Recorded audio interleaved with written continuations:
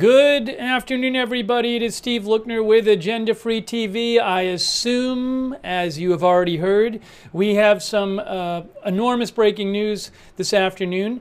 President Biden has announced he is dropping out of the race and has endorsed Vice-President Kamala Harris to be the Democratic candidate. So we are here to bring you live coverage. There was a bit of a delay due to a technical issue. I apologize for that, but we are here. We are live now, ready to bring you live coverage. And we have you a live shot of the White House. Look, it's the White House. Ooh, I got to turn the volume down. I'm turning the volume down on this. Look, it's the White House. We have a live shot of the White House. So we're going to bring you live updates here, bring you the latest details. Obviously, just an absolutely enormous event for the United States and the world, a historic event, and Biden announcing that he is dropping out of the race and endorsing Kamala Harris. Now, just because he endorses Kamala Harris doesn't mean that she's definitely the candidate. So we'll have to see how this goes. Do any of the other prominent Democrats challenge her, or will she ultimately be picked by the Democratic delegates to the convention to be the candidate? So we'll have to see what happens. But we're going to bring you live coverage of the details, and we're going to be taking a bunch of your comments on the air. Oops, you know what I got to do? I got to refresh this. We're getting a little bit of stuff going on with this video here. Let me see if I can refresh the video. Give me a second. I'm going to refresh the video. Give it a second. I have another shot of the White House too. I like this one better though. Just give it a second here. See the people kind of give them a second. Give them a second. Give them a second. Let's see. We got people walking around yet? Give it a moment. Oh, you know, the original feed, it's just the original feed is having a little bit of an issue. Well, if I have to switch videos, I'll switch videos. They're having a little issue with that stream. I like that one the best though. I also have this one. There's that one too. It's not as good as this one. Oh, there we go. There we go. There we go. There we go. Okay. All right. So a lot of news to bring you. I'm going to show you. Obviously, we'll start with what President Biden himself posted, and we'll go from there. Caitlin Collins from CNN reports that Biden and Schumer spoke this afternoon before the president shared the information with the public, and Biden told Schumer beforehand today that he was dropping out of the race. Hey, let's read this. Let's read what Biden had to say, and I'll show you what Trump's response was. Okay, hang on. Here we go. Here we go. There it is. Let's read this. Shall we?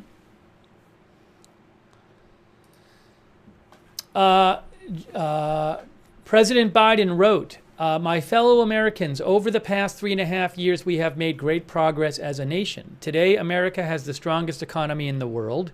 We've made historic investments in rebuilding our nation, in lowering prescription drug costs for seniors, and in expanding affordable health care to a record number of Americans, he says. We've provided critically needed care to 1 million veterans exposed to toxic substances, passed the first gun safety law in 30 years, appointed the first African-American woman to the Supreme Court, and passed the most significant climate legislation in the history of the world. America has never been better, he says. America has never been better positioned to lead than we are today, he says.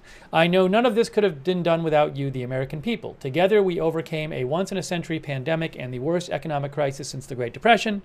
We have protected and preserved our democracy, and we've revitalized and strengthened our alliances around the world.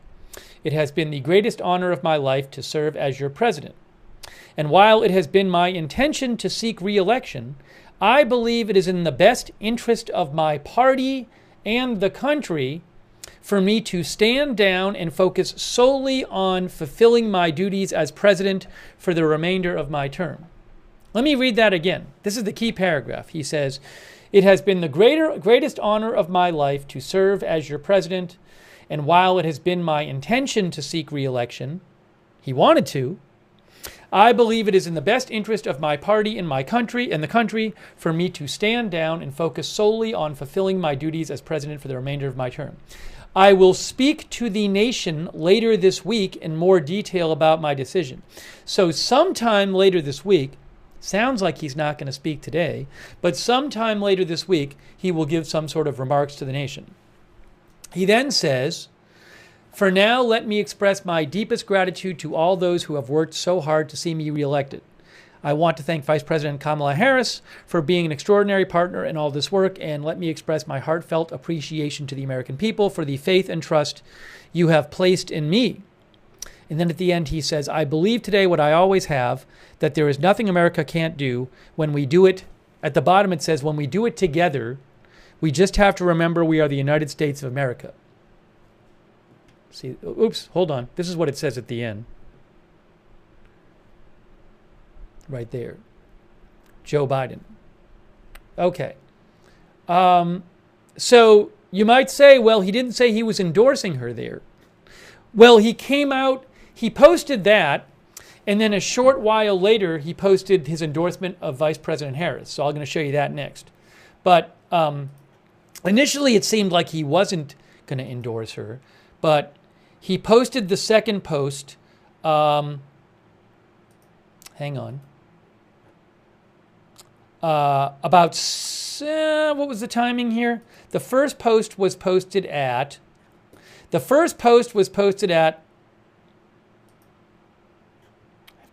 1:46, and the next one was posted at 2:13. So about a half an hour after posting the first post, he posted this: "My fellow Democrats, I have decided not to accept the nomination and to focus all my energies as president for the remainder of my term." Sorry, I misread that. He said, "My fellow Democrats, I have decided not to accept the nomination and to focus all my energies on my duties as president for the remainder of my term. My very first decision as the party nominee in 2020 was to pick Kamala Harris as my vice president. And it's been the best decision I've made. Today, I want to offer my full support and endorsement for Kamala Harris to be the nominee of our party this year. Democrats, it's time to come together and beat Trump. Let's do this." Wow, this is really happening. It's crazy to see this happen, to see a president, unless I'm forgetting something. The last time a president said they weren't going to run, well, Nixon resigned, so that counts. And then Lyndon Johnson, back in, 68, said he wasn't going to run. But nothing in recent memory like this. No, didn't Ford try to get the nomination? Wait, now I'm forgetting it. Somebody said Ford. Didn't Ford lose the race? Didn't Ford lose to Carter?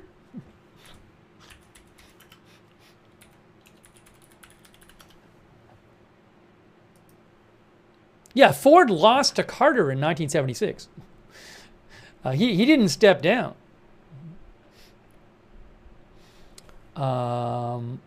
Okay, hang on a second here.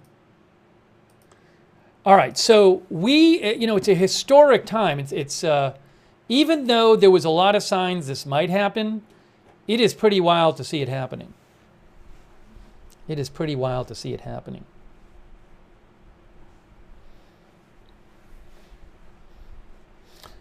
So, changes the race, new candidate coming up. Will it be Kamala Harris? Will any other prominent Democrats step forward and say, I want to run?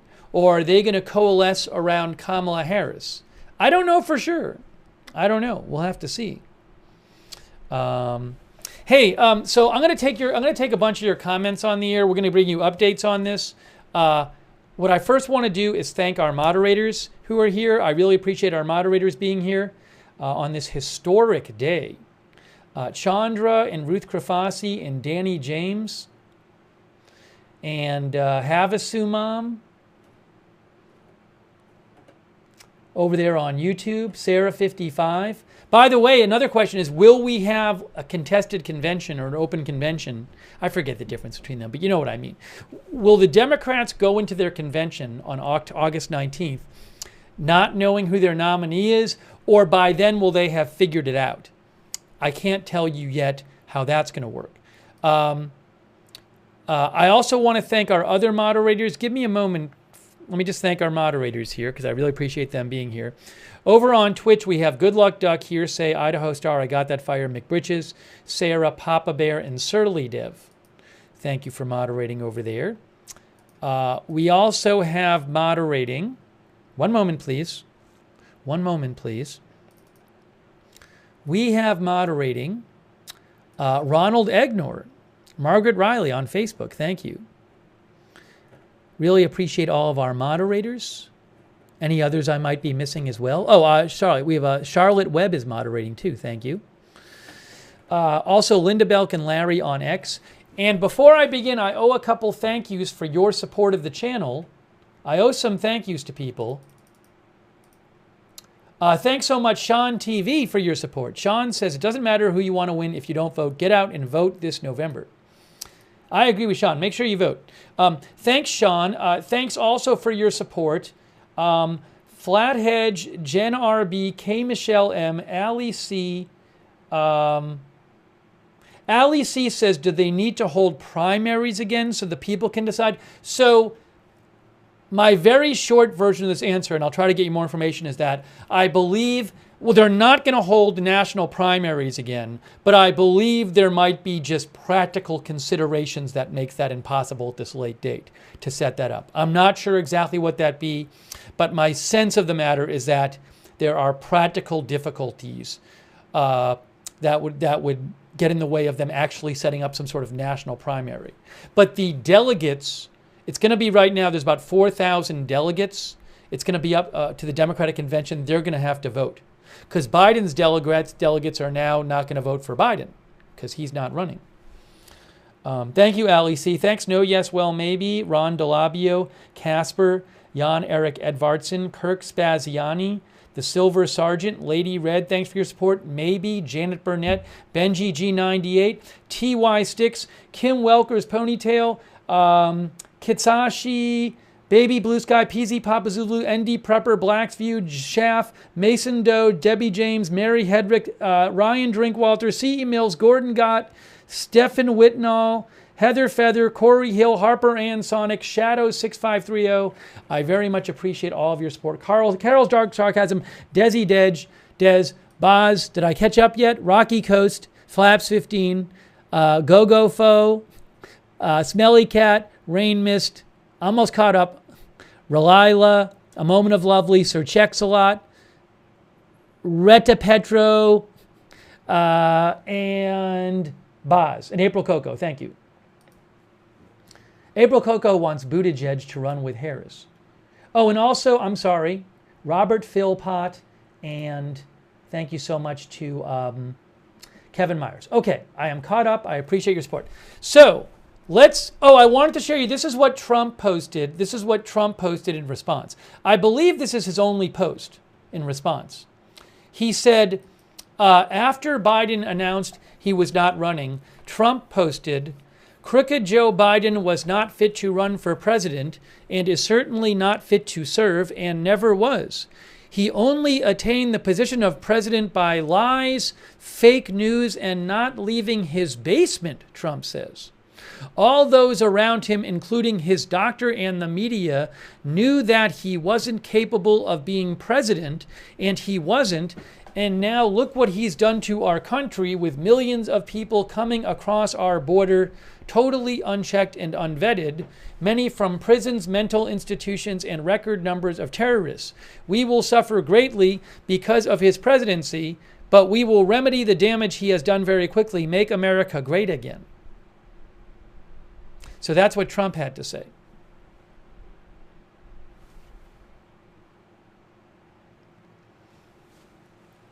That's the only post he's made so far on his True Social about this. And, I will point out, and I posted about this on X, and I actually have said this on the air before. I believe I said this during our coverage of the, well, I believe I've said this. I definitely posted it on my X before today. But something I want to point out is, so the Republicans, I did talk about this on our convention coverage. The Republicans spent most of the convention, the vast majority of their convention, which is over. They don't get to do it again. The vast majority of the Republican convention was spent specifically targeting Biden, especially the first 3 days. It was really, really, really focused on attacking Biden. And what I said a few days ago was, I don't think that's the best idea, because there's a significant chance, and there has been a significant chance, that Biden would drop out. And now that he has dropped out, they don't get to do another convention where they get to attack the new candidate. Now, granted, they wouldn't have known who the new candidate was, but there was a world in which the Republicans would have done their convention, and they would have, instead of attacking Biden all the time, kind of attacked Biden and other Democrats. And actually, they could have even had speakers at the convention say, get up there and say, here's what's going to happen. The Democrats are going to replace Biden, and here's why if they do that, you shouldn't vote for them. But they didn't do that. Now, I don't know why they did it. I think it was a stupid strategic decision because, as I said, there's always been a decent chance the last few weeks that Biden would drop out. So I don't know why they chose to do that. Maybe they'll win anyway. I'm not a political expert, but it seems to me that if there's a decent chance that the person is going to drop out, you don't spend the enormous majority of your convention just focusing on that one person. And I don't know why they did it. So I wonder if they discussed it. Maybe it won't make a difference either way. I mean, in the big scheme of things, is that going to make a difference in the election? Well, if it's close enough, I don't know. But I found it strange while it was happening. I don't really, and again, it's this rare case. It's this rare case where, for the rare time, I mean, this hasn't happened in decades. I don't know the last time this happened because I don't know the timing of other candidates pulling out. But you have one of the two major parties who doesn't get to have a convention where they get to attack the other party's nominee. Their convention is over. It's done. It's done. So I thought it was a strange choice by them to focus so much on Biden. Anyways, just a little thought from me. All right, let me try to get you some more updates on what's going on. As you can see, Biden has said he's dropping out. He said he's going to speak later this week. Harris, he has endorsed Harris. We don't know if any other Democrats are going to try and run and try to make their public case for why they should be the nominee. Right now, it's up to the delegates, the roughly 4,000 delegates. I got to get the exact number, but roughly 4,000 delegates at the Democratic convention who it's up to them to choose. The vast majority of which are pledged to Biden, if not all of them. But they have to choose who the next nominee is. Okay, so let me do a little. I've been talking to you, but news is breaking. So give me a second. Let's go back to the shot of the White House, if you bear with me. And I'm going to take some comments from you guys, but let me just make sure I'm not missing any big breaking news. So let's go to the White House shot here, courtesy of AFP. All right, we got our live White House shot there. There it is. You can see there's some people gathering in front there. I think there'd be people there anyway. It's not like a huge crowd, but there. So now you can see that. So we'll let you look at that, and let me try to catch up and get you some updates here. Whew. Oh, Bill Clinton released a statement. Hey, we have a statement from Bill Clinton. He says, statement from Bill Clinton. I'm going to leave it like this. Maybe I'll do it like this. What is that? Oh, that's just at the front of the White House. Where is it? I need this. Statement from Bill Clinton and Hillary Clinton. Bill and Hillary Clinton released a statement. There you go. President Biden has capped his extraordinary career of service with a presidency that has lifted America out of an unprecedented pandemic, created millions of new jobs, rebuilt a battered economy, strengthened our democracy, and restored our standing in the world. By any measure, he has advanced our founders' charge to build a more perfect union and his own stated goal of restoring the soul of our nation. We join millions of Americans in thanking President Biden for all he has accomplished, standing up for America time and again in his North Star, always being what is best for the country. We are honored to join the president in endorsing Vice President Harris. The Clintons endorse Vice President Harris. Clintons endorse Kamala Harris. Oh, I got to post that.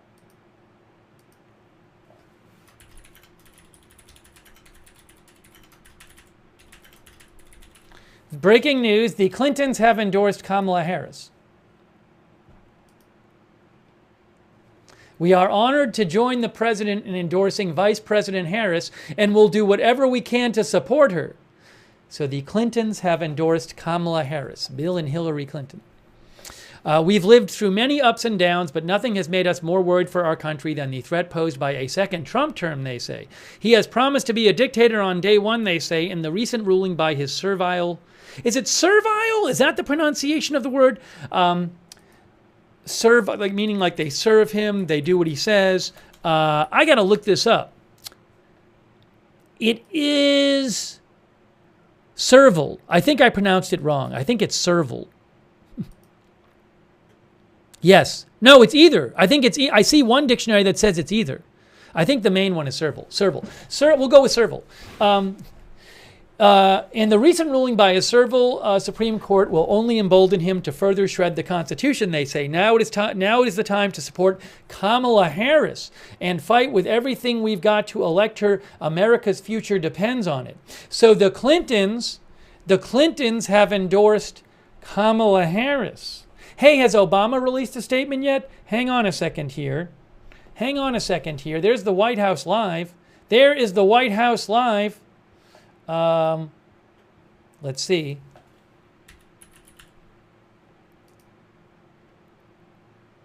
No statement from Obama yet.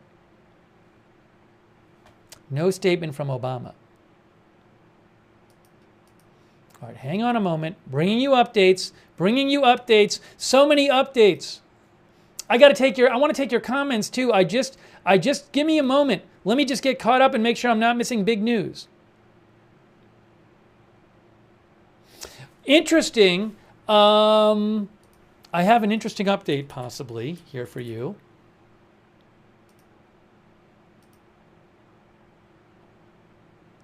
So the New York Times reports that Governor Josh Shapiro, who has been often, so he is someone who is seen as a possible presidential candidate if Biden drops out. He released a statement saying Biden did important work to move the country forward, defend our democracy, and protect real freedom, but did not discuss his own potential candidacy or mention Harris.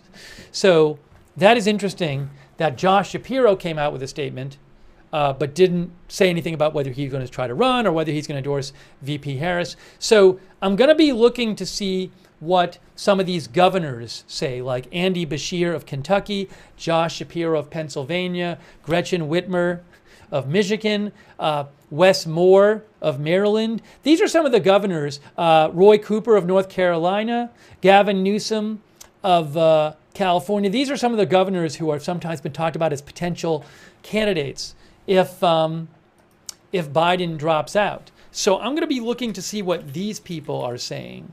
See if we get any comments from them. Oh, Roy Cooper posted. Hey, it's Roy Cooper from North Carolina. Check this out. He just posted. Let's show you what he had to say. He is a Democrat, by the way. Roy Cooper says, President Biden has cemented his place among our nation's finest presidents.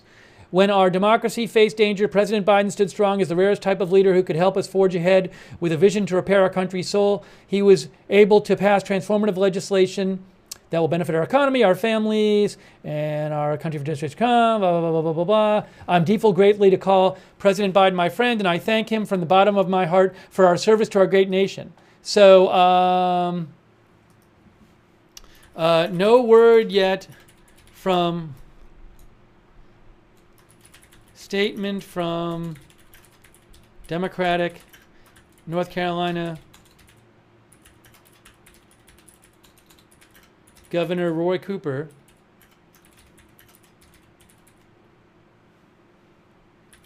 no remarks on whether nothing yet on endorsing Harris, or whether he might want to try to run.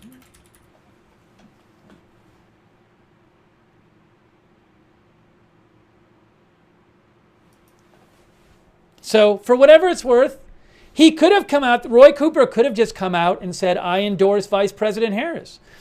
This post is only 10 minutes old. He could have said, I am 100% behind Kamala Harris, but he did not. So does that mean he's thinking of running? I don't know. Everybody's reading the tea leaves. How about Whitmer? Did she post yet? Gretchen Whitmer.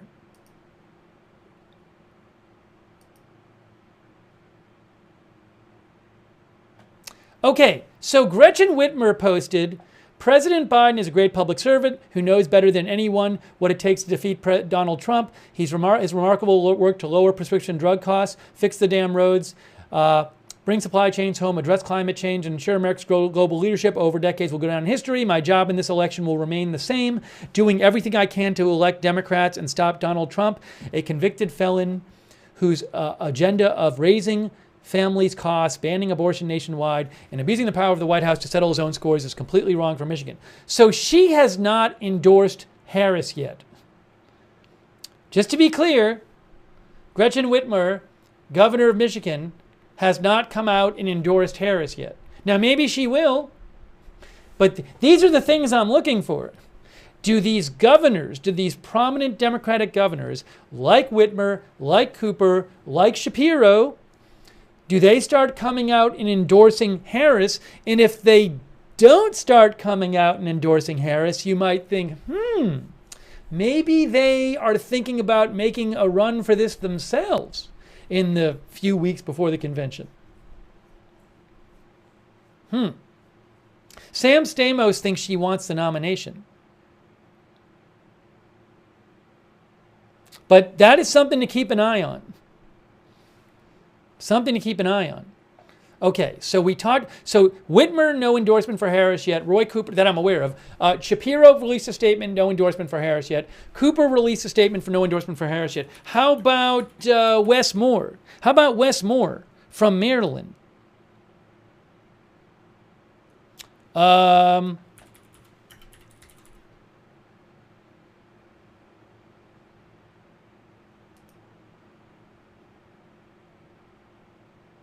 He has not released a statement on his X account yet.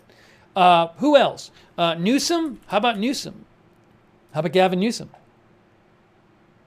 Okay, Gavin Newsom posted, he said, President Biden has been an extraordinary history-making president, a leader who has fought for working people and delivered astonishing results for all Americans. He will go down in history as one of the most impactful and selfless presidents.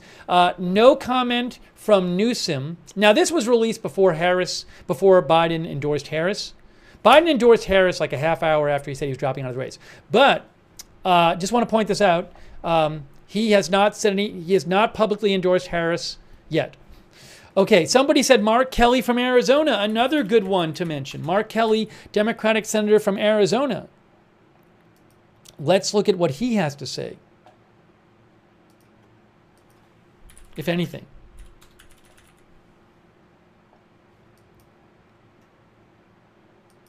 I don't see anything on his X accounts yet. All right, who am I forgetting? Oh, Pritzker, J.B. Pritzker, governor of Illinois. Has he posted a statement yet? Crazy situation. I don't see anything from from Pritzker either. All right, so if I have this right, yes, so J.B. Pritzker posted, governor of Illinois, he did not endorse Harris or say he wasn't going to try and run. See?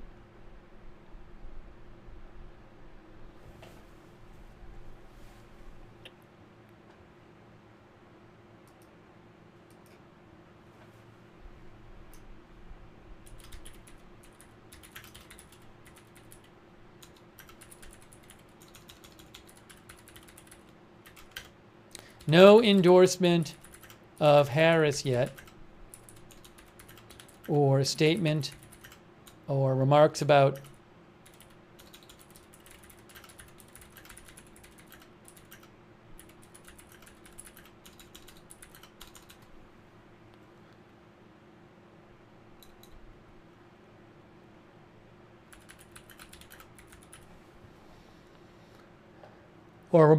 whether he might want to run.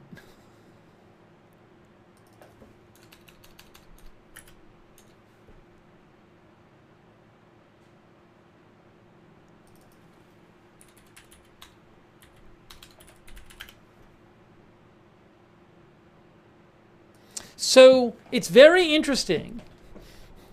It's very interesting. Now, I'm going to keep looking here, but I have yet to see any of the other prominent governors today come out and say, I endorse Harris. When they could have. Doesn't mean they won't. They could do it tomorrow. They could do it in an hour. But they haven't done it yet. Believe me, they know they could have. So I have not yet seen any of the other prominent governors who people were talking about as potential candidates if Biden dropped out. I haven't seen any of them endorse Harris, and none of them has said, I'm not running. I think a couple of them might have claimed they weren't running prior to today, but I kind of throw all that out the window because now Biden's not running. So, Andy Beshear of Kentucky. Yes, I forgot. We talked about him earlier. Thanks for reminding me. Governor Beshear.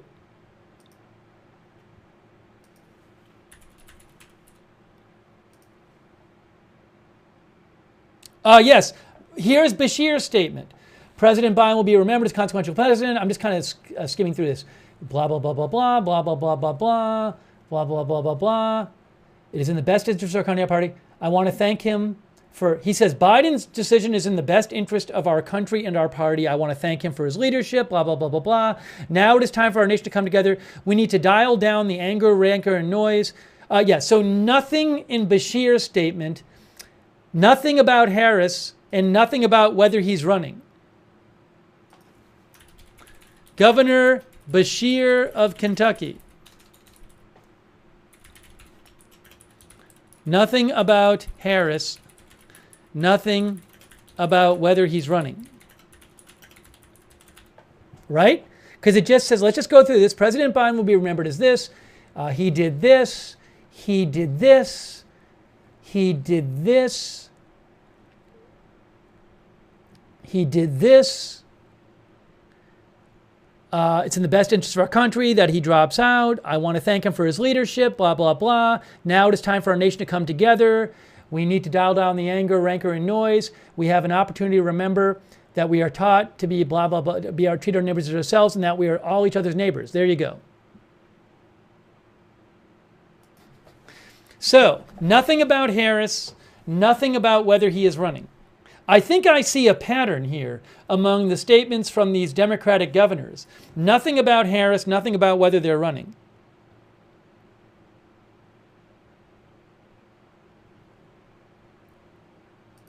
Wow. Wow. All right, hang on a moment. Let's go back to the live shot of the White House. We got to go to different shot of the White House. Different White House shot coming up. There's the White House live for you. All right, hang on. Just give me a moment here. Thank you for your patience.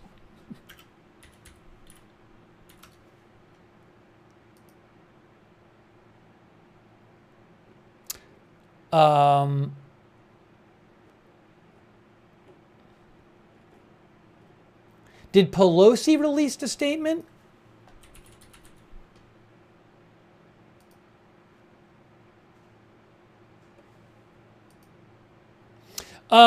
Pelosi statement. No endorsement of Harris yet.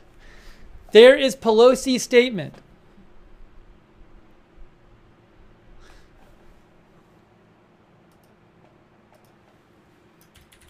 Pelosi not endorsing anyone yet. Right? Let me just make sure. She says President Biden is a patriotic American. Fine.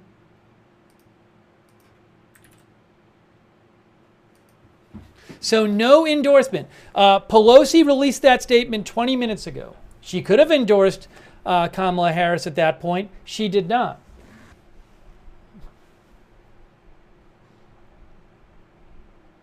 Vic thinks it's too early for them to endorse Kamala Harris. It's very interesting. Look, guys, remember, Joe Biden has already come out today and endorsed Kamala Harris. Joe Biden posted that at... so these things are meaningful. These things are meaningful. Joe Biden posted he was endorsing Harris at 2:13 p.m. 2:13 p.m.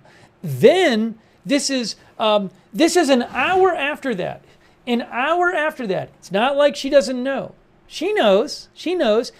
She could have easily said here, it's very interesting, there was nothing keeping Nancy Pelosi from putting out a statement an hour after Biden endorsed Harris saying, yes, I fully endorse Kamala Harris. Let us unite behind Kamala Harris. But she didn't. That's intentional. That is intentional. Maybe she will, but that is not a mistake. She didn't forget to say something about Kamala Harris. That is intentional.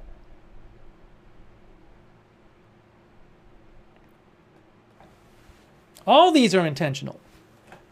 Believe me, all of these statements, whether they mention Harris or not, that is intentional.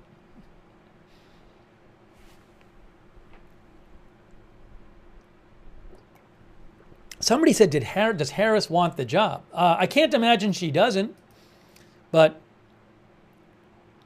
look at this. More non-endorsements of Harris. This is very interesting. So, again, Biden has dropped out, okay? Biden dropped out, and he endorsed Kamala Harris. So, what I'm kind of looking for now is, the biggest question at this point is who's going to be the nominee? And is the Democratic Party going to coalesce around Harris or no? So I'm trying to, as they say, read the tea leaves. Pelosi, the Clintons endorsed Harris, but Pelosi has not endorsed Harris yet. None of the prominent governors who's been spoken about as an alternate candidate has endorsed Harris that I'm aware of. Daniela Diaz just posted this. She's with Politico. She says Representative Greg Landsman, a purple district Democrat who called for Biden to step aside, did not endorse Harris in his statement. Very interesting.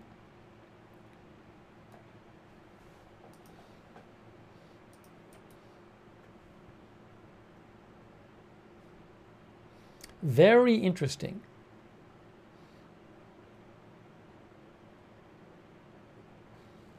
Hang on a moment here.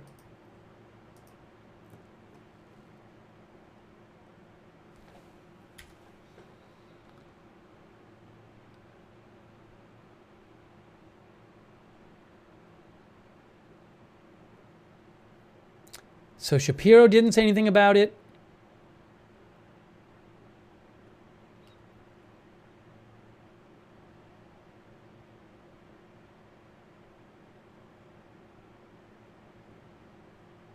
Seeing if we have any more updates here. Elizabeth Warren endorsed Harris. I just saw that.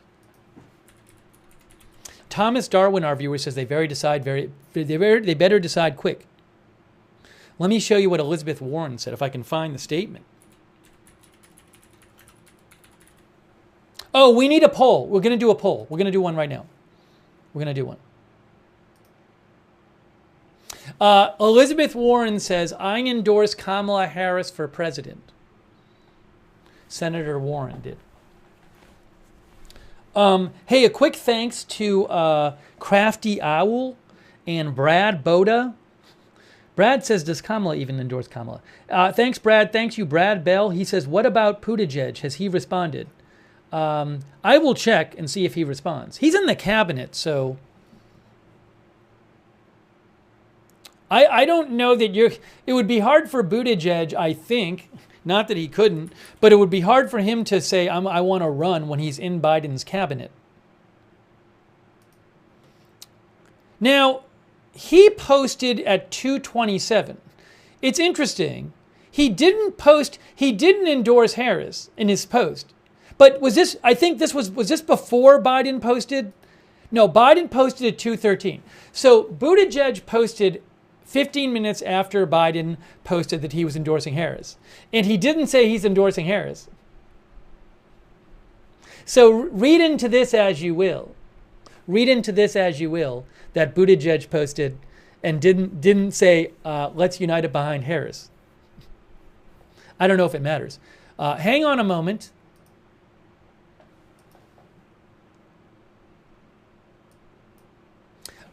Trump posted again. Trump said, Crooked Joe just got knocked out, so now I'll have to do it a fourth time. Crooked Joe just got knocked out, so now I'll have to do it a fourth time. What's the fourth time? Am I just missing it?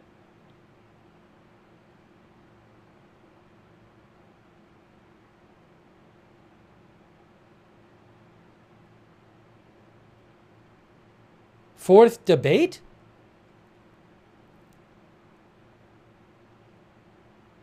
But he was already supposed to do another debate anyway.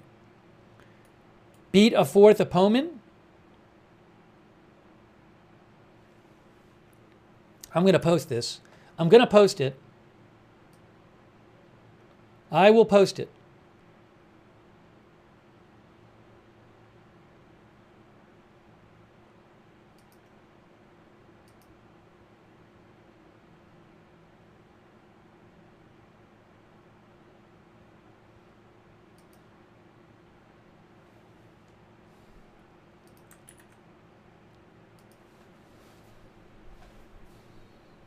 That was 19 minutes ago. I mean, that's really his account. It's his account. I'm not making this up. It's his account. Look, Donald J. Trump, 7.35 million followers. I already read you this one. I read you this one. Oh no, there was another one. He posted again. He posted again. I read you this one. There's another one he posted. Here's another one.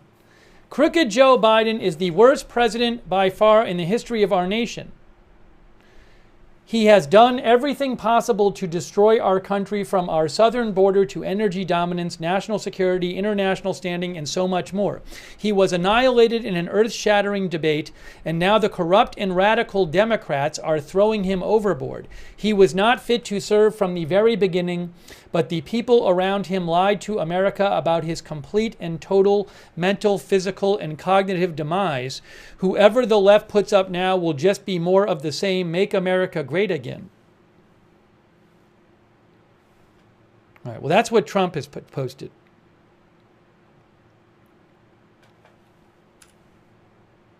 Got to repost this too.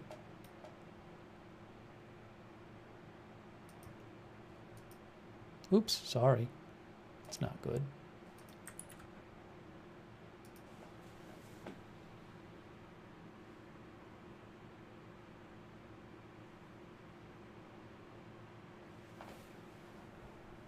And again, before this, he posted, and I'm not quite sure what this means, Crooked Joe just got knocked out, so now I'll have to do it a fourth time.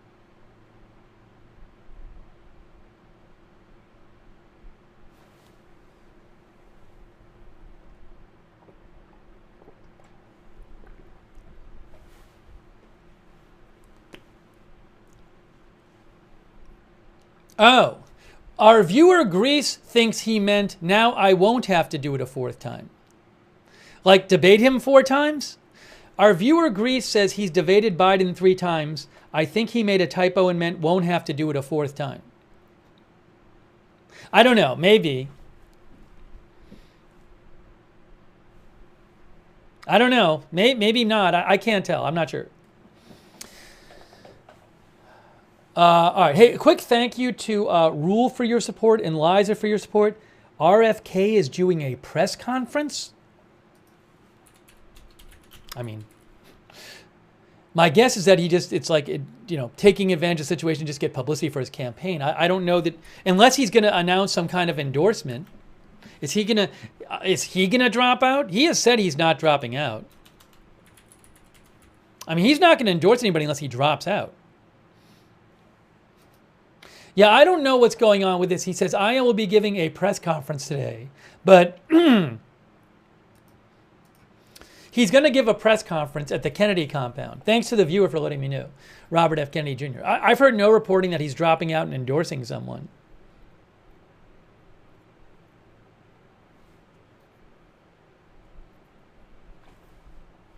My assumption is he'll just say, vote for me. He'll attack the Democrats and say, like, bad things about them getting rid of Biden, and then say, vote for me. But we'll see. Hey, thanks to Agent Black. He's saying he beat Joe 3 times, but he didn't run against him 3 times. He only ran against him twice. No?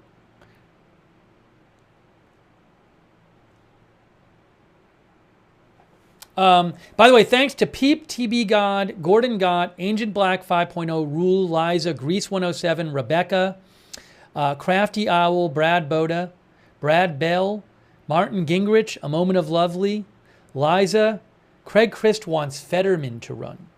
Fetterman's been a big supporter of Biden. Craig wants Fetterman to run. I don't know. I mean, could somebody who hasn't talked about running now step up and say, I'm going to run? I honestly don't know. I haven't heard anything about it, but Senator John Fetterman, could he give a press conference tomorrow and say, I want the nomination? I don't know. Nothing's keeping him from doing it. There's no rule that he can't do it. The problem with that is, well, you wouldn't have to give up your Senate seat, would you, to just run? I wouldn't think. Anyways, but if you win, you'd have to. So I don't know. I mean, you know, the simplest thing here. Well, the simplest thing has not happened. The simplest thing to happen would have been for all the prominent Democrats to come out after Biden endorsed Harris and say, we endorse Harris too. And there was a chance of that happening, but that's not happening. Pelosi came out with a statement. She did not endorse Harris. She didn't say anything about it. All of the governors, the prominent governors who are talked about as alternate candidates for Biden, none of them so far that I'm aware of has endorsed Harris. And a bunch of them have released statements not mentioning Harris. So the simplest thing has not happened. So really trying to figure out, are we going to have some kind of competitive, is the party going to coalesce around Harris or not?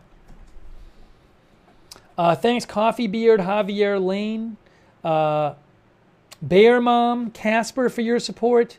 Sorry, I owe some thank yous here. Arion7, Ray Paul's Picks, Chappie, Charlie Wilson, Boz, April Coco, Carol's Dark Sarcasm. Hang on a moment. Just hang on a moment here. Diane Eaton. Thanks for your support. Higgy, More Cowbell, Nancy Elizabeth, Flaps 15, Rocky Coast, Go Fo. All right. Just one moment here. Just one moment here. Oh, I got the White House shot back. White House shot is back. Live White House shot. Let me check for updates here while I let you look at the White House live. With people in front of it. Look, there's people in front of it. Baby Blue Sky, thank you. Baby Blue Sky thinks Harris will not be chosen because she's too close to Biden.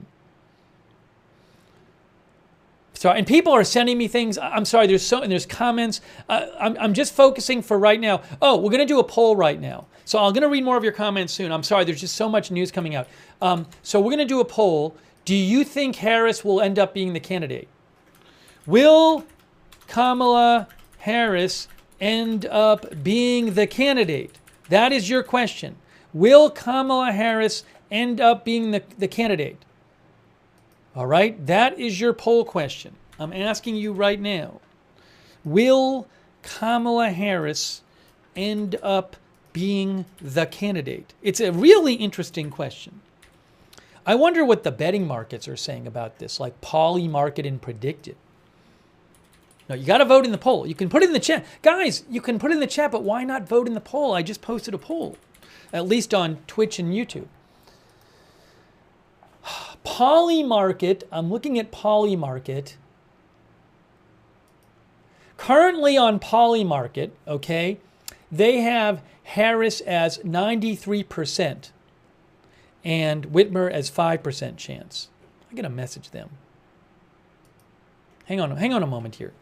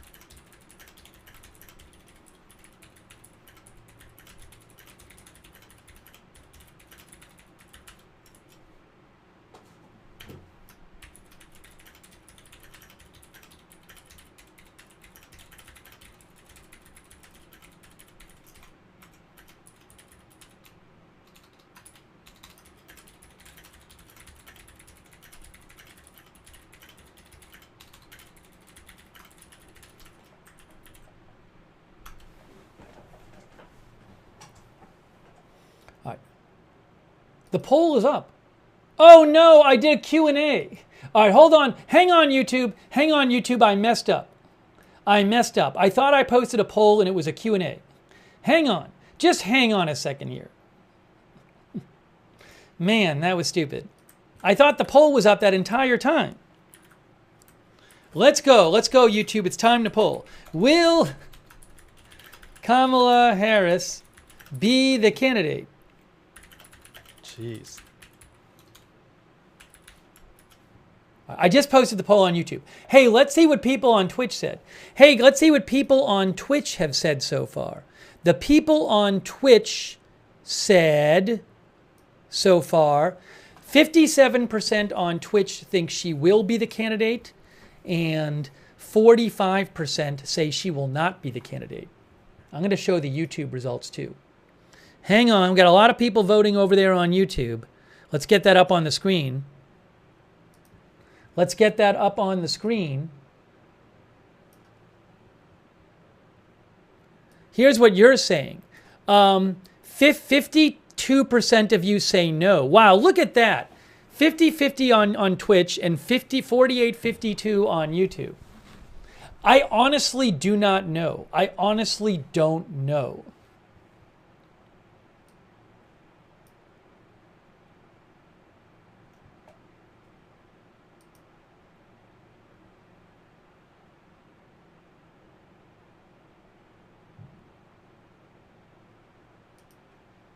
Oops, hang on a moment. Hang on a moment.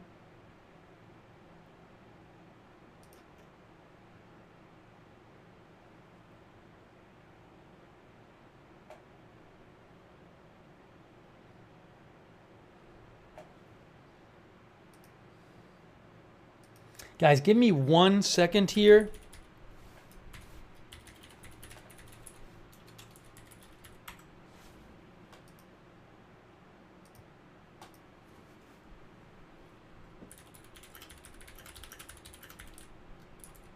I need 1 second.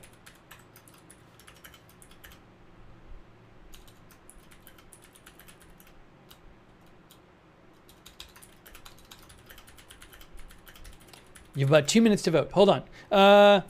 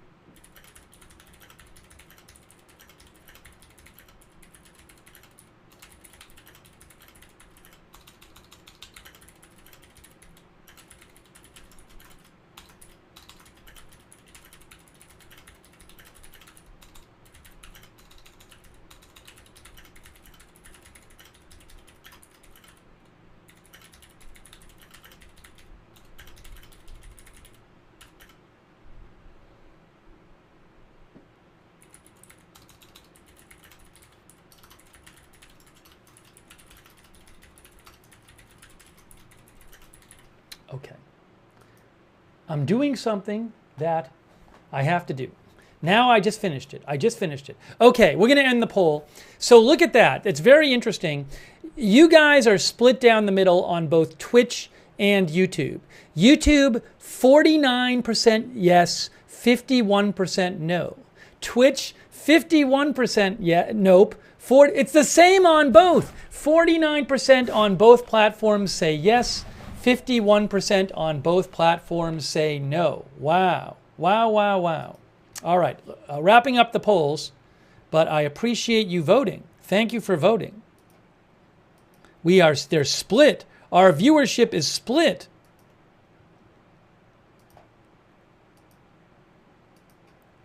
How about that? I mean, it does really, it shows, you know, like this is people really don't know what's going to happen here.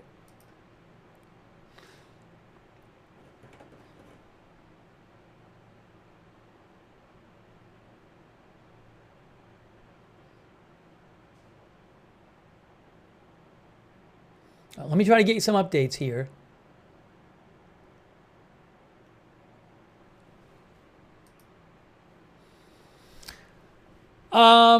Jake Sherman had an interesting point talking about how a lot of Republicans, leading Republicans, have come out and said Biden should resign.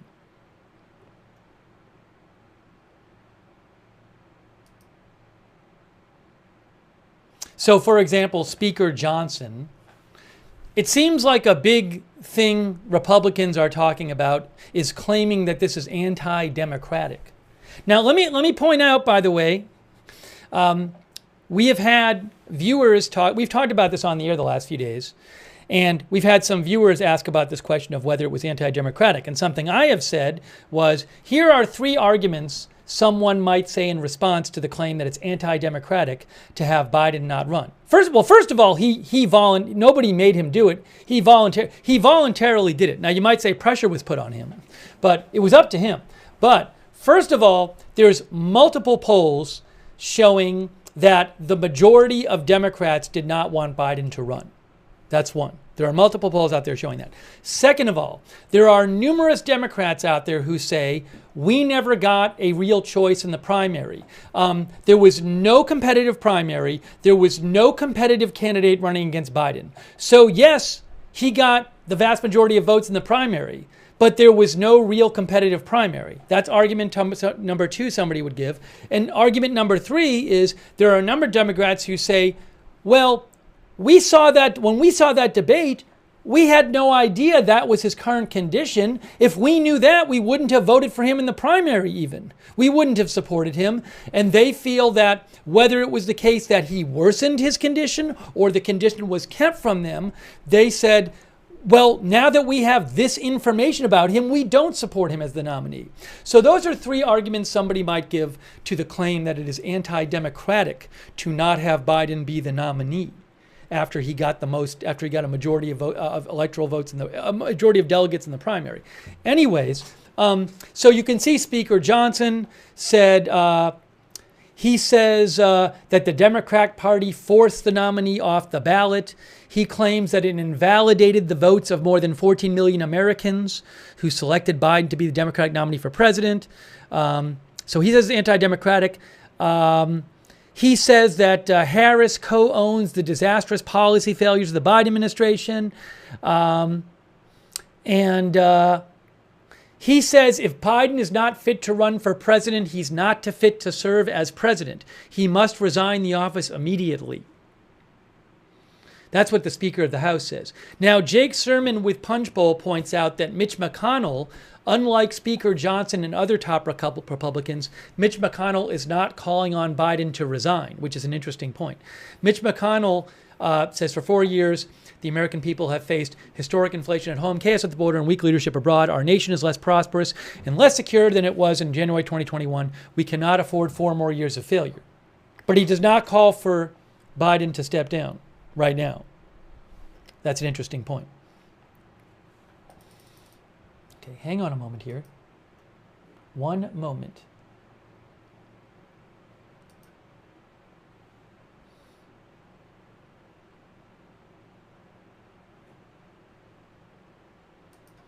Our viewer Earth Citizen says the non-commits for Harris may be because they might be her pick for vice president. Well, I'm a little confused by that. If somebody wanted to be vice president, then they wouldn't come out and endorse her? How would that help them become vice president? If Josh Shapiro really wants to be vice president for Harris, it's going to help him to not just come out now and endorse Harris for president? I would think that might hurt him. I'm confused about the thinking, but feel free to write me back and explain your thinking. I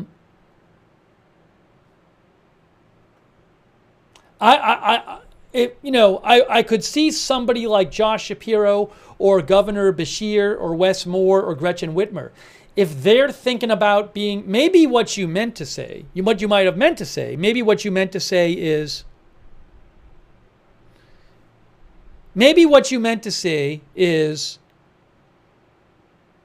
well, no. Because you'd think that if you were thinking of running, if you were thinking of running and trying to be the candidate, you wouldn't endorse her. But if you weren't thinking of running and you wanted to be the VP, you would endorse her. But maybe they just want to keep their options open at this point.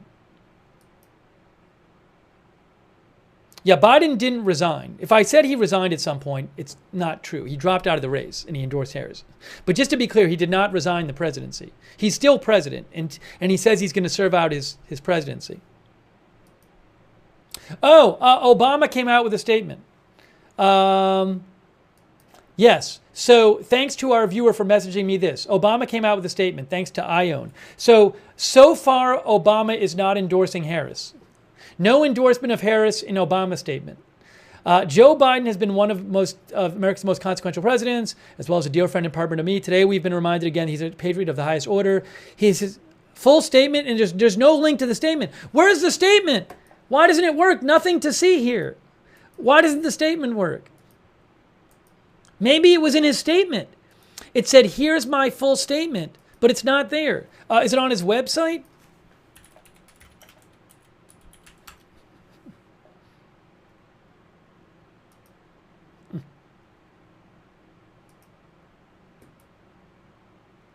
I don't know. How about his Facebook? It's on his Facebook. It's on his Facebook. It's on his Facebook. Blah, blah, blah, blah, blah, blah, blah. Blah, blah, blah, blah, blah, blah, blah. Blah, blah, blah, blah, blah, blah, blah. Blah, blah, blah, blah, blah.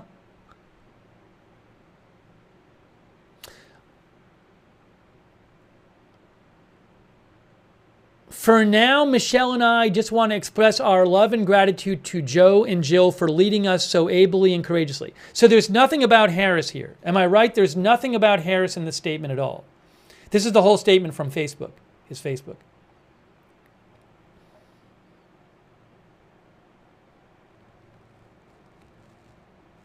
I'm reading through it.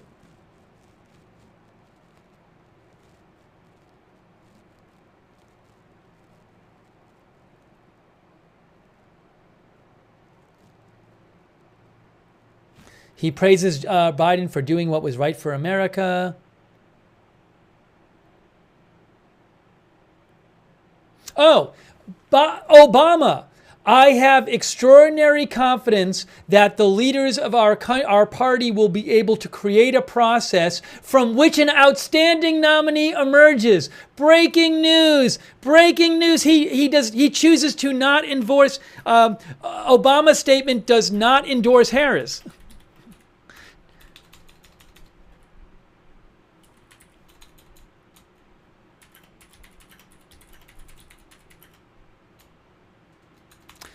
Chooses to not endorse Harris, instead saying, this is what he says, I have extraordinary confidence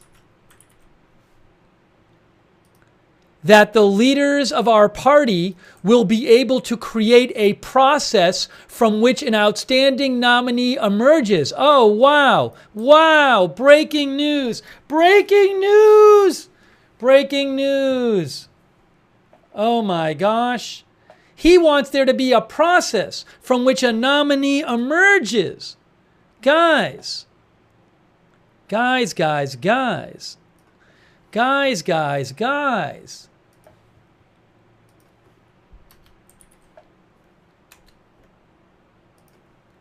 Wow.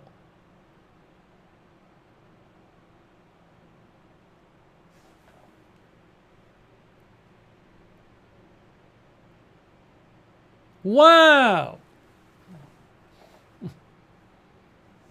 That's why it's important to have the whole statement there. Look, he could have said endorse Harris. He literally says, I have extraordinary confidence that the leaders of our party will be able to create a process from which an outstanding nominee emerges. So apparently, he does not think Biden's endorsement of Harris today constitutes such a process by which an outstanding nominee has emerged.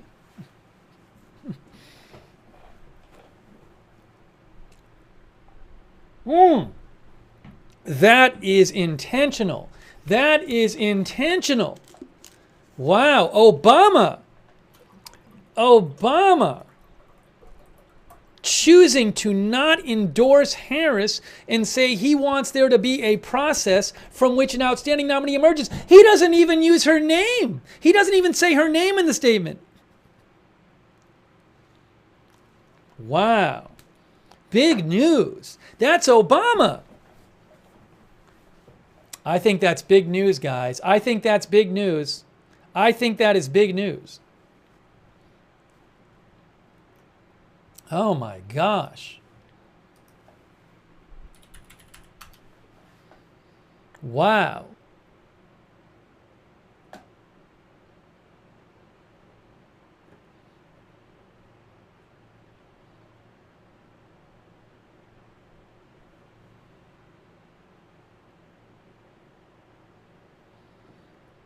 Wow.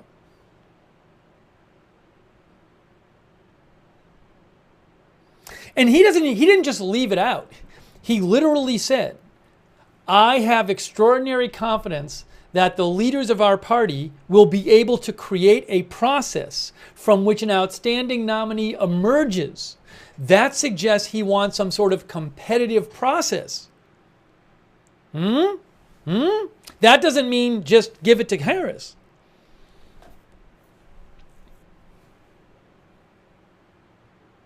Oh, yeah, one of our viewers mentioned searching with Control F. That's a good idea.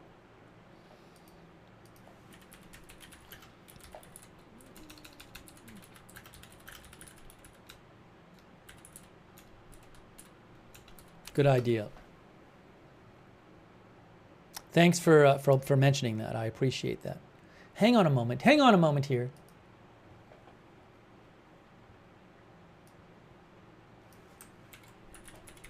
Yes, the word Harris does not appear in Obama's statement. I have confirmed it through search. Thanks, Jan Eric Edvardson. Hey, thanks, Amwise, for your support. And Red Squirrel and E. And Ross Riley and Agent Black 5.0. And Lizard Tree and Ann W. And Mr. Hammond and Chris Lee. And Middleton Productions 85. Who says it comes down to act Democratic Party delegates. That is true. Well, it doesn't. Because if nobody else runs, it doesn't really come down to delegates. You see what I'm saying? If all the other prominent potential candidates come out and say, I'm not running, vote for Harris, then realistically, the delegates are going to vote for Harris. So in that sense, it's not totally up to the delegates. Realistically speaking, that's what I'm saying is if Gretchen Whitmer says, I'm not running, I'm not going to do it, don't vote for me, I support Kamala Harris, vote for her, she's not going to get many delegates voting for her at their convention. And she doesn't speak at the convention. You see what I'm saying? So for there to be like a choice, other people need to get out there and say, I'm doing this, vote for me.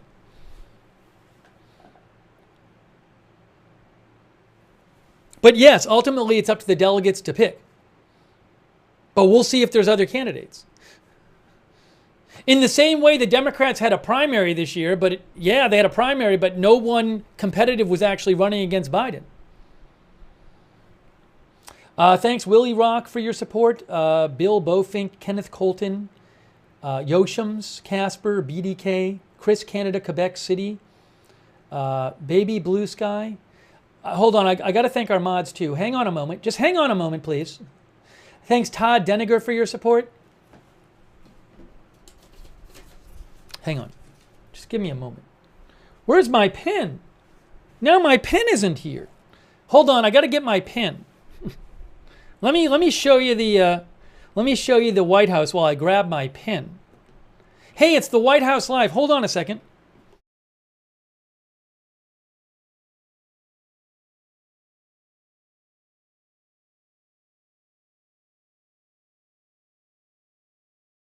All right, we're back. I got my pen. I'm just trying to bring you all the updates. There's so much to talk about here. We'll do another poll shortly. Oh, Harris says she will earn and win nomination. Is there a statement from Kamala Harris? Did she come out with a statement?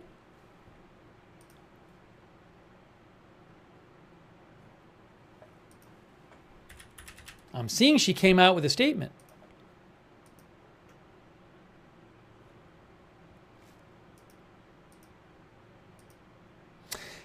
Breaking news, CNN says, she has not posted it yet, I don't think. CNN says Vice-President Harris said in a statement she was honored to receive the endorsement and she intends to earn and win the nomination. She says, my intention is to earn and win this nomination. That was issued from the Biden-Harris campaign, not the White House, says CNN.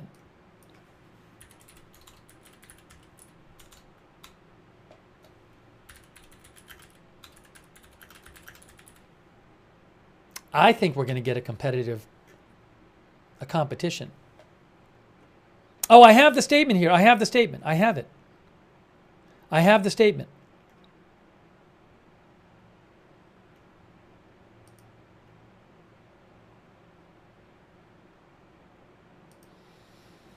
I got it.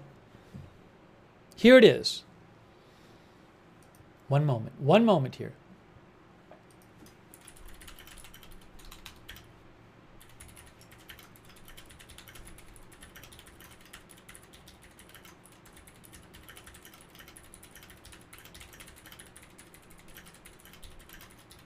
Oh, also, I'm excited because Polymarket is letting us show their odds on the air. That's really nice of Polymarket. All right, hang on. Let me read you the Harris statement. Just hang on a moment, please. Let me read you the Harris statement. We have a statement from Harris. We have a statement from Harris.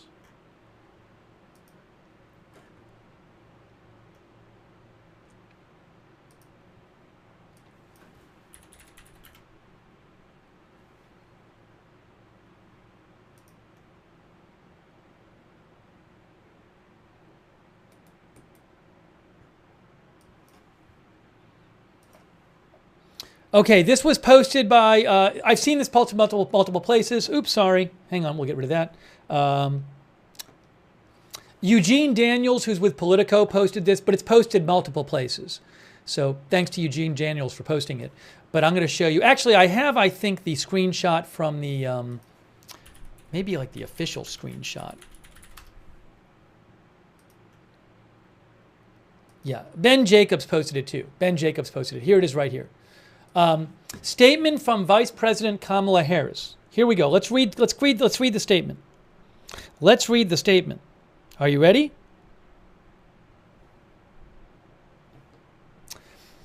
On behalf of the American people, I thank Joe Biden for his extraordinary leadership as President of the United States and for his decades of service to our country. His remarkable legacy of accomplishment is unmatched in modern American history, surpassing the legacy of many presidents who have served 2 terms in office. It is a profound honor to serve as his vice president, and I am deeply grateful to the president, Dr. Biden, and the entire Biden family. I first came to know President Biden through his son, Beau. We were friends from our days working together as attorneys general of our home states. As we worked together, Beau would tell me stories about his dad, the kind of father and the kind of man he was, and the qualities Beau revered in his father are the same qualities, the same values I have seen every single day in Joe's leadership as president, his honesty and integrity, his big heart and commitment to his faith and family, and his love of our country and the American people.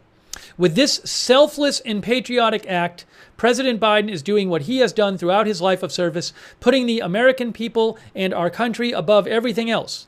I am honored to have the president's endorsement, and my intention is to earn and win this nomination. So she says earn.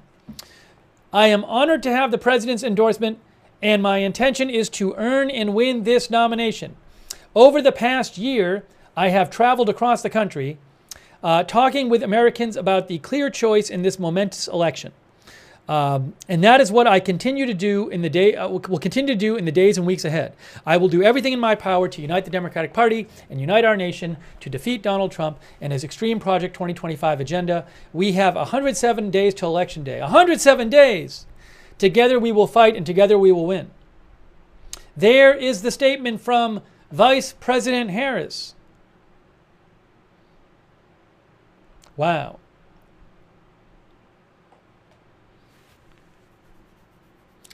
Niemander thinks that's the correct way for her to start her campaign.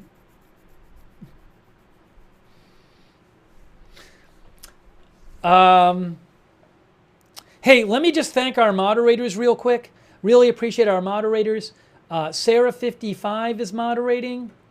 Wow, what enormous news this is. This is really big. This is a really big deal. We're obviously going to be covering so much. We got a lot of stuff to cover the coming next few months. We're going to be on the air a lot covering stuff. Make sure you subscribe and follow the channel. Turn on our free, we have our own notification system. It works awesome. It's free. We do it through Discord. You get sent a notification every time we go live. The mods will post the link to the notifications in the chat. You should sign up for our notifications. And there's also a link in the YouTube and Facebook description for this broadcast. Hey, let me just thank our moderators real quick. Ruth Grafasi is there right now. Thanks, Ruth, so much for being there. Sarah55, thank you. I mean, this affects the whole world. Also, thanks to Linda Belk and Larry moderating on X. On Twitch, Bastion Girl, Good Luck Duck, Hearsay, Idaho Star, I Got That Fire, McBritches, Sarah, Papa Bear, and Surly Dev. And on Facebook, we have moderating right now Christina Neal. Thank you, Ronald Egnor. Hopefully I'm getting everybody. If I miss anybody, I apologize. Thanks to all of our moderators. Hey, by the way, I have also something exciting. Polymarket has agreed to let us show their odds on the air. I'm so excited. Polymarket's a betting site. I don't bet on stuff, but so I'm not. This is not a paid endorsement. This is not telling you what to do. I am going to look at Polymarket, a betting site, to just show you what the odds are based on, they adjust their odds depending on how much money is coming in on each person. So this is not an endorsement of Polymarket. They don't sponsor the broadcast, but I think it's newsworthy to show what their odds are. So let me show you Polymarket, what their site is saying about the replacement nominee. So these are the Polymarket odds, the Polymarket website odds, polymarket.com. They've been nice enough to let me show their website. So this is, you can see, current odds on the Polymarket website on Biden replacement. And you can see that Harris on that website is the strong favorite. I mean, way above anybody else. Now, this could change, right? But it if it will change with the news if there's big news other way. But I just to give you a sense of how the bettors over at this site are pricing out things.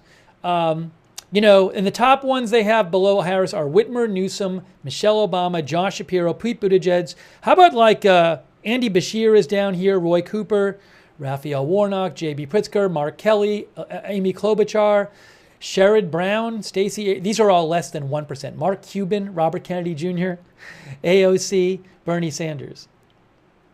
But so we'll keep an eye on this. We'll keep an eye on this and see how it changes. It can be really interesting as news comes out. But, you know, that those odds will change depending on money coming in on different candidates. Okay, so look, I think it's interesting to show. Again, they don't sponsor the channel. I'm not telling you to use the website. It's called polymarket.com. You can go there if you're interested. This is not a sponsorship.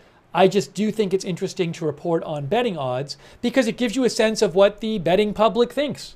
And so that is the current odds over there on Polymarket. So I do appreciate them letting me show their website on the stream.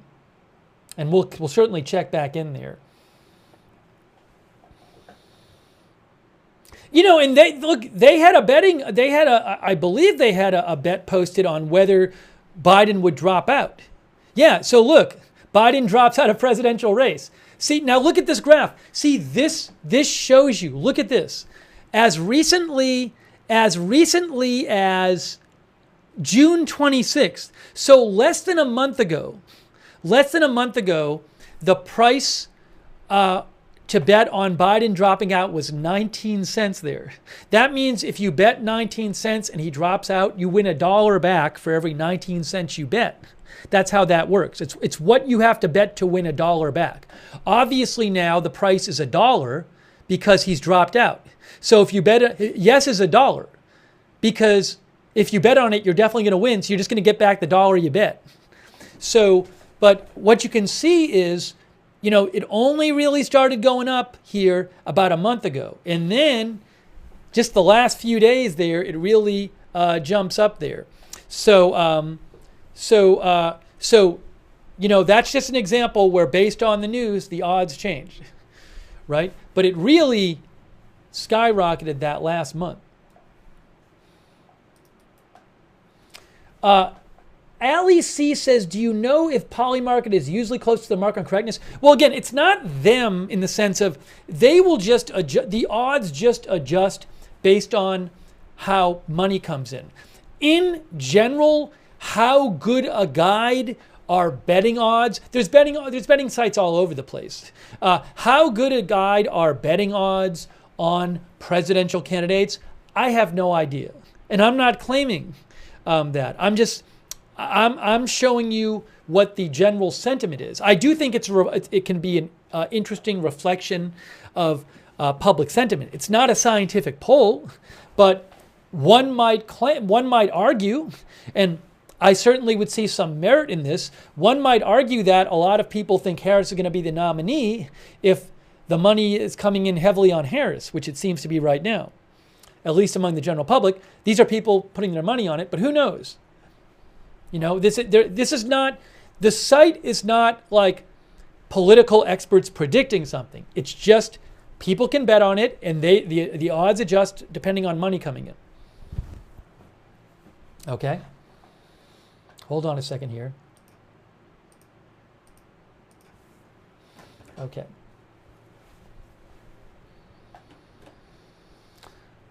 All right, hang on a moment.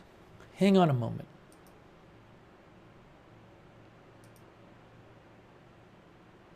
I have a view of Rehoboth Beach. Oh, no, I can't use that right now as Biden drops out. Let me go back to the White House. Let me show you the White House. It's time for the White House shot. Here is the White House live shot. Let me get some more updates here too. There's the White House live shot.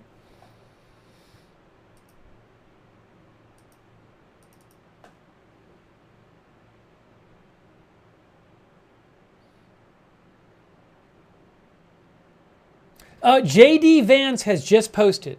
J.D. Vance has just posted. J.D. Vance says, Joe Biden has been the worst president in my lifetime, and Kamala Harris has been right there with him every step of the way. Over the last 4 years, she co-signed Biden's open border and green scam policies that drove up the cost of housing and groceries. She owns all of these failures, and she lied for nearly 4 years about Biden's mental capacity, saddling the nation with a president who can't do the job. President Trump and I are ready to save America. Whoever is at the top of the Democratic ticket, bring it on. There is the post from Vice Presidential nominee of the Republican Party, J.D. Vance.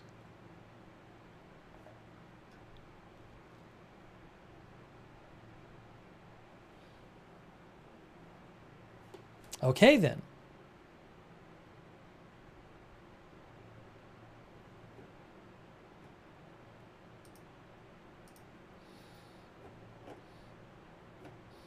All right, so we showed you the Harris statement. We showed you J.D. Vance's statement. We've shown you Trump's statements. I have an update for you. I have an update for you. I have an update for you.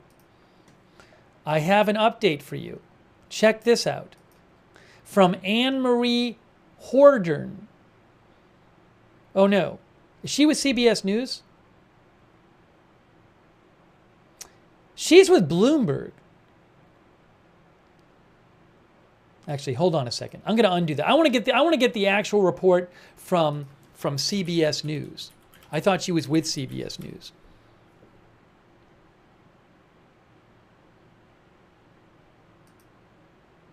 Okay. So CBS News reports that sources close to Gavin Newsom and Gretchen Whitmer tell Robert Costa they are preparing to stand down. Is that really what's going to happen? After Biden endorsed Harris, and do not believe they'll challenge Harris at the DNC next month. So again, CBS News says sources close to Newsom and Whitmer, Governor Newsom and Governor Whitmer, sources close to them tell Robert Costa that they are preparing to stand down and do not believe they'll challenge Harris at the DNC. I mean, that's not like very conclusive reporting. By the way, Harris and Whitmer might want to wait and see how things are going. Maybe they're going to wait and see, does everybody else endorse Biden and endorse Harris? And maybe if everybody does, they'll go along with it. But maybe if everybody doesn't, like Obama, who already came out and said in his statement, he didn't mention Harris. And Obama said in his statement, I have extraordinary confidence that the leaders of our party will be able to create a process from which an outstanding nominee emerges. So I'm not going to read too much into this story from CBS that sources close to Newsom and Harris say they're planning on standing down. That just sounds to me like, well, maybe we're leaning that way, but we're going to wait and see how things play out. They could have just, there's nothing keeping Whitmer and Newsom from coming out right now and saying, I endorse Harris, I'm not running. Right? No one's keeping them from doing that. No one is keeping anyone right now from coming out and saying, I endorse Harris. Yes, I'm actually going to post that.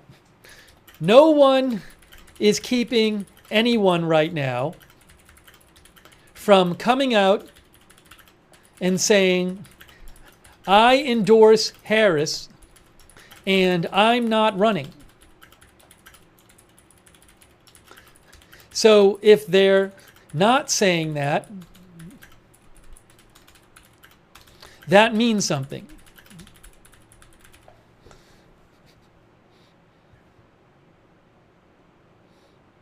Hey, congratulations. We have our latest, our viewer, it's time for our viewer of the day who says, in quotes, agenda free, who doesn't understand the meaning of the words they're saying. Our winner of today's saying agenda free without understanding what the words mean is our viewer Pacos Modern Life over there on Twitch, who after I just said what I said agenda free.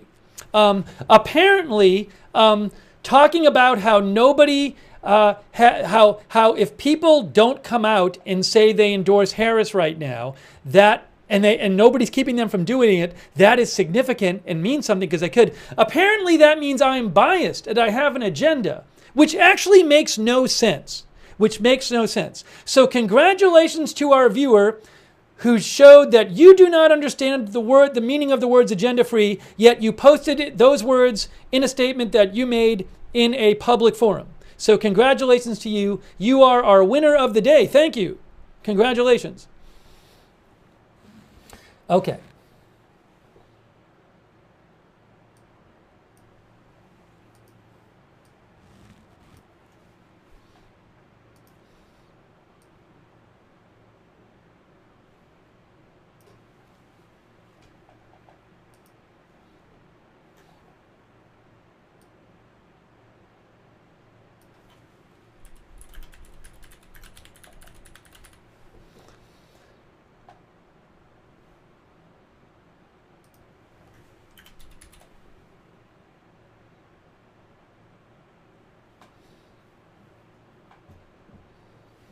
So I'm going to post this. No one is keeping anyone right now from coming out and saying, I endorse Harris and I'm not running. So if they're not saying that, that means at least something. Because no one's keeping you. Again, so if CBS News says people close to Newsom and Whitmer are saying they're preparing to stand down, well, they could have done it already. And they haven't. Now maybe they will.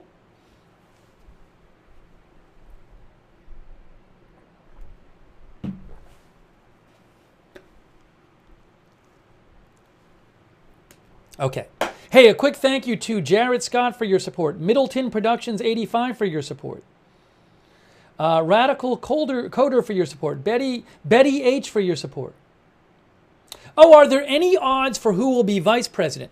It's a great question, but we don't even know who the presidential candidate will be. So you might say, if Harris is president, who will her presidential candidate, who will her vice president be?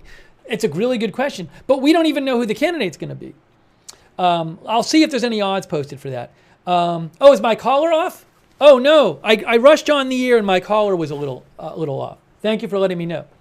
It was a big rush to get on the air. Thank you. Conversations Living Room with RJ, thanks for your support. KDP, El Deuterino, Michael O, thank you.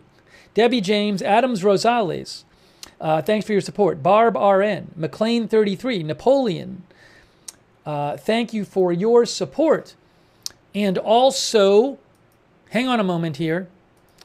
Over there on Twitch, thank you, Mr. Woods, big time for your support. Gonzalez for your support. Relila for your support. Tatis for your support. Drunk Can Cook for your support. Higgy, 025, more cowbell. Nancy Elizabeth, thanks over there on Twitch. All right, got to try to get you more updates here. So much going on. People wanted to know, are there odds on the vice presidential candidate? Yes. Again, Polymarket, which is a betting site. This is not an endorsement of them. They don't sponsor the channel, but I think it's interesting to see what odds say, betting odds say. So Polymarket is nice enough to let me show their website on the air. This is the current Polymarket betting odds on Democratic VP nominee. Now it's interesting. Harris, is Harris on there? Yes, Harris is on there, but she's all the way down here because I guess people betting think she's going to be the presidential nominee. So there is the top people. This is the betting site Polymarket. This is just based on the bets people are making. Josh Shapiro, governor of Pennsylvania. Roy Cooper, governor of North Carolina. Andy Beshear, governor of Kentucky. Mark Kelly, senator from Arizona, I believe. Pete Buttigieg, transportation secretary. Whitmer, governor of Michigan. Hang on a second here. One moment.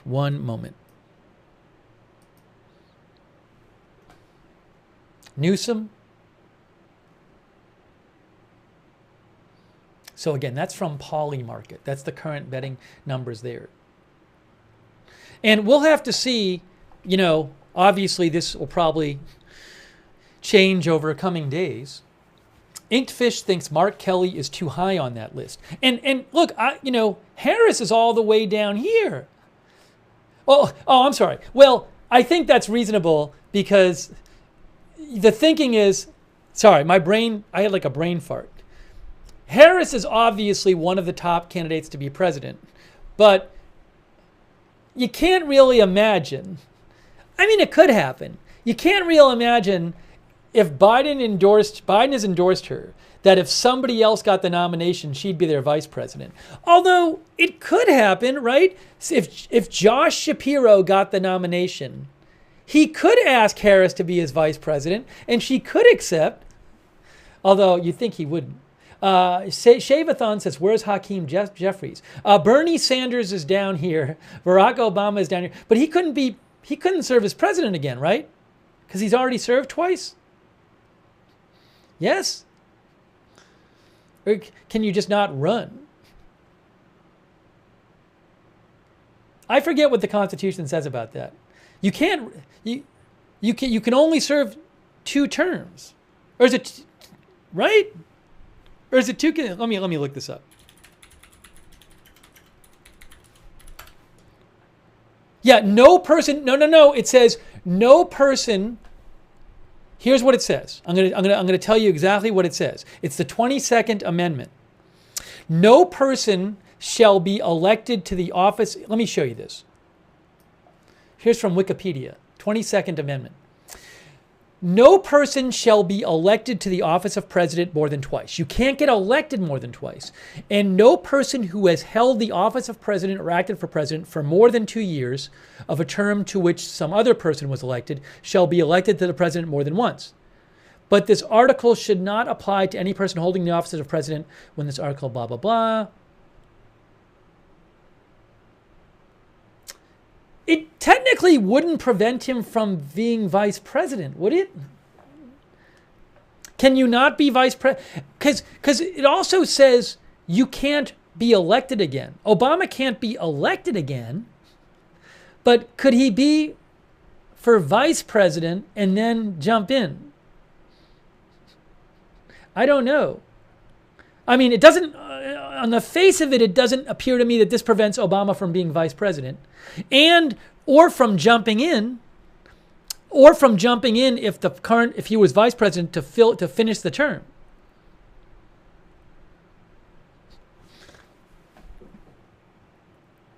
I don't know. He's not, I don't think he's going to be, guys. I'm just saying it's a theoretical discussion.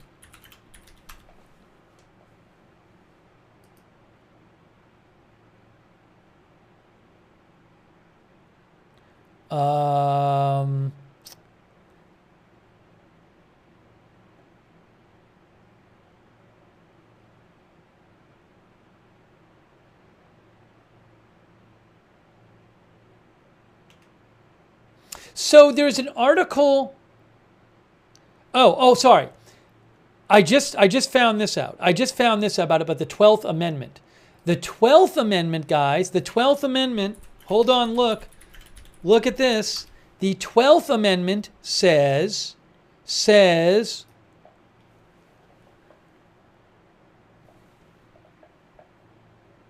where is it here?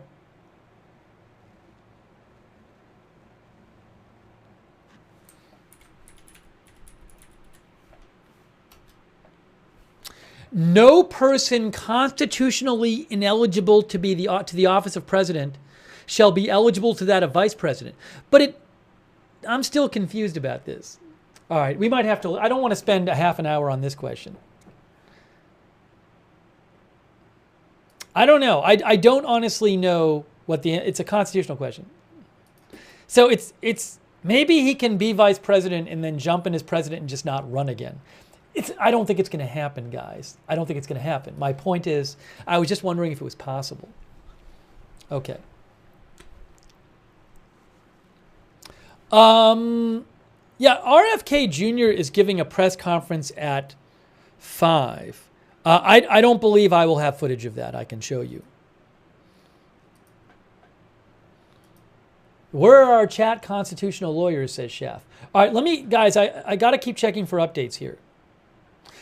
Jim Clyburn, Meg Kinner, Associated Press reports that Jim Clyburn, Congressman of South Carolina, whose endorsement of Biden was really huge in 2020, has endorsed Kamala Harris.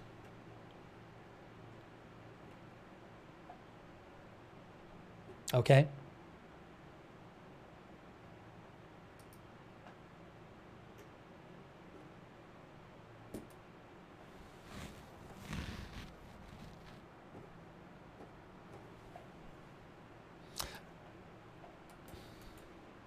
Ted Cruz posted, I endorse Ilhan Omar as the Democratic nominee for president. That is what Ted Cruz posted. Did Harris tweet? One of our viewers say. We read a statement from Harris before. Yes, Harris tweeted, she repeated what the statement said we read before. She said, on behalf of the American people, I thank Joe Biden for his extraordinary leadership as President of the United States and for his decades of service to this country. I am honored to have the president's endorsement, and my intention is to earn and win this nomination. And she gave a donation link. She said, I will do everything in my power to unite the Democratic Party and unite our nation to defeat Donald Trump and his extreme Project 25 agenda. If you're with me, add a donation right now.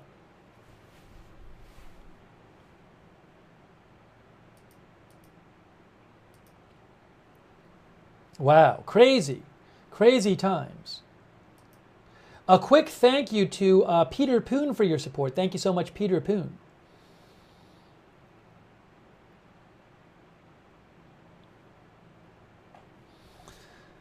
All right, hold on. Just hold on. Let me check for a second. There's so much stuff to check. I'm sure I've missed updates.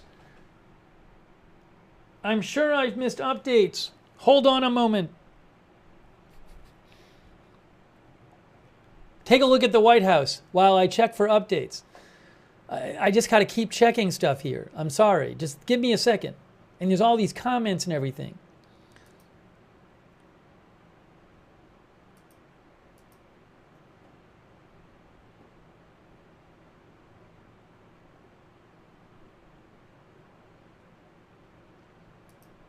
The Washington Post says at least 8 Democratic senators have come out and endorsed Harris. Among them, Tammy Baldwin, Mark Warner, Elizabeth Warren, Tim Kaine, Patty Murray, Mark Kelly, Tina Smith, and Chris Coons. So Mark Kelly endorsed Harris. Because some people have been talking about him as a possible presidential candidate if Biden didn't run.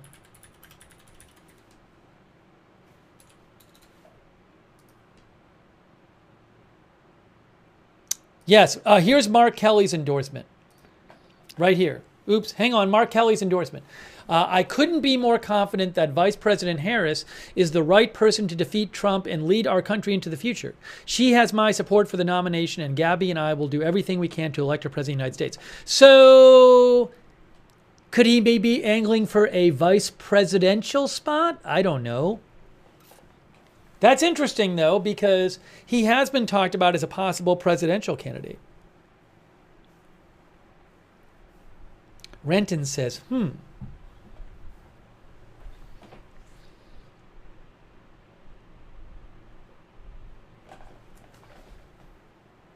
Our viewer Adam thinks they will all get behind her. This is still very new.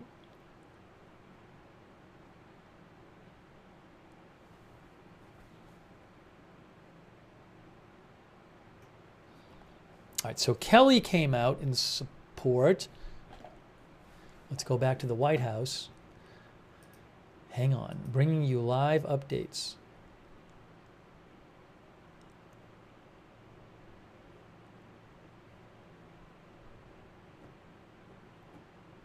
Yeah, a big question now is just like, how many Democrats get on board with Harris and how many don't?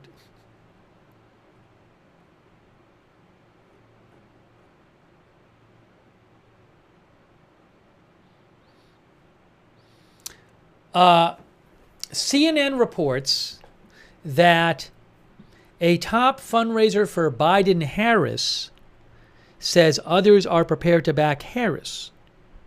But They also say there is no organized push against Harris, though some donors, CNN says, want an open process because they are unsure Harris is the strongest candidate.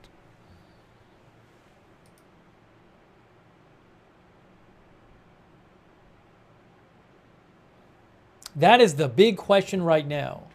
Biden has endorsed Harris. Will the Democrats in the coming few days consolidate around Harris, or will they not? You know, all it would take right now, is for one prominent Democrat to just come out and say, I'm running. Now, they would risk incurring the wrath of many other Democrats. They really would. But that's all it would take. All we need is one to come out there and will anyone do it? Will anyone just say, I am running? I think we should have a process. They could say, I think Kamala Harris is great. She's awesome, but I think I'm the right person for the job. Let's have an open process. Is that legal? Of course it's legal. What's illegal about it? It's up to the delegates of the Democratic Convention to vote on who they want.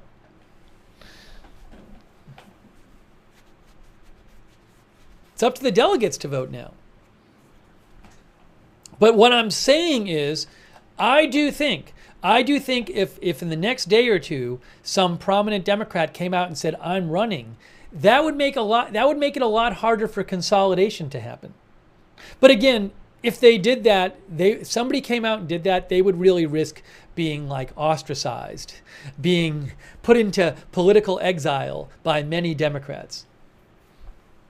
So there's a huge risk in somebody doing that.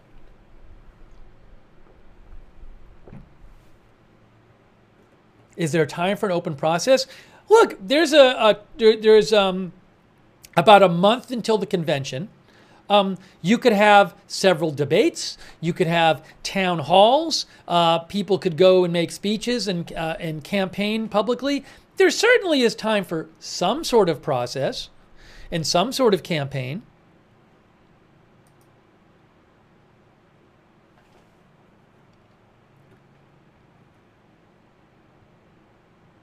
Our viewer Suzanne Suzanne Wallach says, any Democrat that challenges Harris will blow up their political career. My guess is that a number of Democrats are thinking they kind of would like to run, but they don't want to be the first one out there, and they don't want to, as Suzanne says, blow up their political career by doing it. That's the thing, right?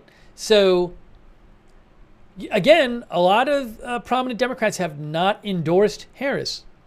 Also, it's possible that some leading Democrats who might run, maybe they want to get a feel for what the Democratic voters think.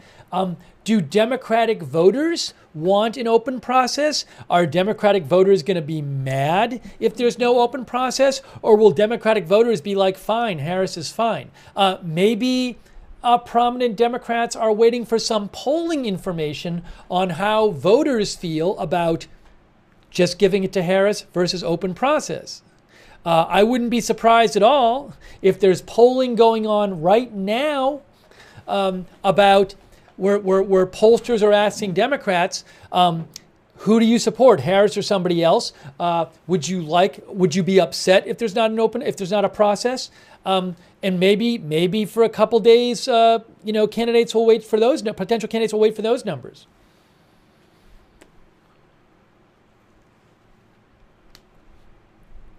There's no problem with ballots right now because the only state that required a nominee to be submitted before the Democratic Convention was Ohio, and then they changed it till after the convention. So that is not an issue.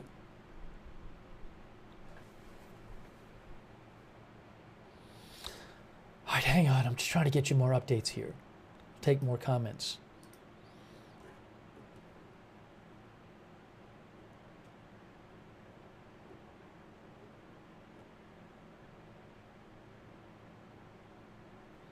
The New York Times reports that Debbie Dingell, an ally of Gretchen Whitmer, said on MSNBC she spoke to Whitmer and Whitmer was not a candidate for any office this year. However, that's not coming from Whitmer herself.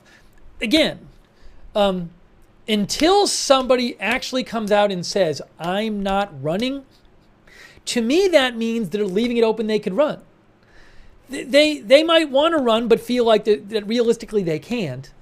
But nothing is stopping anyone from coming out and saying, I endorse Harris, I'm not running. So if they don't say that, they're leaving it open.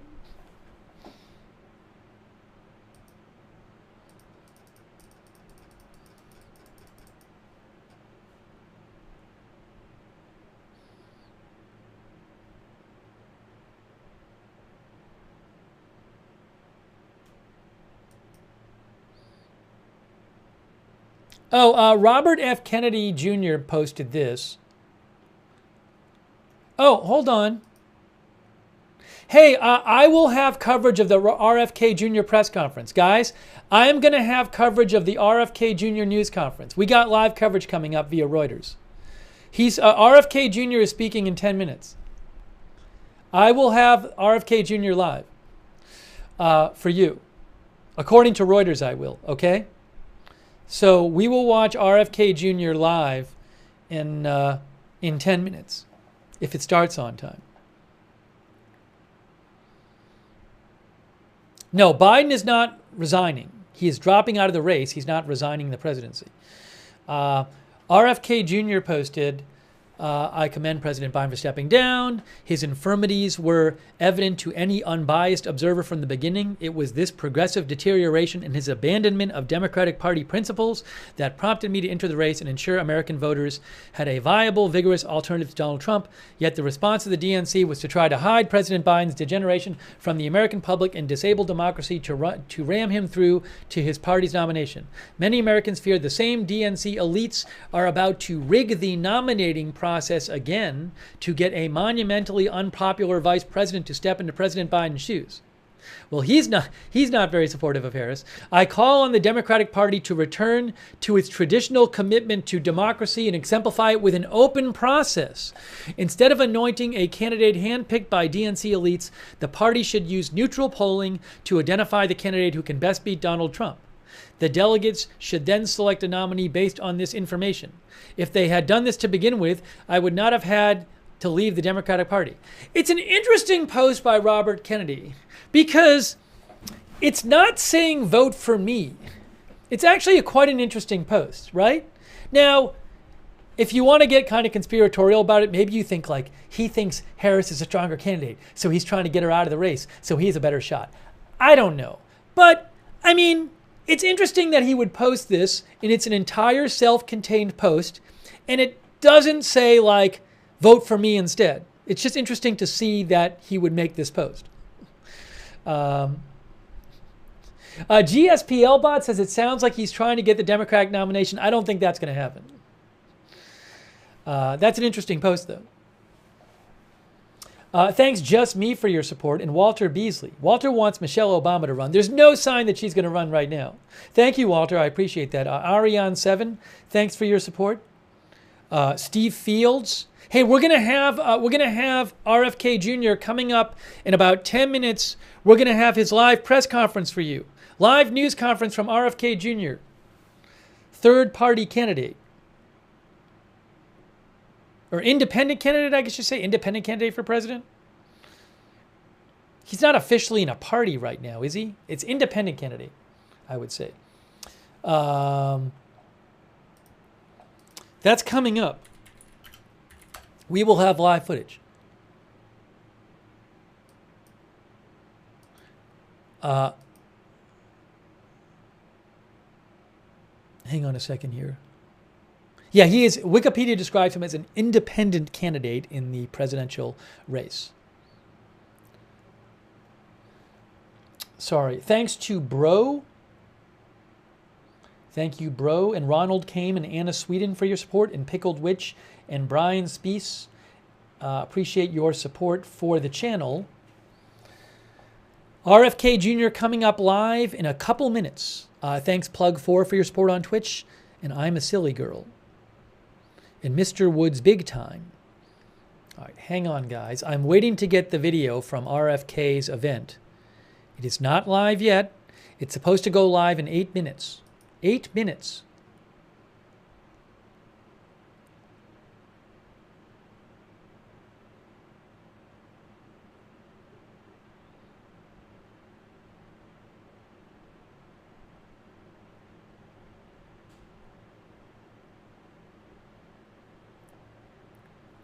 All right, hang on a moment. Let me just check for updates. Let me check for updates. Congresswoman Cori Bush said the people's vote in 2020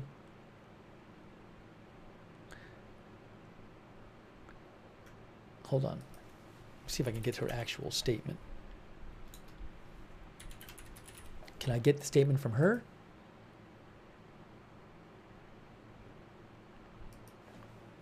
Congresswoman Cori Bush, Democratic Congresswoman, endorsed Kamala Harris, as you can see right there.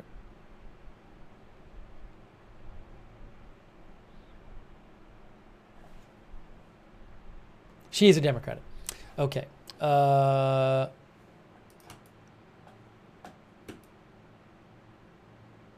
Thanks to Just Me. Thank you, Just Me, for your support. We got RFK Jr. live news conference coming up in 5 minutes. 5 minutes.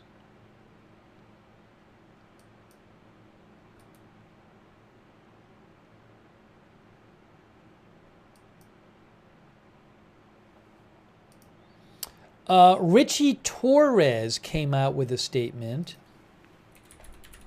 I just saw this.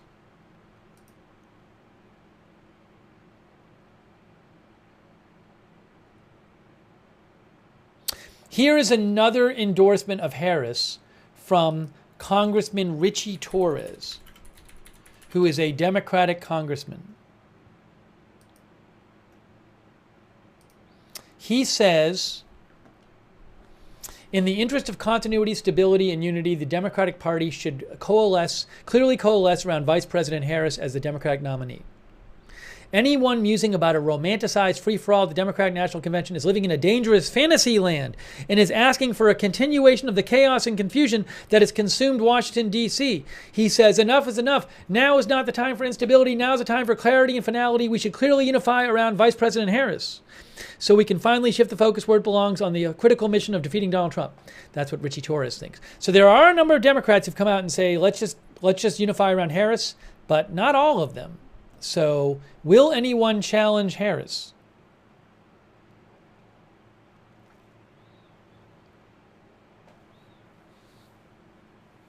Thank you, Ben Easterling, for your support. And Jay Bagwell. Thank you, Jay Bagwell.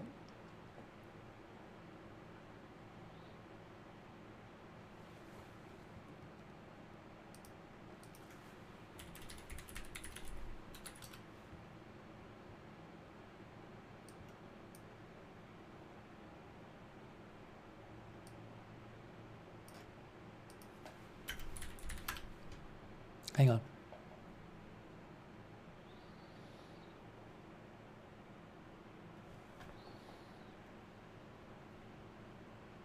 We're supposed to get this footage any moment now. Actually, in 4 minutes, I'm supposed to have the footage from the Kennedy. Uh-oh. Oh, no. Oh, no. I can't cover Kennedy. Reuters just did this again. So Reuters had posted that I'm allowed to use the Kennedy footage. Can't cover it. It's restricted. It's restricted unless they post a different update. It's restricted. Can't cover it. I can't show it. I don't have the rights to it. I'm literally be stealing footage. Reuters originally said they were going to have footage that was available of the RFK Jr. news conference. They just changed it. They said you can't use it in the USA. So I'm sorry. It literally just got changed right now. Now, once in a while they post something else, but it literally just got changed. So I apologize. It literally just got changed right now. I'm sorry, but what can I do? I'll post a link to it and you can go watch it, but I can't steal the footage.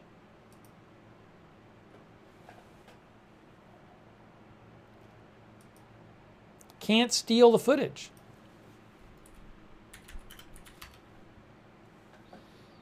I hate when that happens. Really annoying.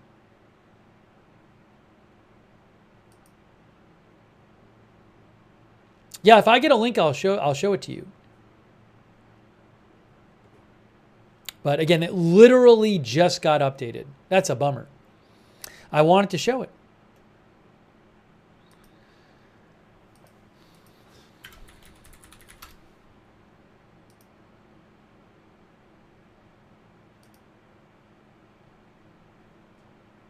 Let me just see something here.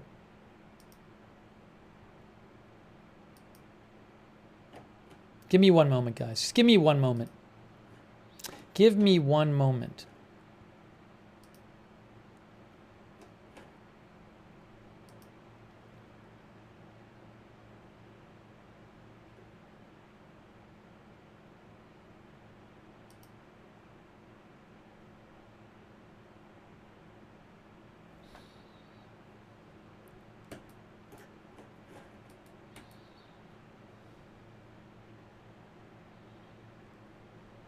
Here we go. Let me I'm going to reach out to them really quick. They'll never get back to me. I'm going to reach out to them really quick and see if they'll let me show their thing.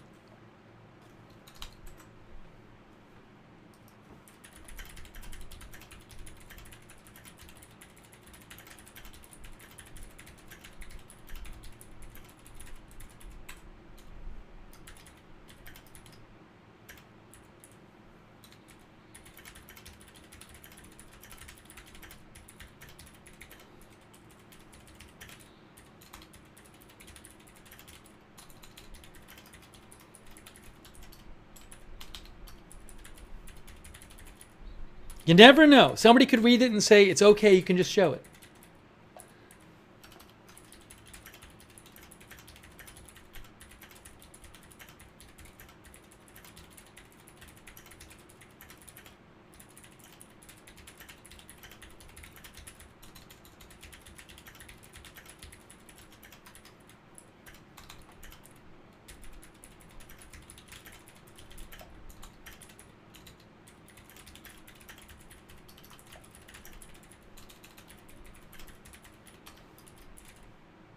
You never know, guys. You never know.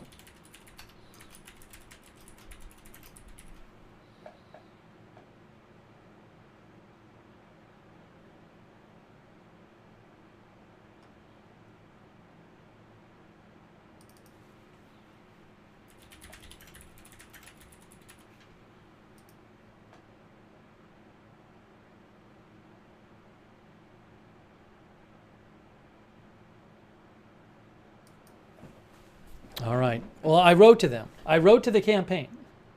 I wrote to the Kennedy campaign.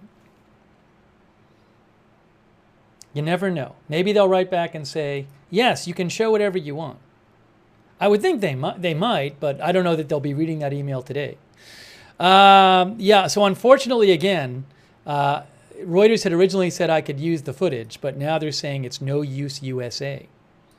I don't have it from AFP either.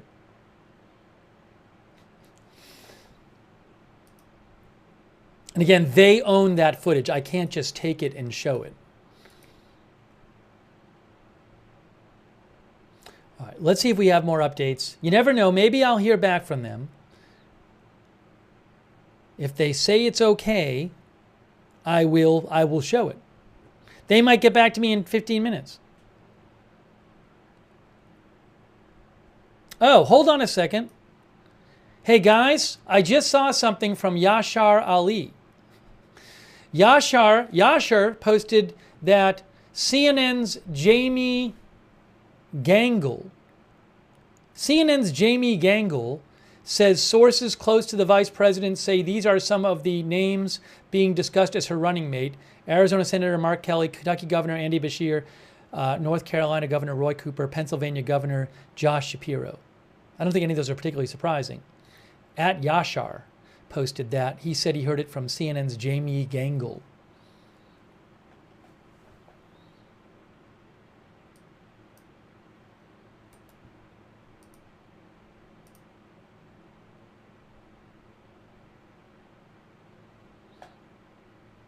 Any other news conferences coming up? I'm not aware of it, but I'm looking around. I haven't seen anything. It's Sunday too. It's so weird. So I wonder if it was a weekday, would we hear more? I mean, I'm sure I'm not aware of a Republican news conference scheduled. I'm sure we'll have those kind of things happening. Oh, by the way, tomorrow morning, at 10 a.m., the head of the Secret Service at 10 a.m. will be, oh wait, hold on, give me 1 second here. Will be testifying in front of the House Oversight Committee, and we will be covering that live. So join us tomorrow morning here for the head of the Secret Service testifying in front of the House Oversight Committee about the protection / lack of protection at the Trump rally a week ago where Trump was shot. So we're going to be covering that tomorrow, 10 a.m. Turn on notifications for this channel. We have our own notification system. It works great. The mods will post the link to the notifications in the chat. We do it through Discord. It works really well. Turn on I would highly advise you so you know when we're going live. Yes, 10 a.m. Eastern Time, House Oversight Committee. We'll definitely have video of that. We're covering it live tomorrow. I'll come on before 10. Yeah, Sergio, thank you, Sergio. I cannot steal someone else's footage. So I know that other channels might be covering the RFK Jr. news conference, but I can't steal their footage. I have to have the rights to the footage to use it. So unfortunately, I don't have any right now.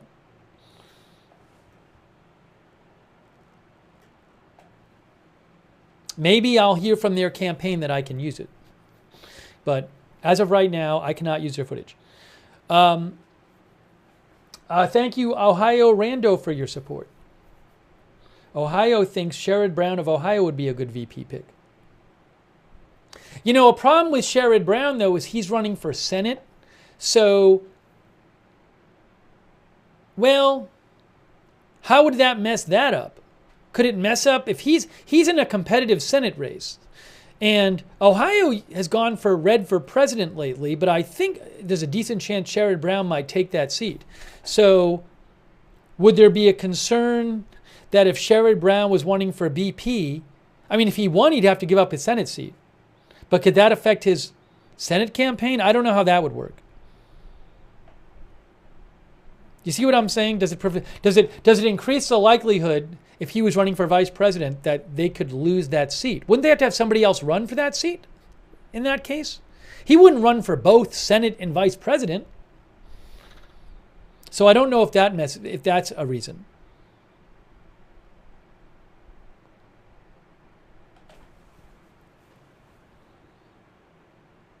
But I wonder if that's a difficulty.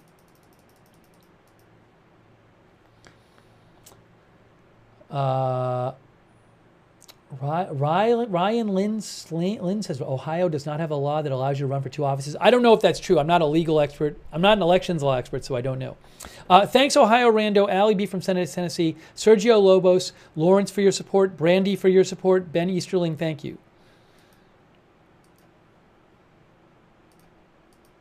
So I'm trying to take some of your comments on the air.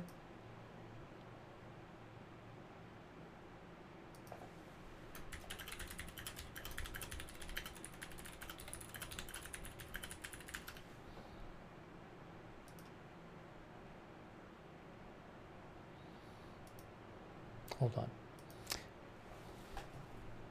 Hang on a moment. Hang on a moment.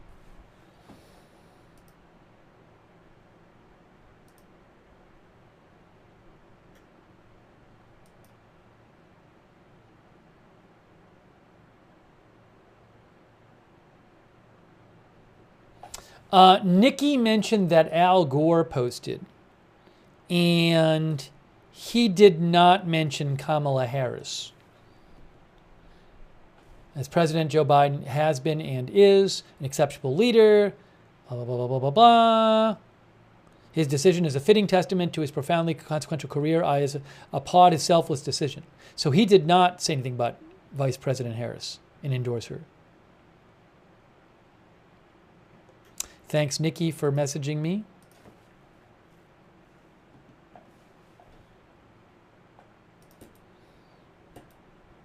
So I'm trying to go back through some of your messages.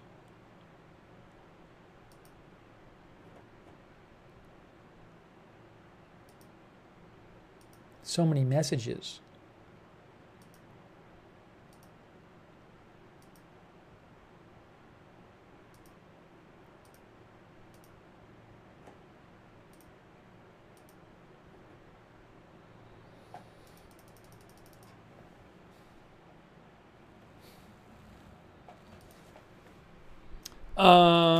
Let me check this.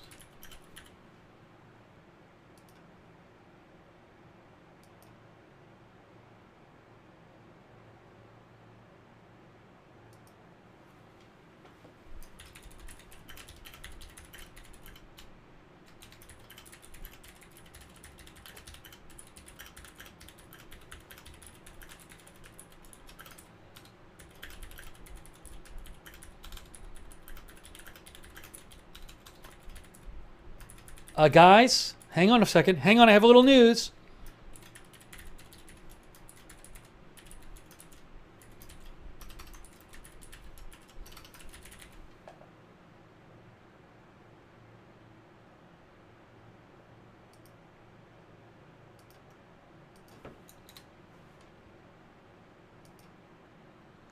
I think I can show the press conference.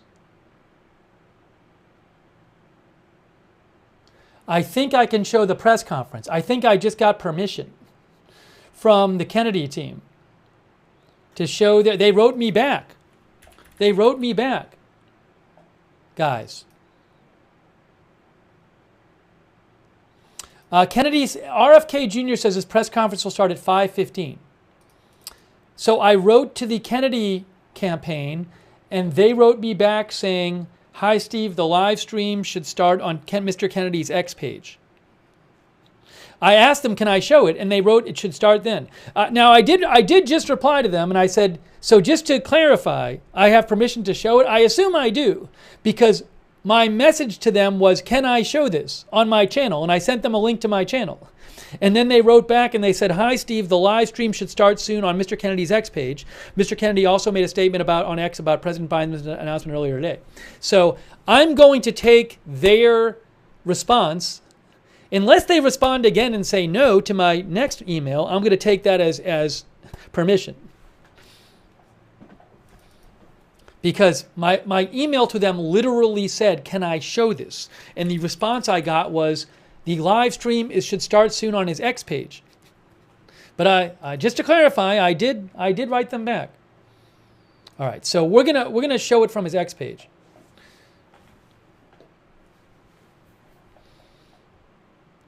Well, that's nice of them to get back to me right away. But just to be clear, if they want to say no, they can write back to me and say no. But they just wrote to me. I have the email right here.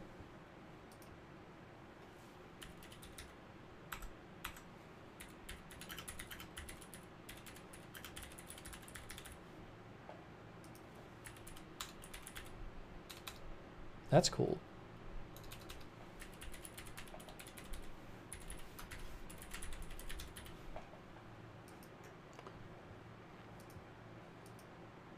Yes, we are in. We are in. We can show it.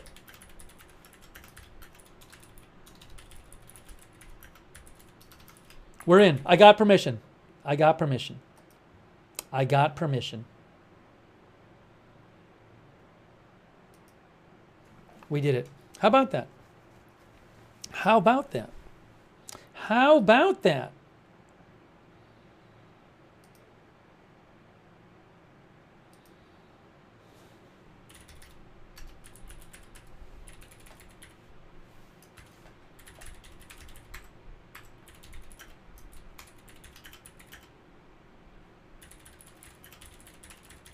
That's awesome. Sweet. All right, we're going to show this live. It's going to be posted right here on X. Starting in 3 minutes, we are going to bring you Robert F. Kennedy Jr., independent candidate for president, his news conference where he talks about this. So I'm just waiting for it to pop up here on his X account. But appreciate the Kennedy campaign letting me show their broadcast. Very nice of them. Thanks Jorge M for your support, and Kate89 and K Michelle M. I have not heard Deval Patrick as someone who would throw his name into the ring. I'll let you know if I do, but I haven't heard him mentioned lately. Okay, hang on. Again, he says it's going to be streamed here at 5:15. It's now 5:13.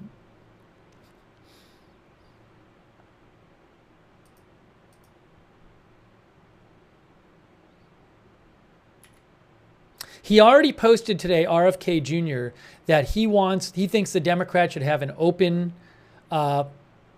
process by which they pick a new candidate.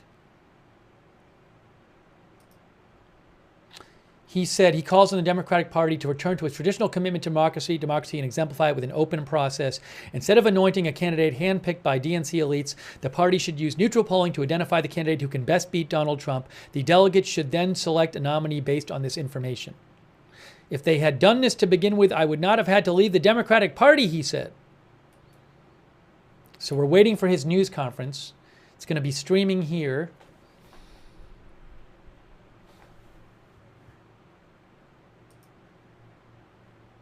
And we will bring it to you live.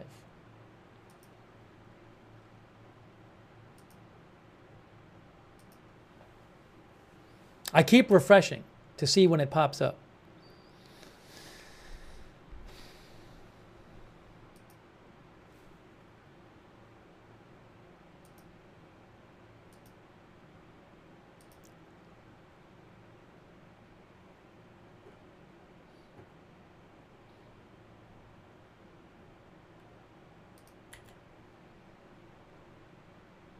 Still has not popped up there.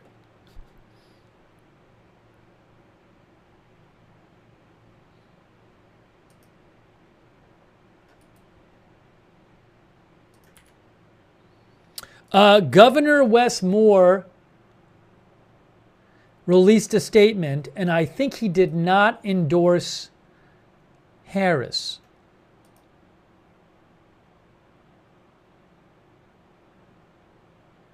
Yes.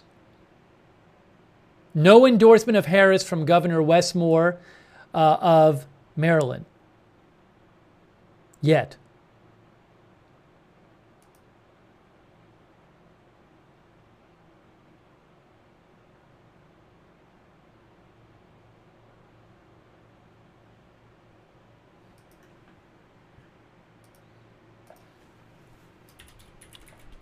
Governor Wes Moore statement. No endorsement of Harris included.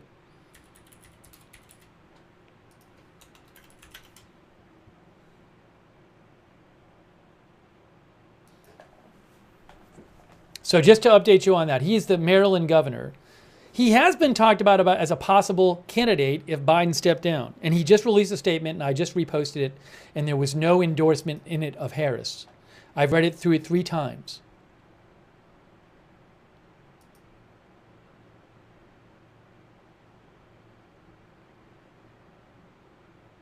Yep. So read into that as you will.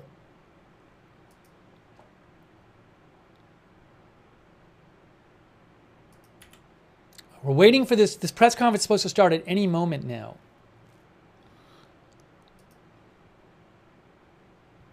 See?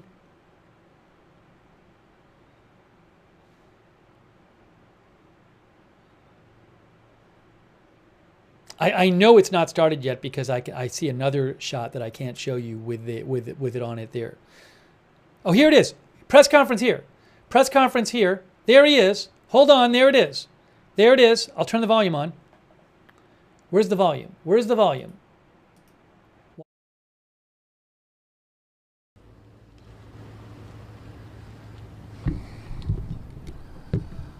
Stephanie, ready? It's AP. Hang on, I can't show it. That's weird. I can't show it. And you might say, why can't you show it? I'm going to tell you why I can't show it. Because they don't own the rights to it. It's AP video. It is AP video. Their link is there. They linked to an Associated Press video. Associated Press video is not public use. You need to pay for Associated Press video. I don't know why they said it was free for public use, because it is not free. Believe me, I know. I know this from talking to AP. You cannot show AP video unless you own it. And that's where they posted it. So I don't know why. I guess they were just confused. So go to AP, watch it there. I apologize. They said it was free for public use.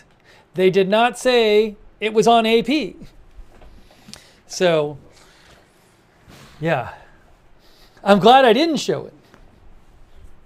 All right, so go watch it on AP. I'm sorry I can't show it to you, but I thought they were going to... I don't know why they didn't show it themselves. Why don't they just have their own broadcast? No, can't do it. It's AP. AP owns the whole thing. That would have been a bad scene. That would have been a bad scene. I'm sorry, I would love to be able to show it, but I can't show it.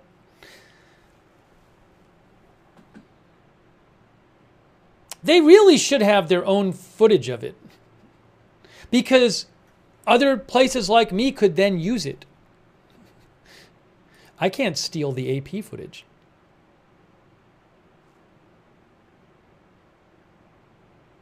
So I do apologize, guys. I mean, I thought they would, like, usually what they would do, usually a campaign would just post their own stream. Ugh. All right, well, I'm sorry. Maybe I can listen on my phone or something. I did try. If they post stuff on their own, if they post stuff on their own site, I can show it, but not that. That's not their. They don't own the video. Hold on. I'm just gonna have to. I'm gonna have to just check out reporting on what happens. Maybe I can keep an eye. Maybe I can keep an eye on it with some closed captions, and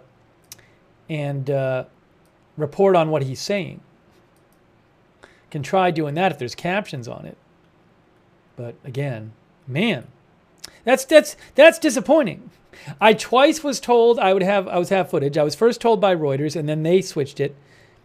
And there's no captions on the AP broadcast, so I can't show you that.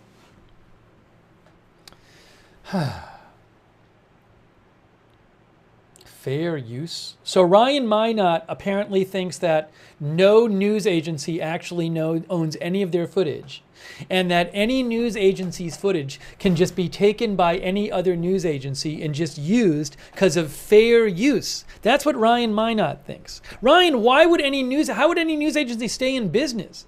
They would just be paying their own money to go send a cameraman to Robert Kennedy's house, and then everybody else would steal their footage. How do they stay in business?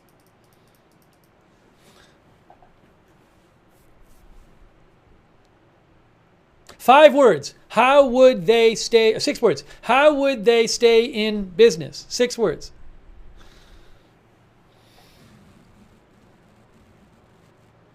Jerry Nadler, Congressman Jerry Nadler also endorses Harris. Whoa, hold on a second. Now I'm still getting audio from that. I don't want to get audio. Where's that coming from? When I originally opened it up, I never closed it. That's the problem. That's the problem. Now I have closed it, I think. That's Vice-President Harris. Jerry Nadler Congressman Jerry Nadler has endorsed Kamala Harris. Today, I proudly endorse Vice President Harris as the Democratic nominee for president. She has been a stellar attorney general, an accomplished U.S. senator, and has been a steadfast partner to President Biden. I have complete faith that Vice President Harris understands the enormous threat to democracy posed by Donald Trump and look forward to working with her to defeat him in November.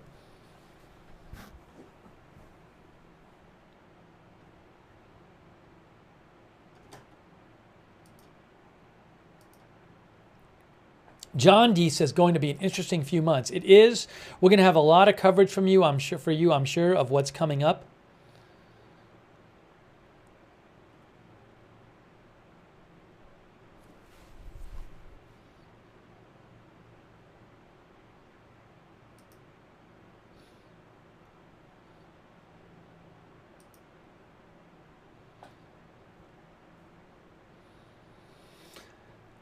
All right, let me take some more comments from you guys. More comments from you while I have a chance here.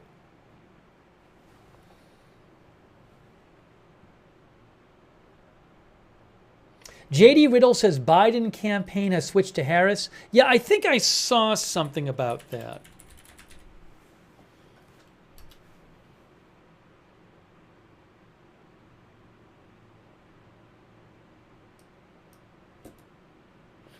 Yeah, the New York Times reports that,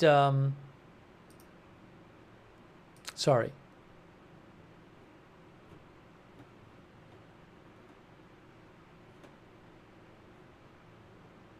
That the Biden for President campaign committee officially filed paperwork to rename itself Harris for President.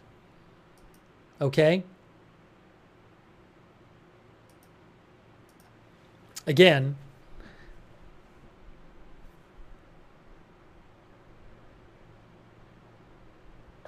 the Biden for President Campaign Committee officially filed paperwork to rename itself Harris for President with the Federal Election Commission. That is from the New York Times.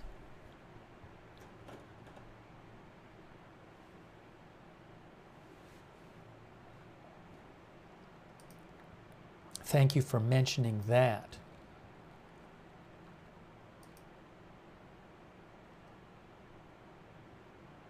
Oh, why is there... Hey, I have an interesting shot of the White House. Guys, I have an interesting shot of the White House. Look at this. Just to show you. From AFP.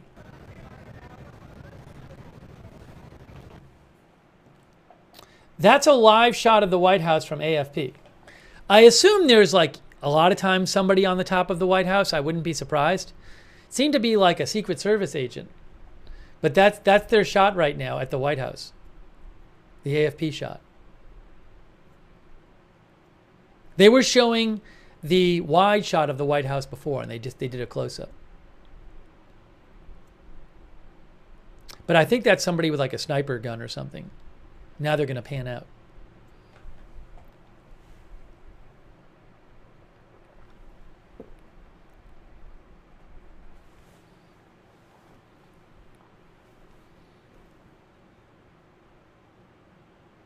Hey, thanks to Lindsay Tribet.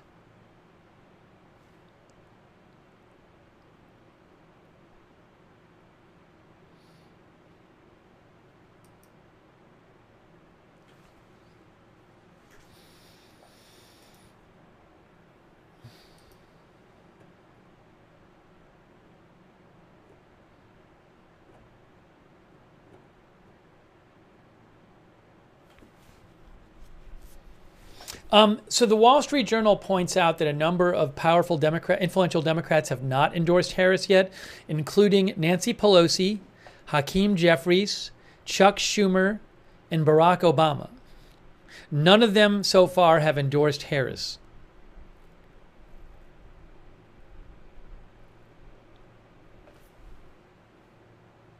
Tootsie says, I'll bet back rooms are buzzing.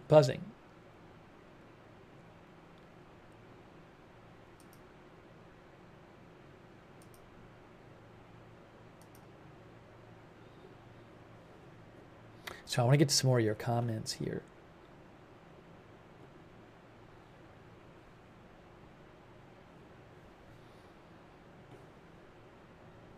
And Obama said in his statement, I have extraordinary confidence that the leaders of our party will be able to create a process from which an outstanding nominee emerges.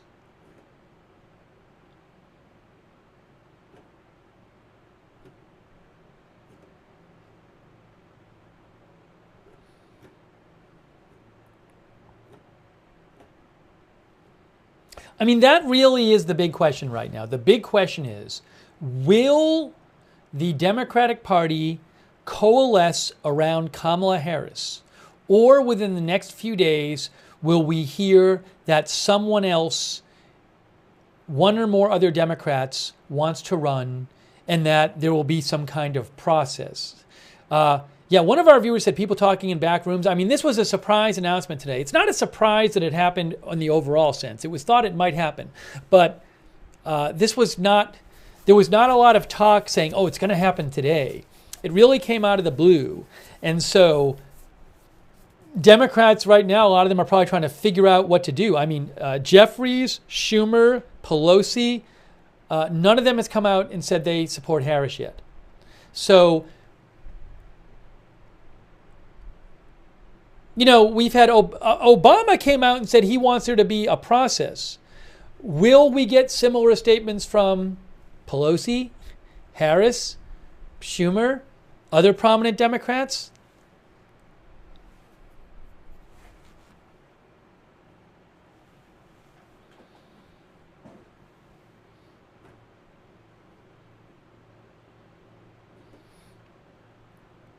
I do not know.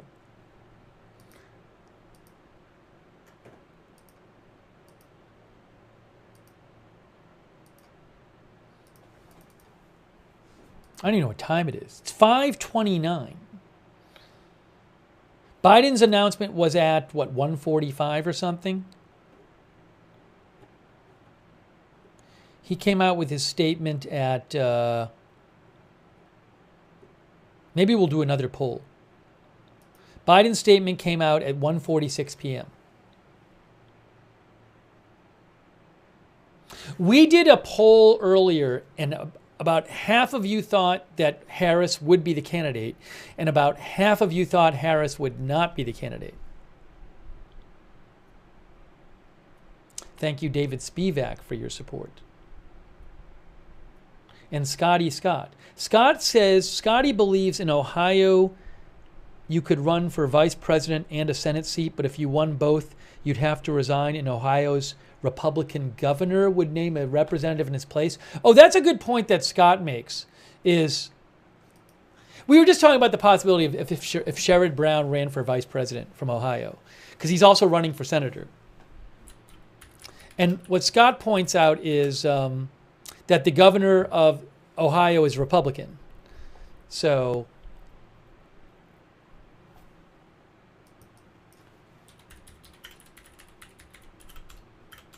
if that's their procedure, I have to look it up here. I don't want to spend that much time on this. Ohio Laws and Administrative Rules website, they say that if a vacancy occurs, the vacancy shall be the Senate should be filled by an appointment by the governor.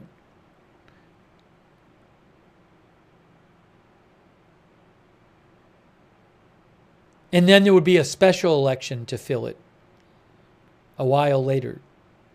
Anyways, so my point is, though, that if Sherrod Brown ran for vice president and then won as the vice president, that could cost Democrats a Senate seat. But again, I'm not saying that Sherrod Brown's going to run for vice president. I just want to put that out there. Hey, thanks, Scotty Scott. I appreciate that, Scotty. Thank you.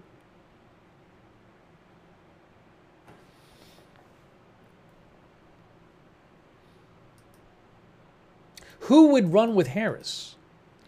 I'm going to show you again something.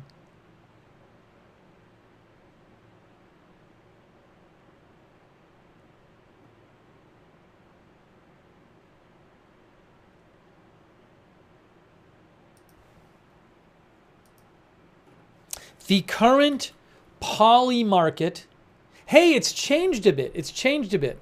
The current poly market is a betting site, and they have odds on who will be the vice presidential nominee.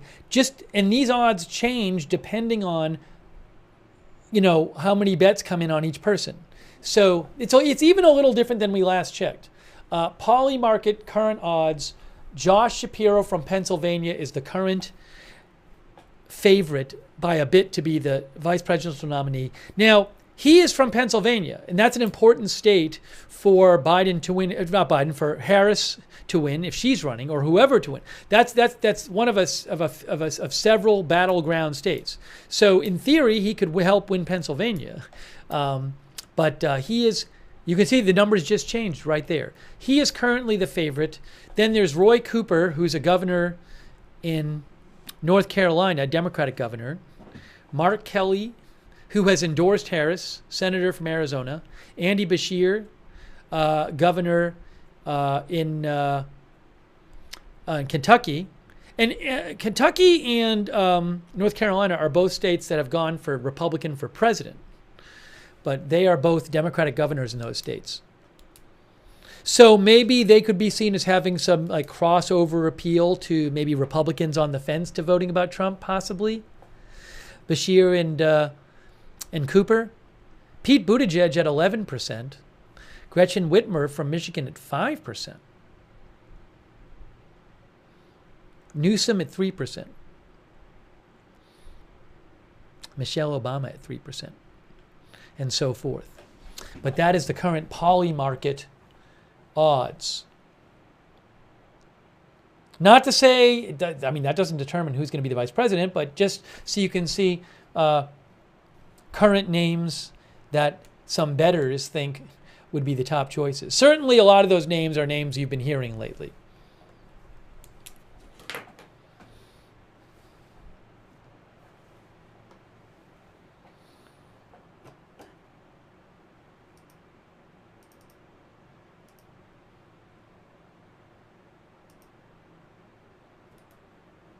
Now, Shapiro did post a statement, and he did not mention Harris in his statement.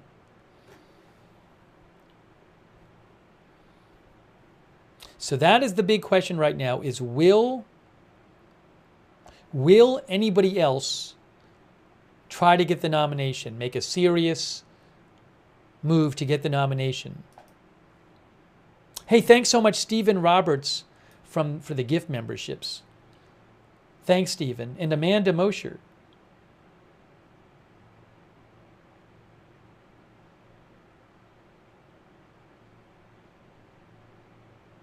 Thanks, Amanda, for your support as well.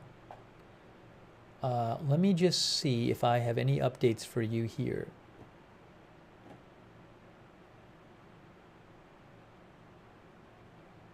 By the way, I just want to remind you, remember, I mean, it was only probably a week or 2 weeks ago when a bunch of governors went to the White House to meet with President Biden. Remember that?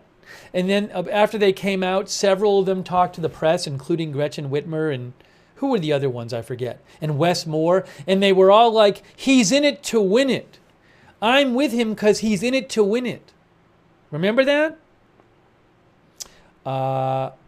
Thanks, Walter Beasley, who says they will have to debate. Now, do you mean, Walter, that Democrats will have to debate, or do you mean that the new candidate? Well, Walter, do you mean that whoever runs would have to debate Trump? So there was a Biden-Trump debate on the books, I believe, for September 10th. Now, there was a question as to whether Trump would do it if he was ahead in the polls. But so will that debate happen, but between Trump and whoever the other candidate is? Could there be multiple debates between Trump and the new candidate? If Trump is ahead in the polls, might he not want to do the debate? I'm guessing the Democrat would want to do the debate. I'm going to do a poll question. How many debates will there be between Trump and the Democratic candidate?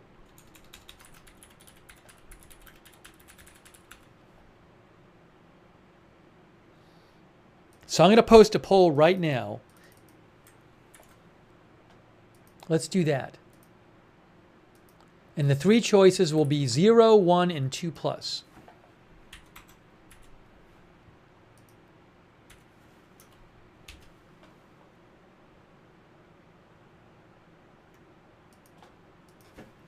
I'm posting this poll right now on YouTube and Twitch.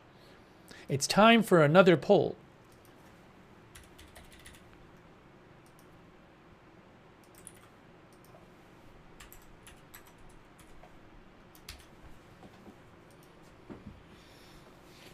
That's a live shot of the White House, by the way, you're looking at. Live shot of the White House. I should actually put that up there. Hang on a moment.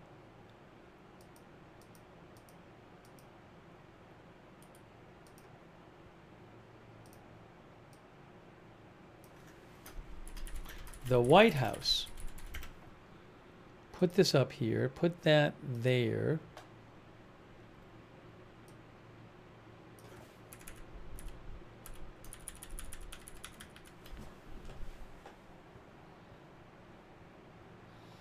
Okay, so we have a poll going. Let me show you what people are saying in our current poll.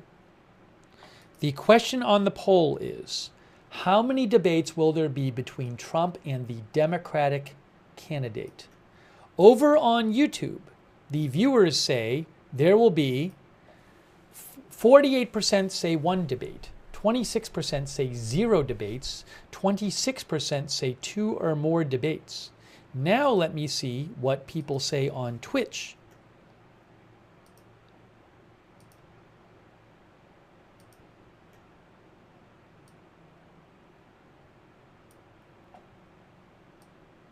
On Twitch, people say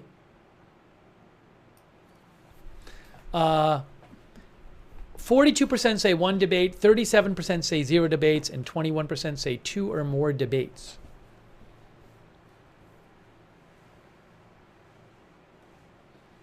Zach A says poly markets only saying 1% chance for second debate to happen as scheduled. Well, are they saying as scheduled, meaning on that date? You know what I'm saying? Because if it's just about happening on that date, maybe it just happens on a different day. I would have to go to there and see what the actual, oops, sorry, I messed something up. I messed it all up. What did I mess up here? Something got messed up. Oh, I see what happened. The poll disappeared. The poll disappeared. I think. Okay. Anyways, thanks for participating in the poll.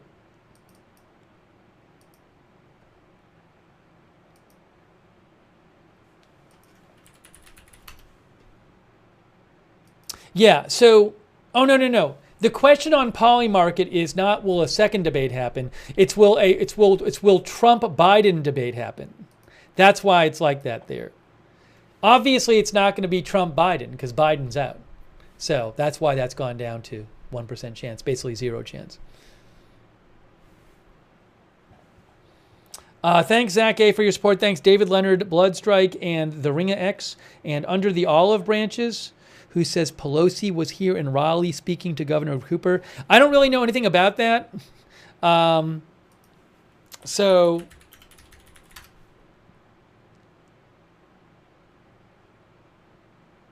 Pelosi was in North Carolina, I think like yesterday or 2 days ago. On Saturday, she was. Yesterday. I mean, I don't know if she talked to Cooper and what she said to him.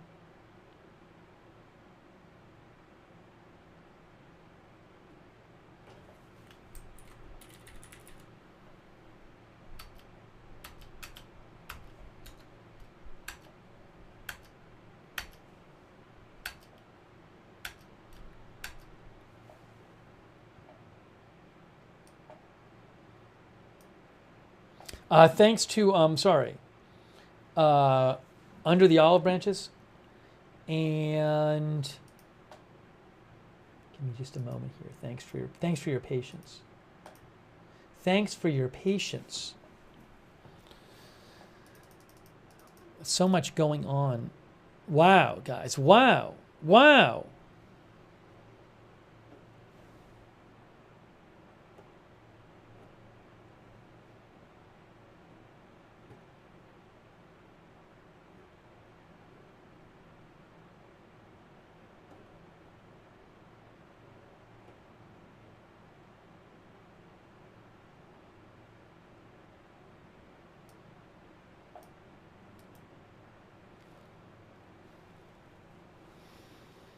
Brian Stelter, who I follow on X, said he's surprised that Biden He expected Biden would step aside, but he didn't imagine that Biden would do it via paper statement on a Sunday afternoon. So, it's interesting. It's an interesting point he makes that this was done not with like an address to the nation. I guess I figured, if you had said to me he's going to pull out of the race, I would have said, well, what'll happen is probably either he'll address the nation or they'll come out with the news and say he'll address the nation tonight. It's very interesting. In his letter, he said he'll be talking to the nation later this week. So it's really interesting to have this announcement come out, but there's no I'm surprised that his addressing the nation is not on the same day. Now he is sick with COVID. He does still have some COVID symptoms. So is that why he didn't want to be coughing during his thing? I don't know. Thomas Wake says he's sick. So maybe that's the reason. That's one explanation.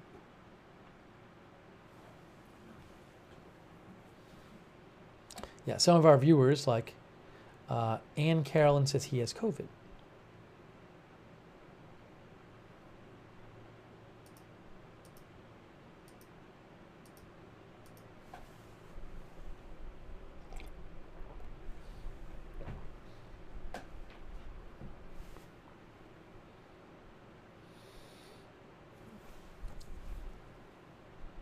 Mandy Martin thinks Biden is more unwell than they are letting on.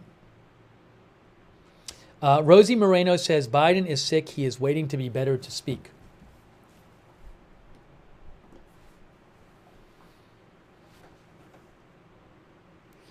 Walter Beasley says all of the above. Hey, thanks, Walter.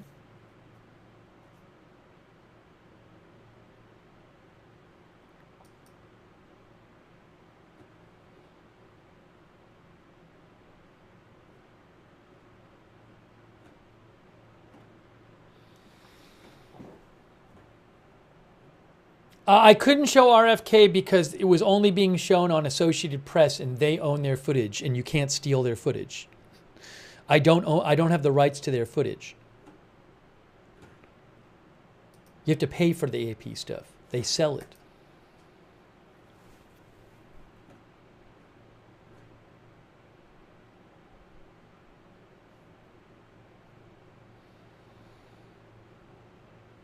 So that's what we're going to be looking for the next couple of days is, do the Democrats unite behind Harris or not?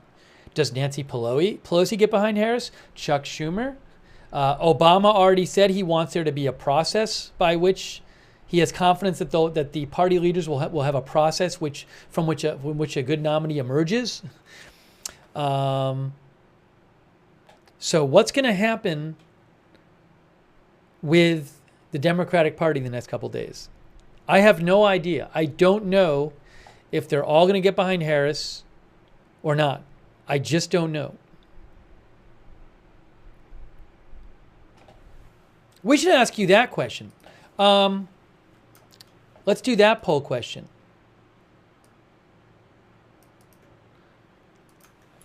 Will the Democratic Party unite behind Harris, or will she be challenged?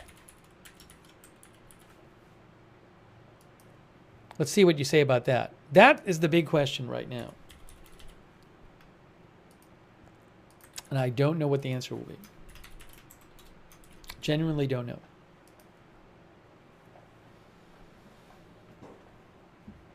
Oh, thanks so much, Jason Menard. What made it official? Yeah, he posted a statement. I'll show it again. Thanks, Jason. I really appreciate that.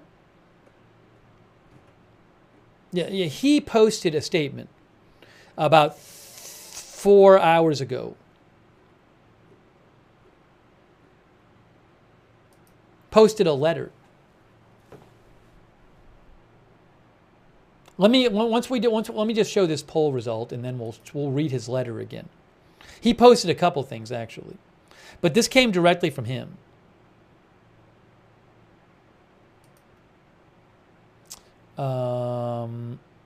I appreciate that, Jason. Thank you so much. From Costa Rica.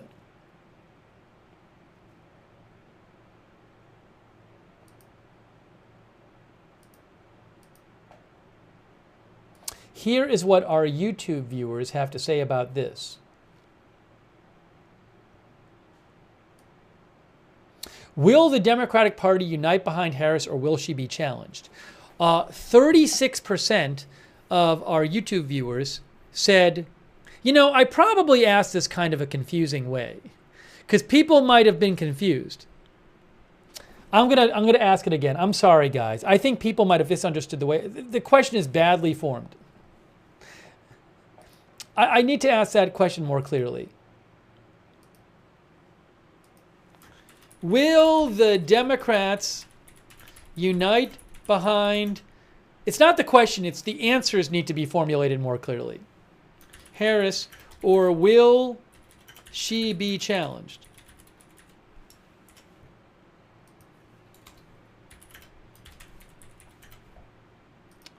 Yes, they will unite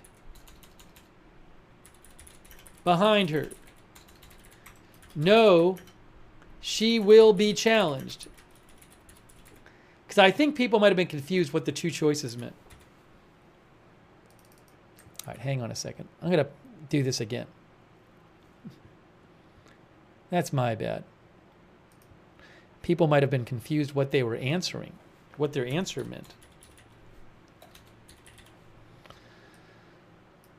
Let's try this one more time.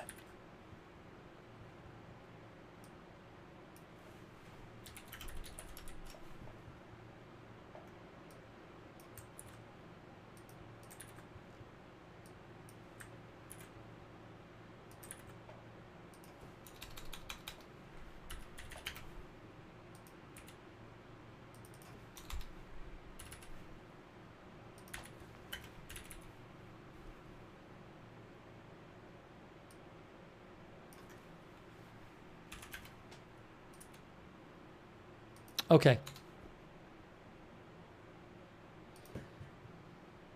I just posted the poll again. Now you can vote and the answers will be more clear.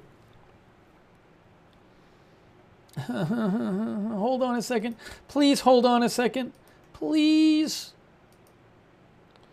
So much going on here.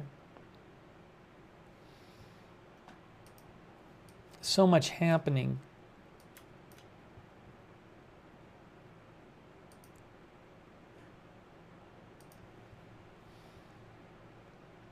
Yeah, I'm going to show you the Biden letter in a second. Let's just show you the poll results, and then I'll show you the Biden letter. Okay, here once again is the poll results from this latest question for you.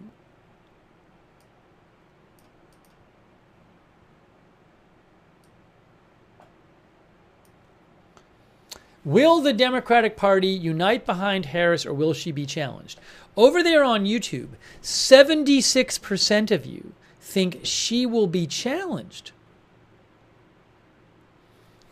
And on Twitch, 69% of you think she will be challenged. So the large majority of you think that there will be some significant challenge to her in the Democratic Party. That is very interesting.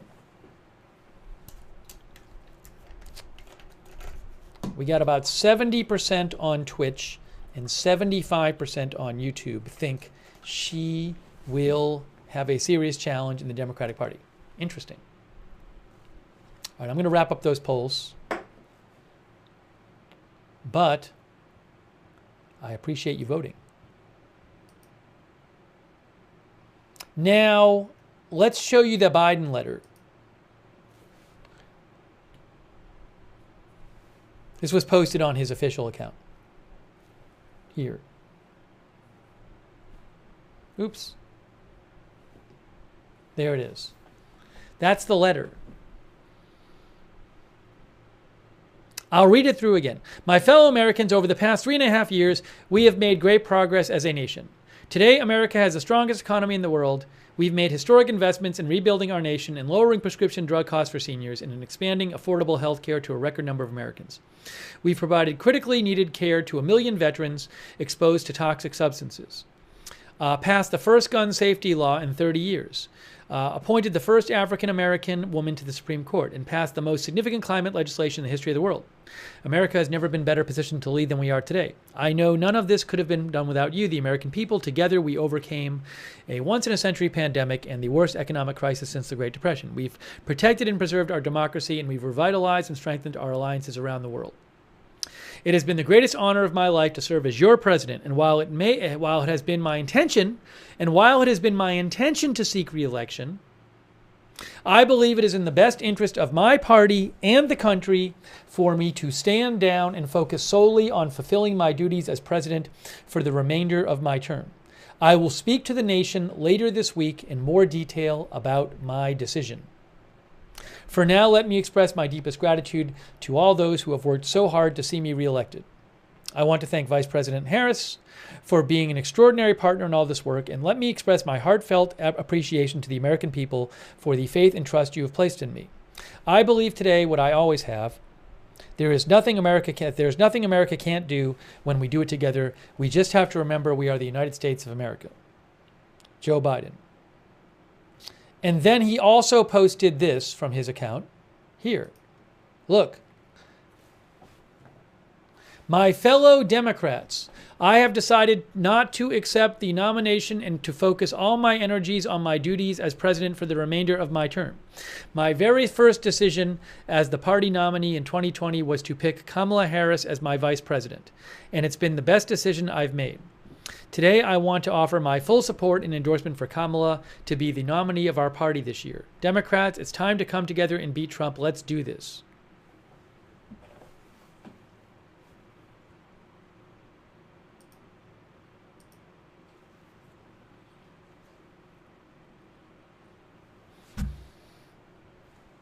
All right, here's what we're going to do. I'm going to check for some more updates here.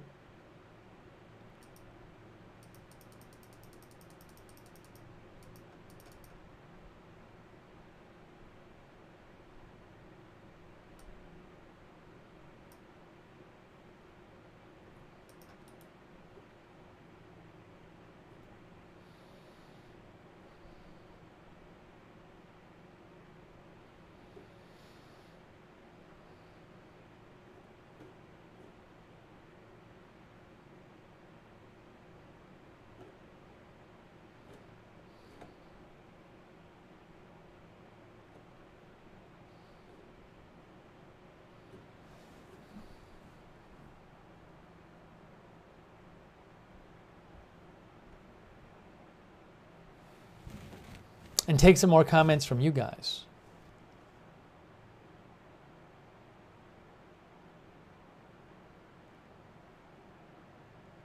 Interesting. Debbie Dingell, who is a Democratic candidate for Congress in Michigan, and she is a U.S. representative. So House member Debbie Dingell of Michigan tells, according to Casey Hunt of CNN says Debbie Dingell,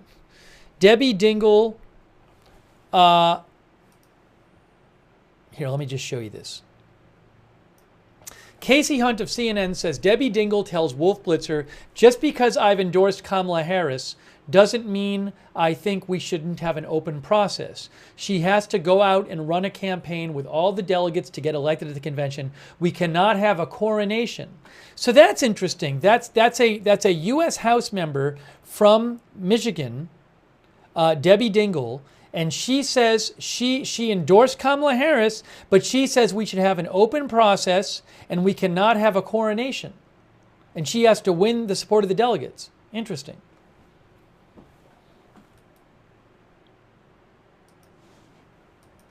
We'll see how many other prominent Democrats come out and say we need an open process.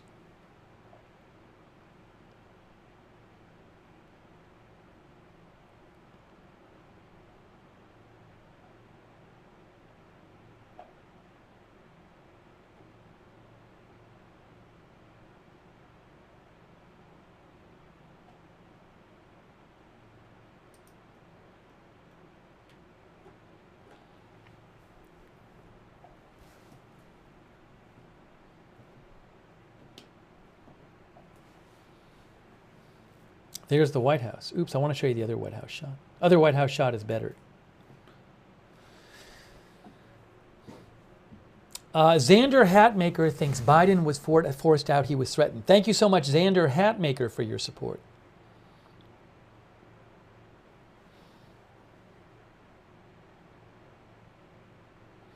Kyle Griffin reports that Minnesota Senator Tina Smith just endorsed Vice-President Harris. There are a bunch of people in Congress coming out and endorsing Harris, but not all, and some prominent ones not doing it.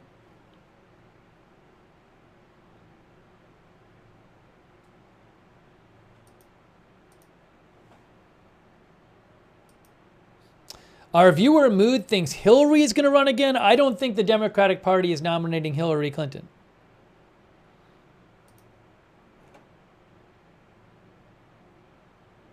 Oh, Jay Hitchcock wrote to me, I should post this. I should show you this. So over on the betting site Polymarket, guys, let me give you an update from the betting site Polymarket. This is their current odds, which are just based on how much money is coming in on each person. Those odds will go up and down depending on how much money comes in. Right now, Trump is at 63% chance to win. Harris is at 29% chance to win. The way it works is, if you were going to make a bet, you would have to bet 63 cents on Trump to win $1 back. So you'd bet 63 cents and then you'd win 37 cents. See what I'm saying? Because you'd get $1 back for every 63 cents you bet. As my understanding is. So you win $1 back, but that includes the original money you spent on your bet. So you're betting 63 cents to win 37 cents. But with Harris, you bet 29 cents and you would get a profit of 71 cents if you won that bet, because you would get $1 back and minus, and you already spent 29 cents on it. That's the idea of how it works. Just to give you an explanation of what the odds mean. But that is the current betting site. They don't have like a team of political pollsters here. That's not them saying, Polymarket, here's what we think. They're saying, here's the betting odds that are going to be adjusted depending on how much money comes in on each person. Again, I'm not endorsing the site, and they don't sponsor the broadcast. I just think it's interesting to see what a prominent betting site odds are, which other news outlets will look at these as well.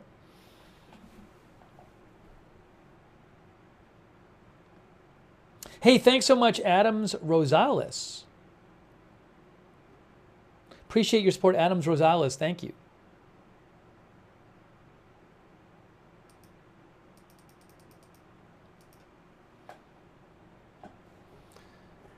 All right, let's see if we have other updates. And I don't know, look, it's possible that by tonight, all the Democrats will unite and say, we endorse Biden, we endorse Harris, and that'll be it. But maybe it won't. Maybe we won't know for several days.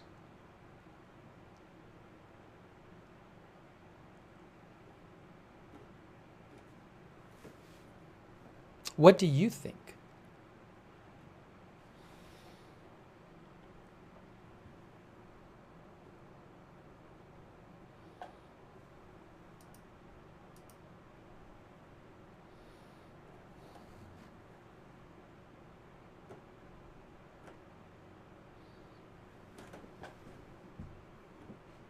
But, it's interesting. We did hear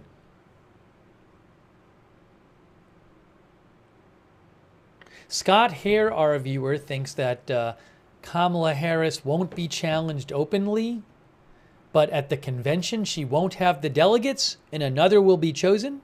That's what Scott thinks. I don't know, Scott. I mean, those delegates are pretty much all Biden delegates. Now, I don't know how they choose them, but those people were planning on supporting Biden. I have not heard, Scott, any reporting yet that there's a big rebellion among delegates. I will certainly let you know if that's the case, if I hear that. But I have not heard any kind of reporting suggesting that there's a big rebellion among delegates. But we'll have to see. Maybe a lot of delegates will say, I want a choice.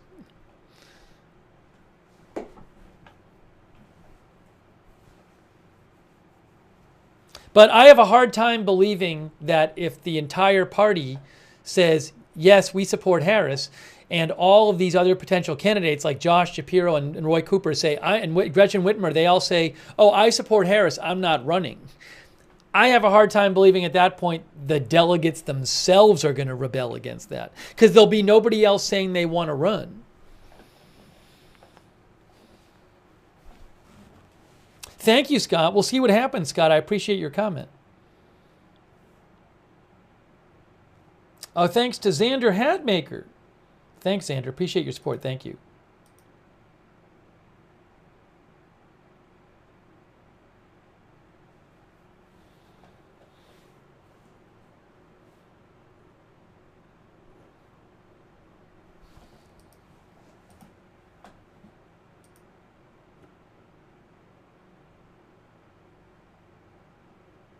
Yeah, Starfall Projects mentioned that there was a movement in the Democratic Party to have a virtual roll call, like before the convention, to lock in Biden. That was the basic idea of that, to lock in Biden as the nominee. But Biden's out now, so will they try to have some kind of virtual roll call before the convention to lock in Harris, the people running the party? Will they want to lock in Harris early if they can and avoid some kind of messy convention? I don't know. I have no idea. I just don't know. But again, maybe some of them want to do it, but if there's this big uproar in the party and a lot of Democratic voters are like, no, we want, and if a lot of Democratic delegates and voters say we want an alternative, maybe that'll force an alternative. We'll have to see what happens. But, it's possible that the Democratic leadership will come out and say, that's it, we're behind Harris, and then you'll have this huge uproar among Democratic voters saying, no, we don't want that. I have no idea what the delegates are going to do and what the Democratic voters are going to do. What if polls come out showing that 90% of Democratic voters want an open process? Is that something that the leadership is going to go against? Don't know.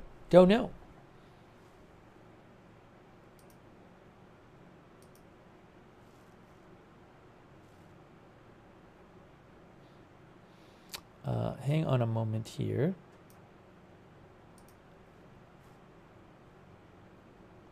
Give me one moment.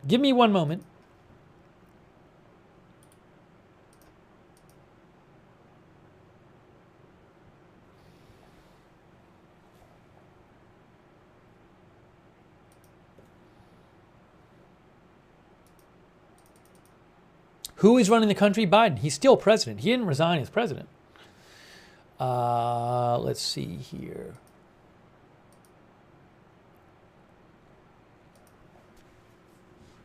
Hey, Stephen Roberts, that's so kind of you. Thank you, Stephen. Stephen says, interesting times for sure. Thank you, Stephen. Very generous of you.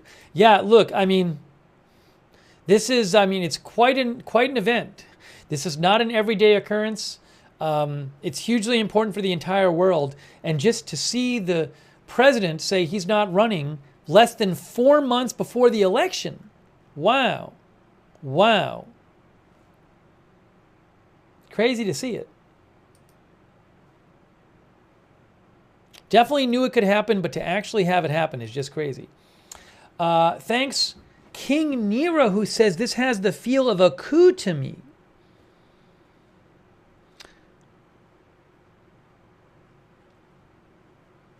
I think this has all been in the works, says King Nero. Now, I will remind you, multiple polls say that the majority of Democratic voters do not want Biden to run again.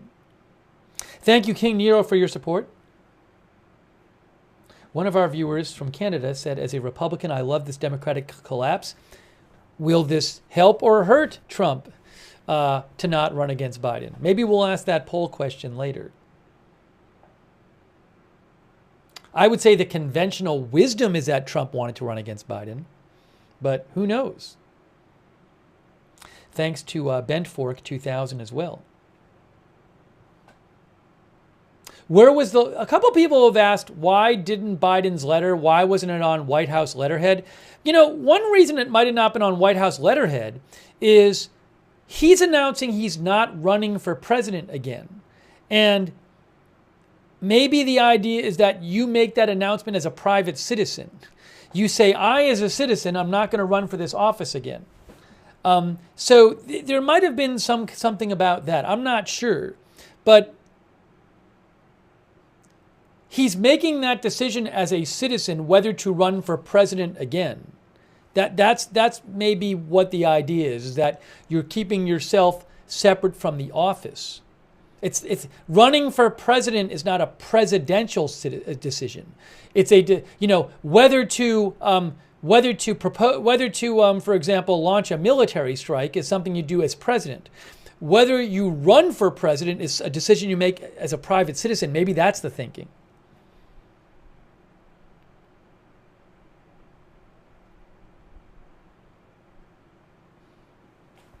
Just a thought.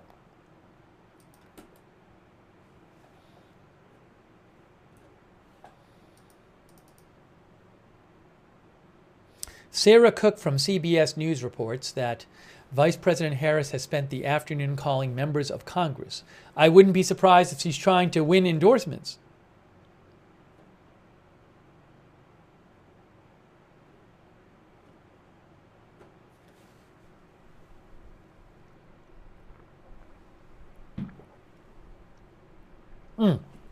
And Wolstad pointed out that the Joe Biden account that posted this was it the personal account and not the presidential account? Yes.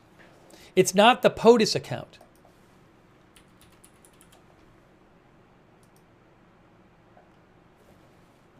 There's the POTUS presidential account. That's not the personal account. The personal account is Joe Biden, and that's where he posted these posts today.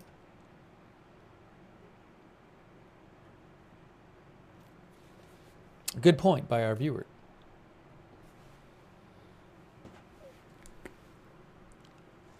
Oops, hold on, I'll switch to the other shot. Thanks, The Moom, for your support. And Wixie for Duck's sake for the gift memberships. And CST Greeners. Yeah, I saw that report. A Reuters reporter posted a report claiming that somehow 77 delegates have been awarded. I don't even know what that means. There has not been any kind of official roll call yet. So there's no official awarding of delegates yet. There hasn't been an official roll call done through the party. So no delegates have been awarded yet.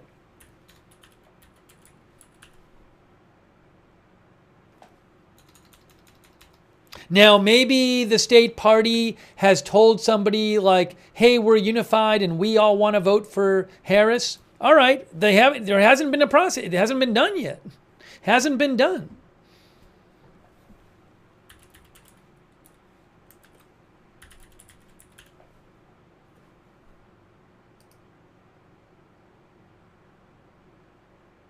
Yeah, a Reuters reporter claimed that Harris won her first delegate. Doesn't make any sense. According to sources, makes no sense because there's been no official roll call. There's been no official vote. You can't win the delegates unless there's been an official vote.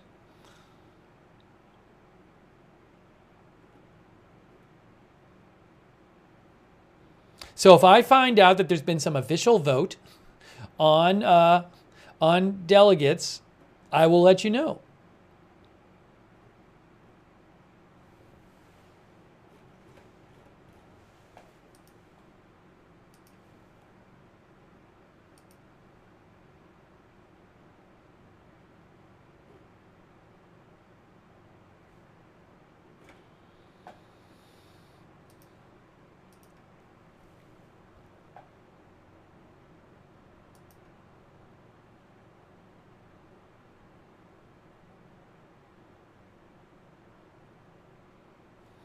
Our viewer Zoidberg mentions there was a story in the Tennessee Lookout that Tennessee delegates are leaning towards Harris.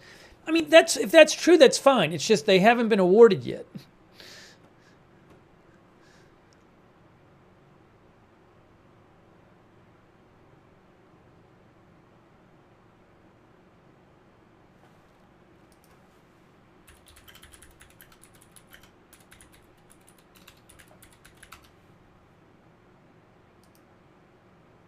According to Ballotpedia, there are an estimated 4,672 delegates, 3,933 pledged delegates, and 739 automatic delegates, more commonly known as superdelegates.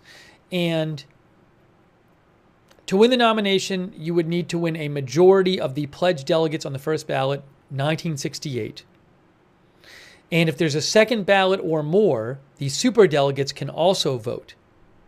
Okay, so according to Ballotpedia, the way it works is the pledged delegates, who I believe all came from the primary process, there's about 3,900 of them, they vote first. And if there's no majority, then in the succeeding round, in addition to the roughly 3,900 pledged delegates, there's also these people, superdelegates, around 700 of them, and they get to vote in the succeeding votes. That's according to Ballotpedia.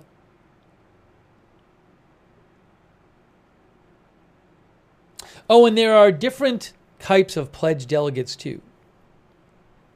No, but they are elected during the primary caucus or party convention. Anyways, I'm not going to get all into this.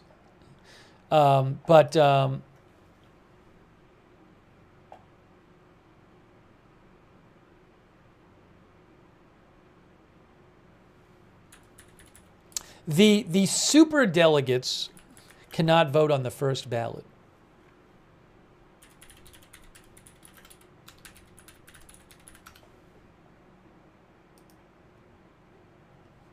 Here, look, let me show you this.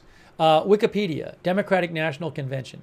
The party's presidential nominee is chosen primarily by pledged delegates who are in turn selected through a series of individual state caucuses and primary elections, right? You get chosen through the primary process.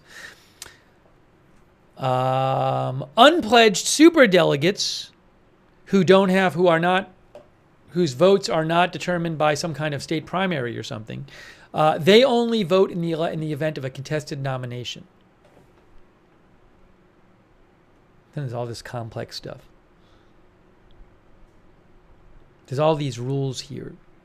Anyways, though, my understanding is from what Ballotpedia said, is there's about 3,900 pledged delegates who would vote on the first ballot. And if there was no majority, then the next ballots, the next votes would include also this roughly 700 superdelegates. And eventually there'd have to be a majority for somebody.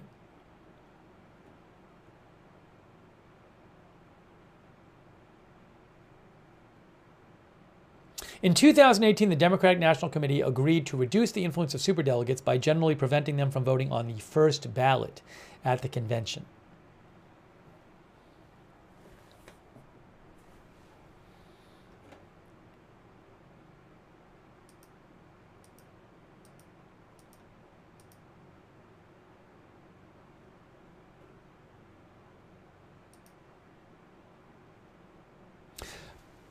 Breaking news. Josh Shapiro endorses Kamala Harris. Important news, guys. Important news. Breaking news. Governor Josh Shapiro of Pennsylvania endorses Kamala Harris. He was seen as a possible candidate and also a possible running mate. But here is one possible alternate candidate, Josh Shapiro. Well, now he's saying he's endorsing Harris. Breaking news. I will do everything I can to help elect Kamala Harris as the 47th President of the United States. So that's important because he is seen as someone who could have been a prime challenger to Harris. Our viewer, Matt, thinks he wants to be the VP. candidate. He says the best path forward for the Democratic Party is to quickly unite behind Vice President Harris and refocus on winning the presidency. So, guys, if like the 6 or 7 governors who have been talked about as the possible alternates, like Whitmer, Cooper, Beshear, Newsom, if they all come out in tonight and they say, we endorse Harris, that's it. That's going to be it. That's going to be it. Because there'll be nobody to really run against her. So this is quite important. Yeah, Newsom, Cooper, Beshear, Whitmer, if they all start coming out publicly and say we endorse Harris, well, then there's really nobody realistic to run against her. So big news. Governor Josh Shapiro coming out and saying just a few minutes ago and saying he endorses Harris. Mika Stromer says Harris is getting steam bigly. I wonder at Polymarket if the chance of her, the chance of her needing the nomination, the chance of her being the nominee was like 86% before. I wonder if it's changed in the last few minutes.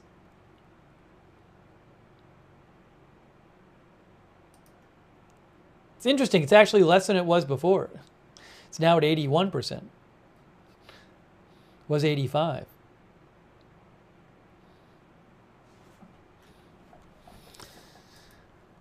Very interesting update there. Big news. Governor Josh Shapiro of Pennsylvania endorsing Harris. Big news.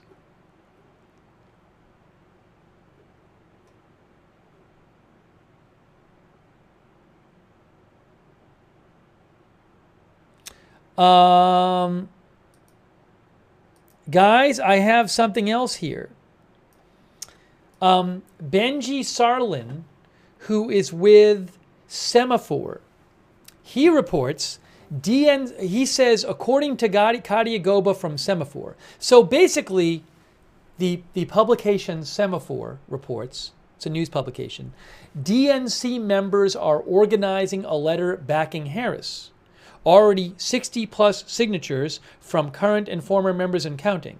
A source familiar says DNC is basically coronating Harris. So there's about 4,000 delegates, pledged delegates. But could we be in a situation where by the end of the night, it's just clear that Harris is the candidate? We could be getting to that point. We could be getting to that point, guys.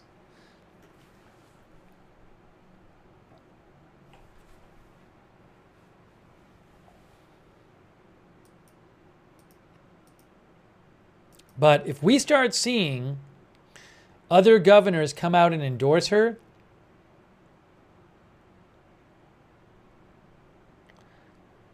we could know who that we could have this all settled by the end of the day.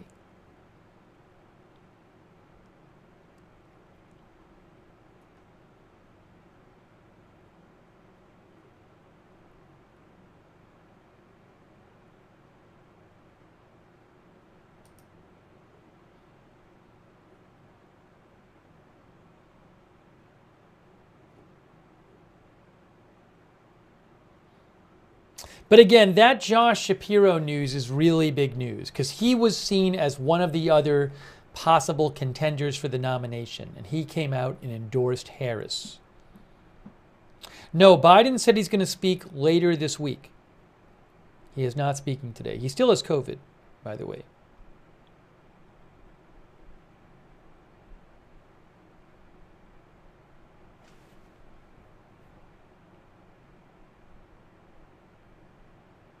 Carrie Collins thinks Josh wants VP. Andrew Krause says, what about Dean Phillips, who ran against Biden in the primaries? I think he released a statement today. I mean, he is not seen as a serious contender.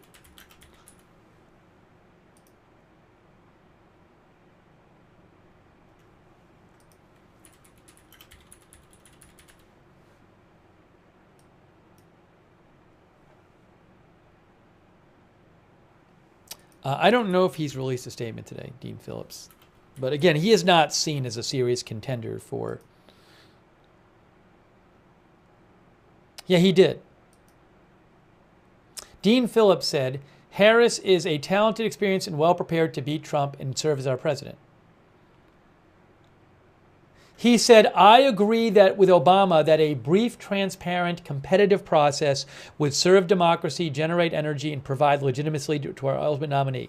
So Dean Phillips, who ran he didn't get that many votes, but he ran against Biden in the primaries. Congressman Dean Phillips says he, like Obama, wants there to be some sort of process, open process, competitive process for the nomination.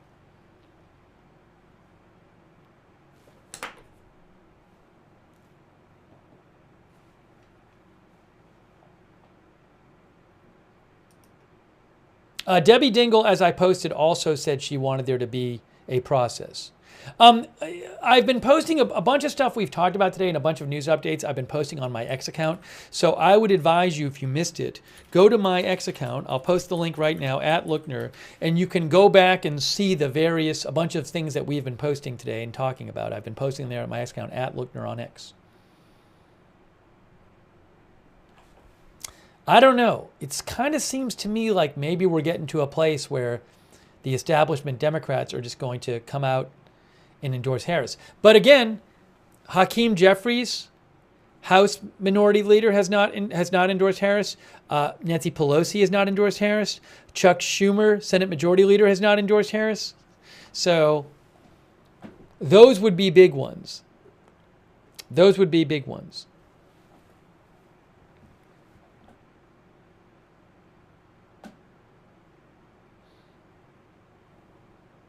Let me shout out our moderators. Really appreciate our mods being here. Let me show the other. Well, we lost the other White House site, so White House feed, so we'll do this one. We'll do this one. There's our live White House shot.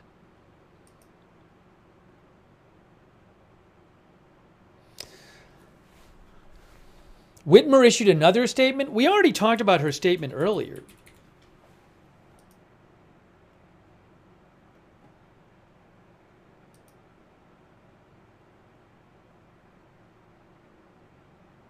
Yeah, Whitmer issued a statement before, like 4 hours ago, that didn't mention Harris.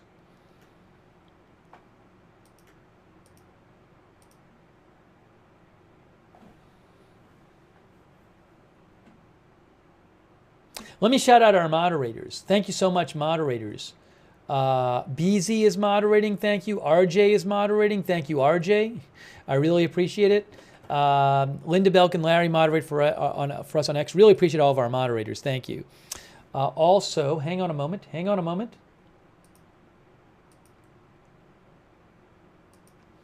We also have moderating over there on Twitch, Bastion Girl, Big Ball of Yarn, Good Luck Duck, Hearsay, LB Prairie on Idaho Star. I Got That Fired, Mick Britches, Sarah, Papa Bear, and Surly Dev. Thank you so much for moderating there. And Margaret Riley, Christina Neal moderating on Facebook, Ronald Egnor, thank you so much. Paul Anderson, big thanks to all of our mods over on Facebook.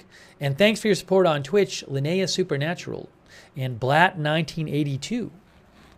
Big thanks for your support on Twitch. Jethro Mancer as well, Plug4, thank you. I'm a Silly Girl as well. Oh, and thank you, Princess Teapot of Overseas, for your support. And Wrigley Rob.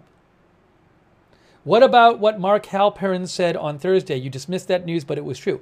Yeah, so look, just because somebody makes a prediction and the prediction comes out true doesn't mean that they had good information for their prediction. I could say tonight, the Dodgers will win or the Dodgers will lose. I could say that right now. Now, one of those things is going to be true, but just because it's true, suppose I say, hey, the Dodgers are going to win tonight, and then the Dodgers win, that doesn't mean that my prediction was based on good information, because I'm just guessing. So the plain fact that a prediction turns out to be true is no evidence that it was based on solid reasoning. So when Mark Halperin went on Newsmax several days ago and said, oh, Biden's decided to drop out, sources say, Well, what I said is, no one else is reporting that. I said, no one else is reporting it. I don't consider it reliable at this point. He didn't name his sources. Now, maybe he had a really good source. Maybe he did. Maybe he knows someone. Maybe Jill Biden talked to Mark Halperin and told him that. So I don't know what his sources are. But what I said at the time is I am not putting a lot of weight on that because no one else is reporting it. And just one reporter saying it's going to happen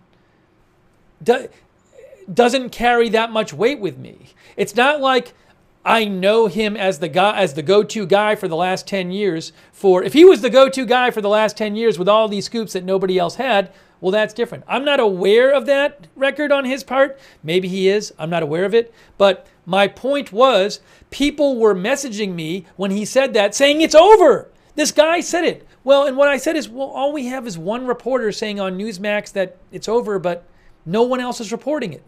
And there's a lot of other reporters with a lot of good sources. So just because and I said at the time, just because it turns out that he did end up pulling out of the election, maybe that doesn't even mean his sources knew that at the time. Maybe the sources that he was quoting didn't have good information. I don't know who his sources were. So, it's important to distinguish. Again, the overall point is, the question was not, will they turn out to be right? The question is, if somebody claims something is going to happen at a given time, how much weight should you give that claim at that time? And my point was, I don't think we should be giving that much weight to that claim at that time, giving the complete lack of reporting from other people of the same story and the complete lack of any details of who his sources were. So that is my point there. So I still maintain that the right response in the moment was to say, no, it has not been decided yet. There's a report floating around that it is. No one else is reporting that. I don't know who his sources are. I don't know him as being like the one go-to person on this stuff all the time. So therefore, it's not carrying that much weight with me. I'm not convinced it's decided yet. And I will stick by that as the proper response to that single report at the time.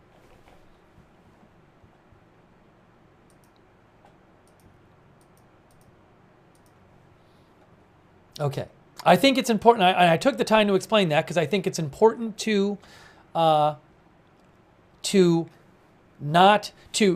think critically when you have things reported. Things get reported all the time.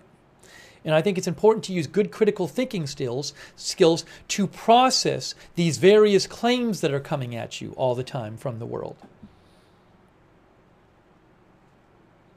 Wrigley Bob says, Mark Halperin scooped you. Wrigley Bob says you were wrong again, Steve. Mark Halperin scoops you. So Wrigley Bob's view is that I was wrong. Wrigley Bob thinks that I should have said on the air, that's it, it's done. Because Mark Halperin on Newsmax said his sources told him it's done, so it's done. So Wrigley Bob thinks that I should have had a headline on the air 2 or 3 days ago that said, it's over. That's what Wrigley Bob thinks. Even though nobody else was reporting that. Okay, well, I guess we just agree on what good critical thinking is, Wrigley Bob. I guess we're going to have to disagree on this one. There you go. Scooped me? It's not like I'm calling people over at the White House and trying to get the report out myself. I'm not trying to make a scoop.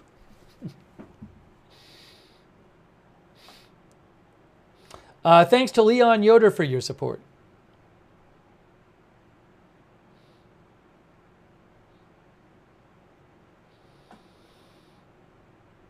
And also Allie B. from Tennessee. Thank you, Allie B. Please, if you have moderator questions, don't put those in the chat. Questions for the moderators. The chat is not the moderator customer service support line. So if you have questions for the moderators, they will tell you where you can reach them. They have an email address or a submission form for all of the platforms where you can reach the moderators. Please use that. Otherwise, everybody has to spend time reading your personal complaint about the moderators or question, and that's not what the chat is for.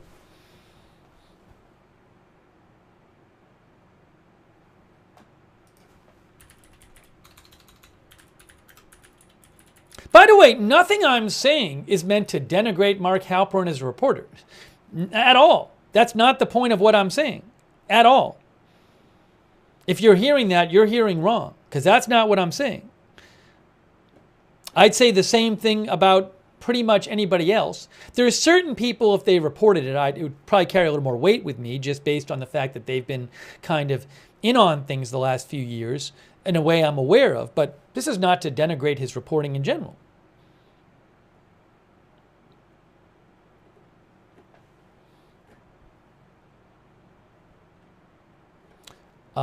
Hang on a second here.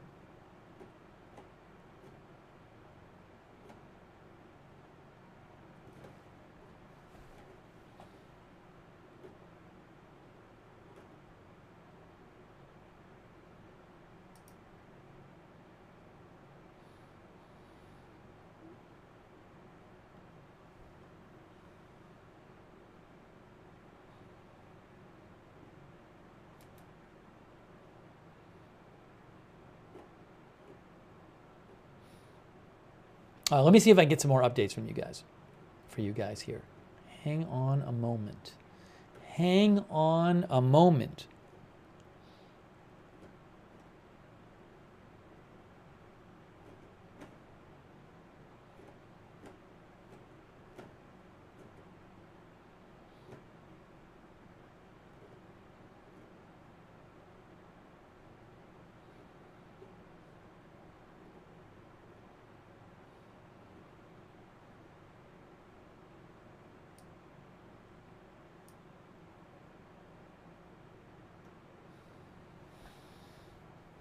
Oh, something else I want to point out. It's a fair point that our viewer made. Our viewer, Brandy.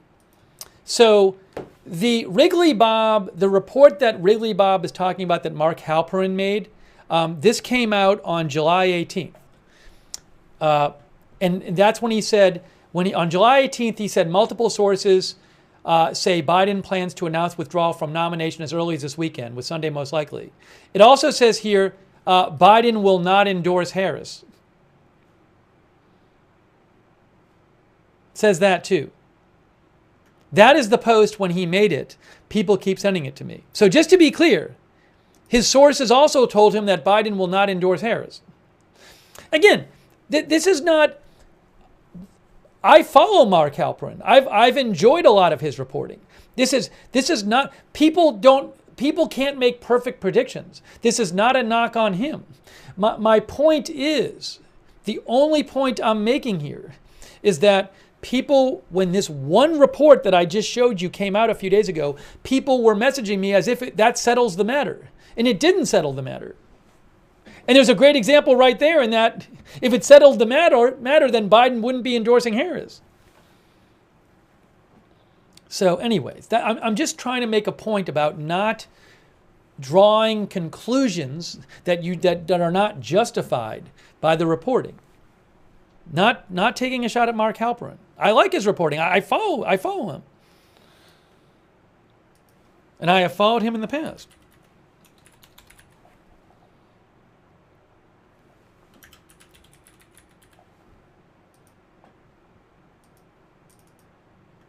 All right, Wrigley Rob, you can donate as much as you want, and you'll have 24 hours out of the chat to think about whether you want to remain a part of the chat. Because that's enough. Enough from you. Enough from you.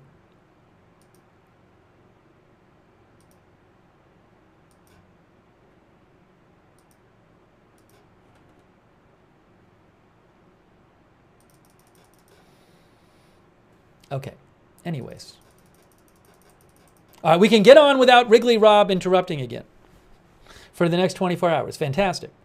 Let's see here.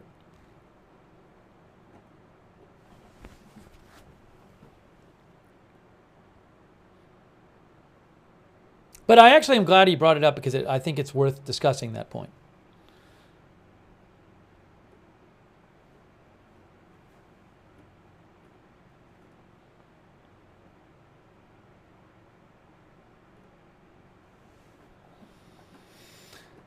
Do we have any other updates here?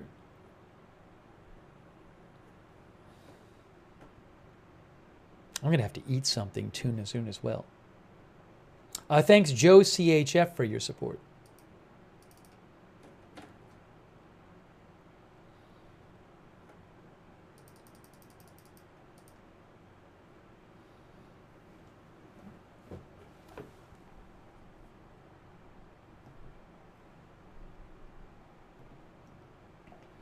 The big question, will the Democratic Party unite around Harris, or will there be some kind of competitive process for who replaces Biden as the nominee?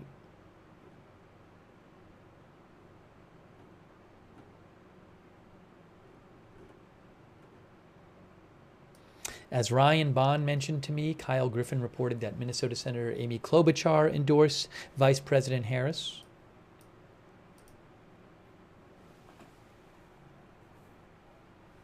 The student handicap, our viewer thinks no one wants to risk running against Trump, and that Harris will be cannon fodder, and that other candidates will want to wait until 2028. I don't know.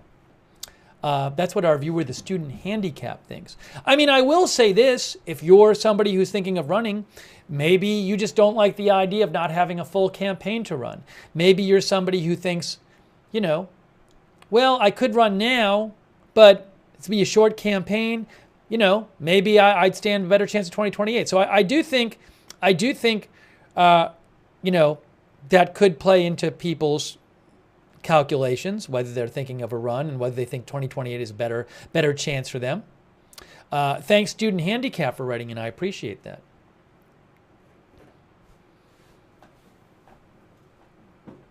Thanks to Boogaloo and Linnea Supernatural for your support, and Big Dog Ron. Big Dog Ron, Arizona. Thank you. And TK as well.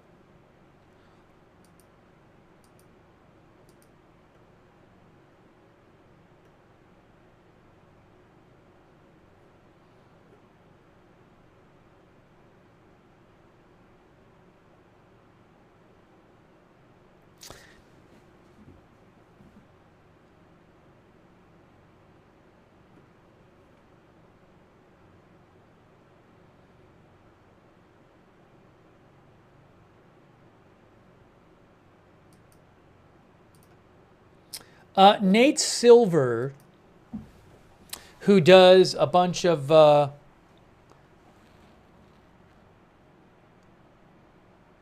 polling stuff. He does a lot of commentating on politics too. He posted that Kamala Harris only became a candidate today, and we're going to have to wait until there's polling of her as an actual active candidate before we turn the model back on. He's talking about their polling model that comes up with an estimate of how likely or unlikely is somebody to win. He says probably in the 7 to 10 day range. So what he's saying is he thinks it's going to take about a week to 10 days to get a sense of what the polling is on Kamala Harris now that she's an actual candidate and Biden has dropped out. Now, I also think that could be affected, obviously, by is she just going to be anointed as the candidate, or is it going to be somebody else trying to become a candidate?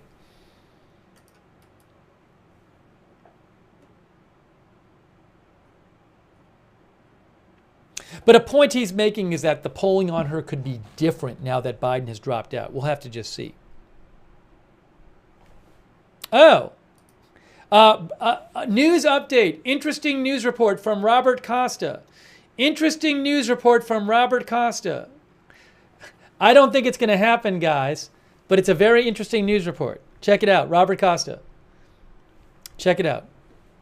Robert Costa says some Democratic donors and officials are reaching out to Senator Joe Manchin, who's not even in the Democratic Party anymore, he's now an independent, to consider standing for the presidential nomination, per two people familiar with the discussions. He would be seen as a centrist candidate who could have some crossover appeal. It's from West Virginia.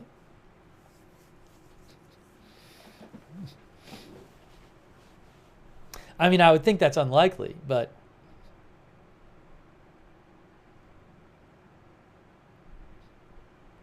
Robert Costa is a good reporter, too.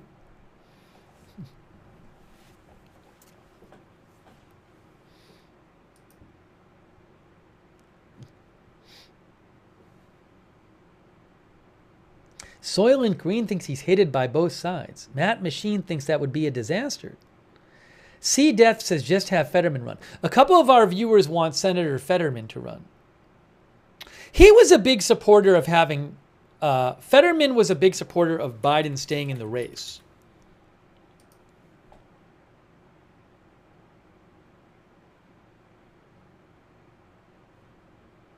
He has been one of the most out there supporters calling for Biden to stay in the race.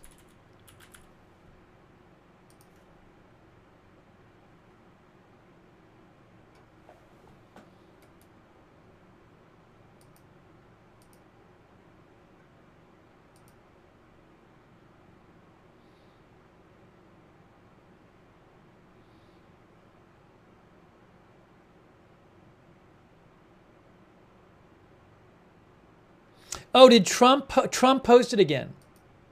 Hold on, Trump posted again.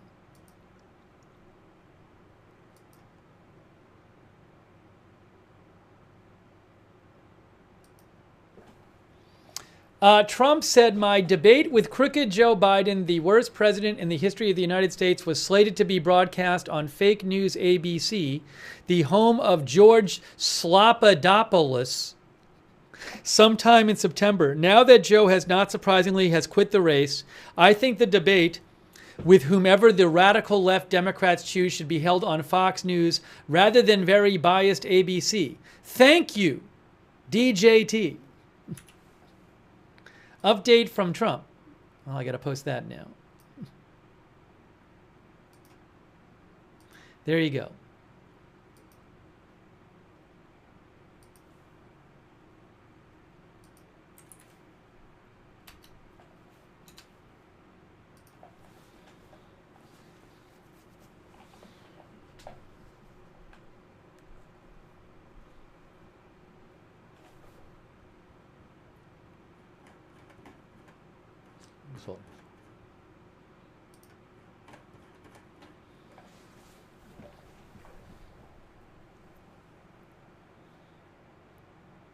Jonathan Morris says, mean tweets are back.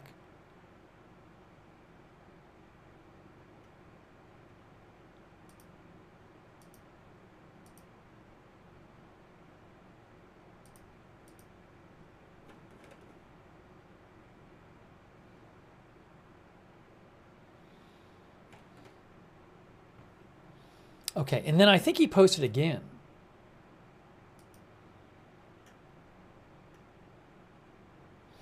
Here's another post from Trump.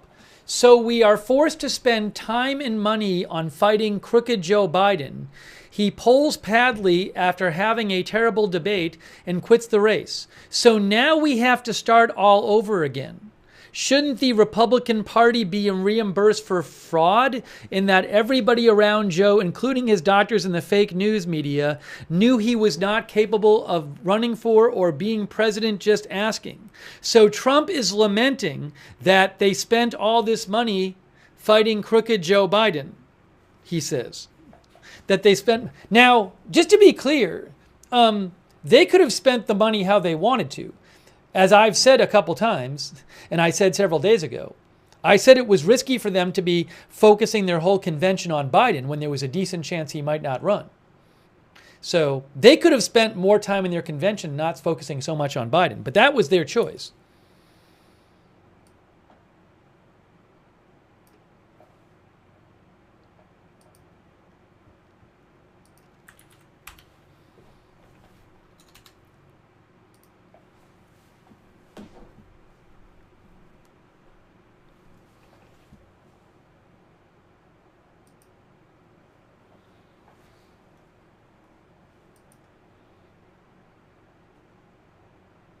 Oh, and now he doesn't think he had COVID. Now Trump doesn't think he has COVID. Trump doesn't think Biden has COVID. Does anyone really believe that crooked Joe had COVID? No, he wanted to get out ever since June 27th, the night of the debate, where he was completely obliterated. That was the big moment in Biden's demise. That was the point in time when Joe was revealed for what he is, an incompetent man who should never have been president. Joe Biden is not fit to serve. He is destroying our country.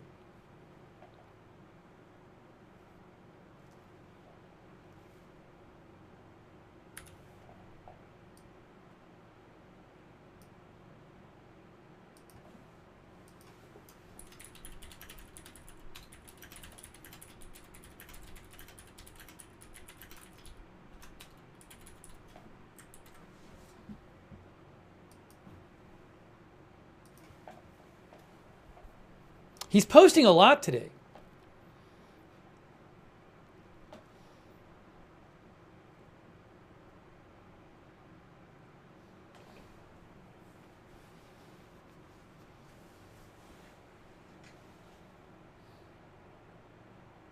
A lot of posts on Truth Social from Trump. I read some of these before. Anyways, I posted them on my X account. Some of you think Trump is nervous. I don't know. I can't say.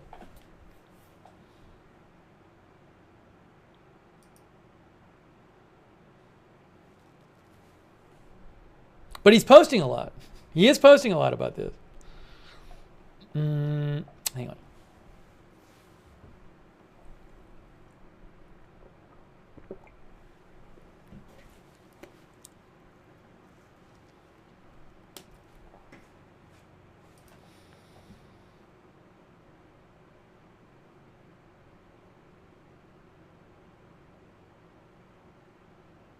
Breaking news! Breaking news! Breaking Joe Manchin news! More breaking news about Joe Manchin!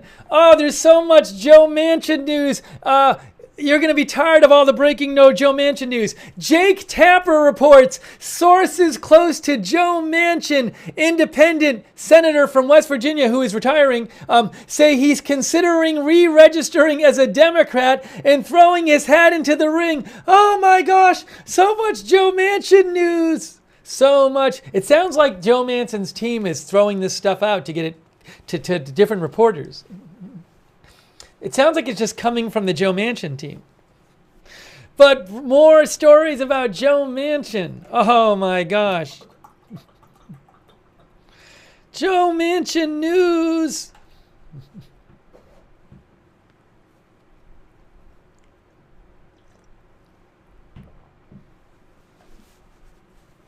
One of our viewers says Joe Manchin is just trying to be relevant.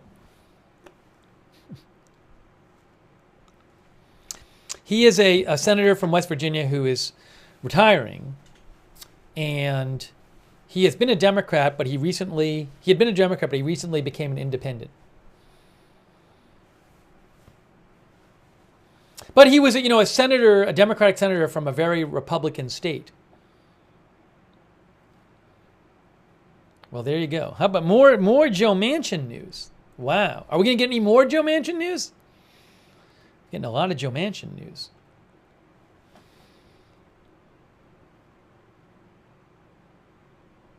Thanks to our members, David Spivak and Spectral on White. And thanks, Ohio Rando.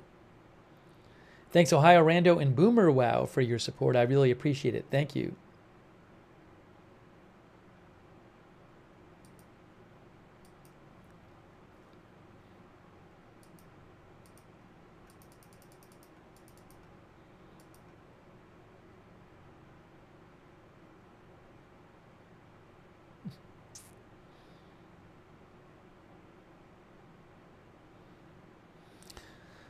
All right, let's see if we have some more updates for you.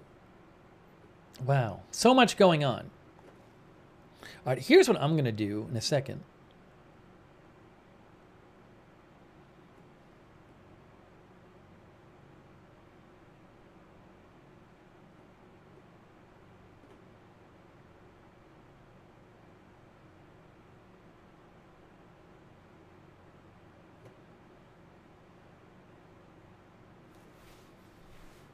We're bringing you live coverage. All right, here's what I got to do. We're going to keep our coverage going. I'm going to take like a 5-minute break right now and put some food in the air fryer because I got to eat something. And then I'll put some food in the air fryer. I'll come back. We'll talk some more. And then I'm going to eat, but I'll keep the stream going. And then we'll keep streaming after I eat. How does that sound? Because there's all this stuff coming out. So I'm not going to end the stream. I got to take a 5-minute break though. So just to put some food in. But we're going to keep this going. We're going to keep this going. One of our viewers thought about Joe Manchin could be a vice presidential pick.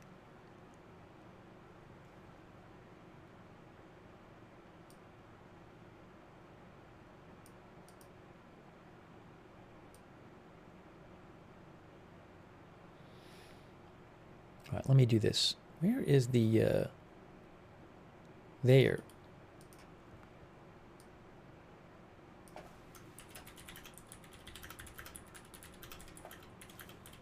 All right, give me about 5 minutes, guys. Get some food cooking, and then I'll come back in 5 minutes. And then we'll keep talking. Steve will be back in 5 minutes. All right, we're covering this live. Biden dropping out of the race, endorsing Kamala Harris, bringing you the latest updates. Give me about 5 minutes. I'll come right back.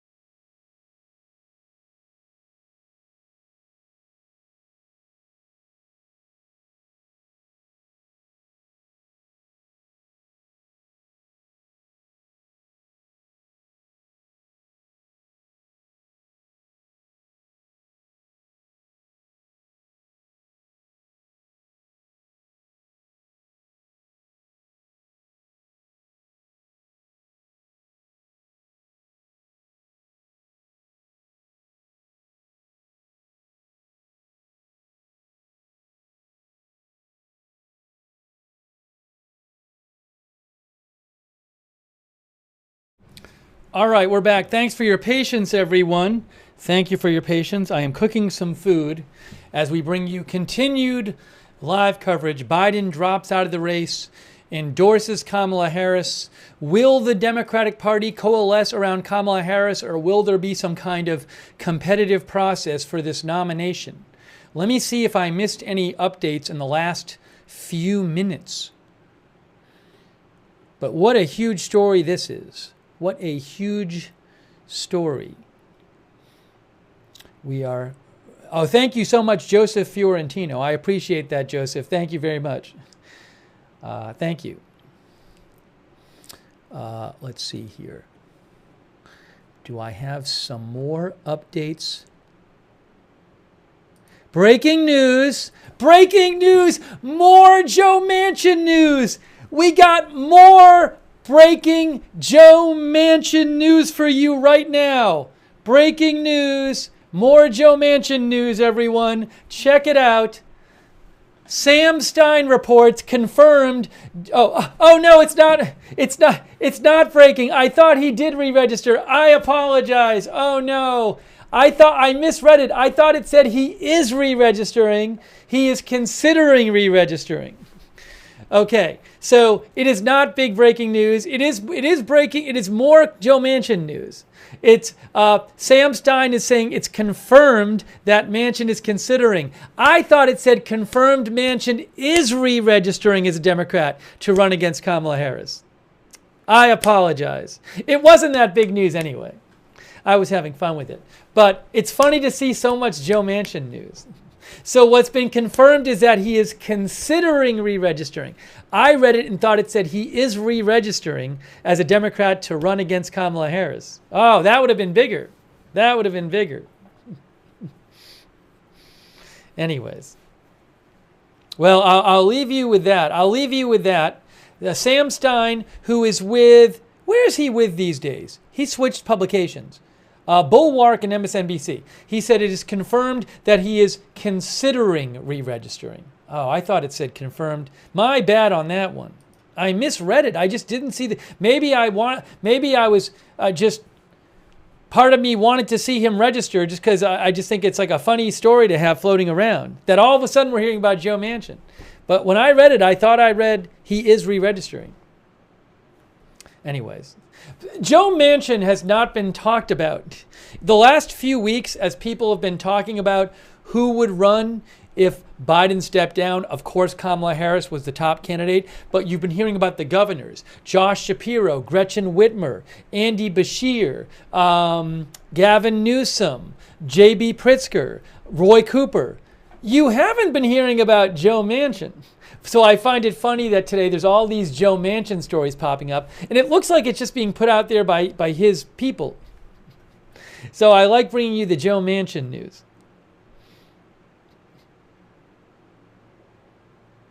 Now, this is a little bit different. This is guys, I got more Joe Manchin news. This is Joe Manchin News Central. Check this out.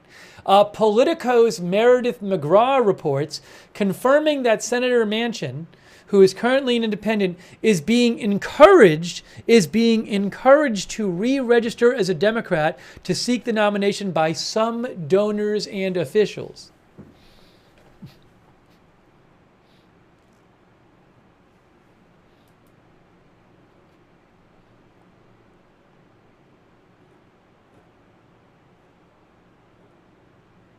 Again, it sounds to me like it's all coming from the Manchin camp, but I don't know. I haven't heard anything about Fetterman. I haven't even seen a statement from Fetterman. He's been really big on having Biden stay in the race.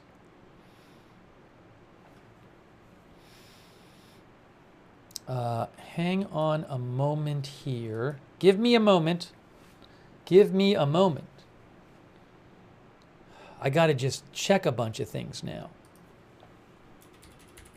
We keep seeing stories about Joe Manchin. Oh, Molman says a Joe Manchurian candidate.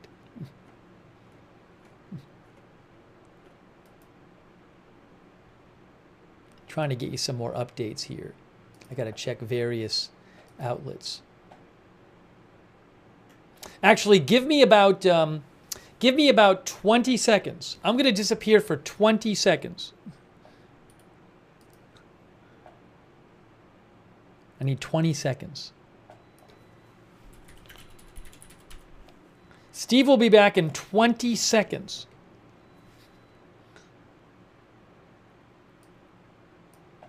Hang on a moment.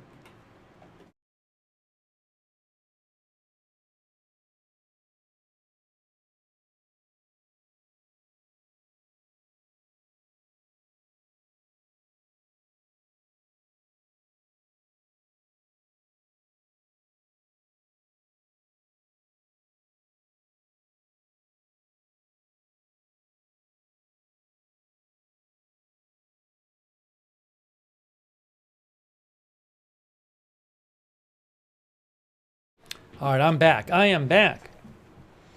In a few minutes, I got to eat something because I haven't eaten all day. Okay. Trying to get you some live updates here.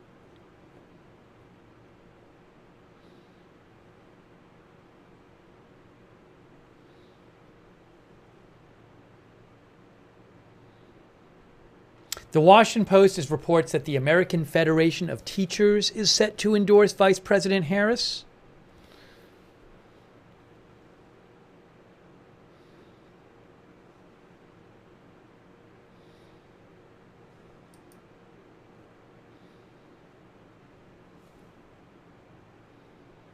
Our viewer Silvaric says, so it's actually going to be Trump versus Harris. I mean, Harris would be the favorite right now, but I don't know. I don't know if there's going to be any kind of competitive process or not. We're trying to figure this out.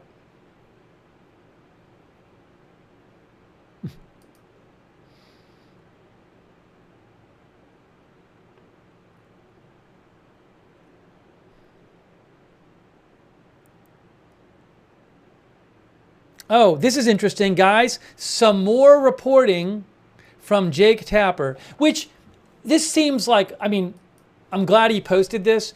I think this is kind of common sense too. CNN's Jake Tapper says a bunch of possible Democratic presidential candidates are waiting to see how the next few hours go and assessing the degree to which the Democratic Party coalesces around VP Harris, while also giving President Biden his day. Yeah, I mean, look, as I mentioned to you, a bunch of potential candidates like Roy Cooper and who else? Cooper didn't say, and Whitmer released statements where they didn't mention President Harris, Vice President Harris. And they could have if they wanted to. And something I was saying as early is, well, if they really wanted to endorse her right now, they would. And something we talked about is just the idea that, like, if you're them, there might be candidates who want to run, but they don't want to say, I'm running, and then have everybody else in the Democratic Party hate them for saying that if there's really no chance that there's going to be another nominee picked, right? So because there's a potential cost to coming out to saying, like, hey, I want to run against Harris. I don't think we should just hand her the nomination. So if you're going to say that, you want to kind of get a feeling for, like, is that the way the rest of the party is going? Because you might come out and say it and then you have no support and then you've gotten all this political ill will and you could have just shut up and not said anything. So what Jake Tapper says makes sense. But then what might happen is just no one comes out against her, and then it kind of just like fulfills itself. Because my point is, there's a world in which if someone came out against her, that might encourage others to be like, yeah, let's have a competitive primary. But I don't know that there'll be anybody who puts themselves on the line and comes out and says, I want to run. Dothis, our viewer, says it's like politicians are playing politics.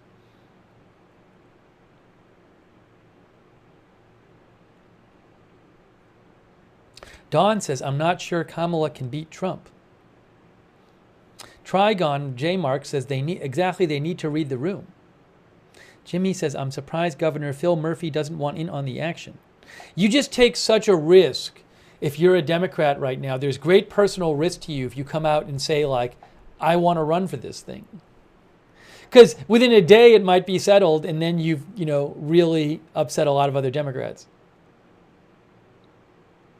CNN reports that Biden's decision to drop out does not have to do with any medical issues.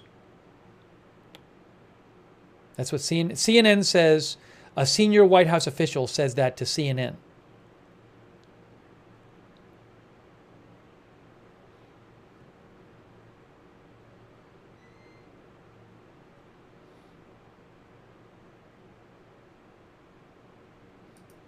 Okay. Guys, it might be time for me to go eat and keep this stream going. Breaking news. Another big endorsement for Harris. Roy Cooper of North Carolina. From a person who was talked about. Roy Cooper, governor of North Carolina, endorsed Harris.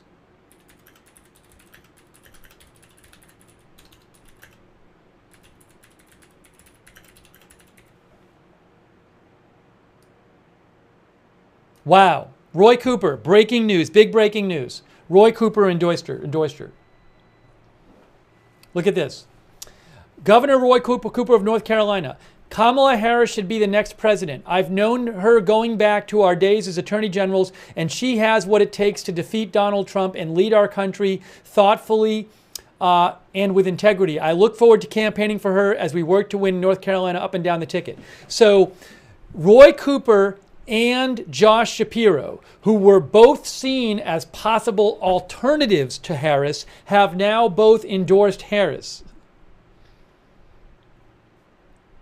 So are all the alternatives just going to come out and endorse her? But those are both big endorsements.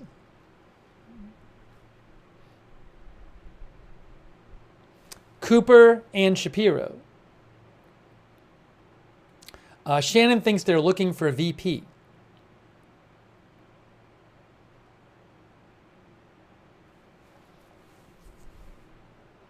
But now Shapiro, Governor Shapiro of Pennsylvania, and Governor Cooper of North Carolina have both come out and endorsed Harris.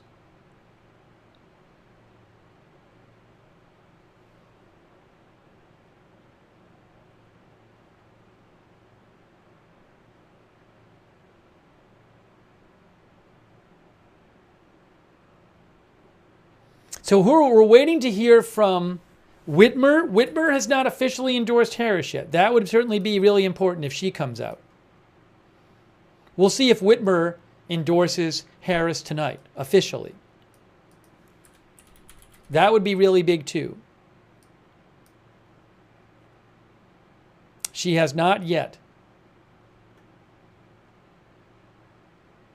And we're waiting for, Pritzker hasn't done it yet, I don't believe.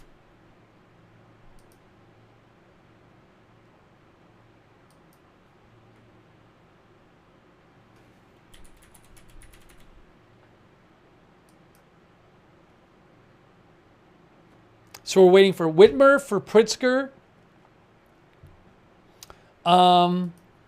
Newsom, I don't think, has done it yet.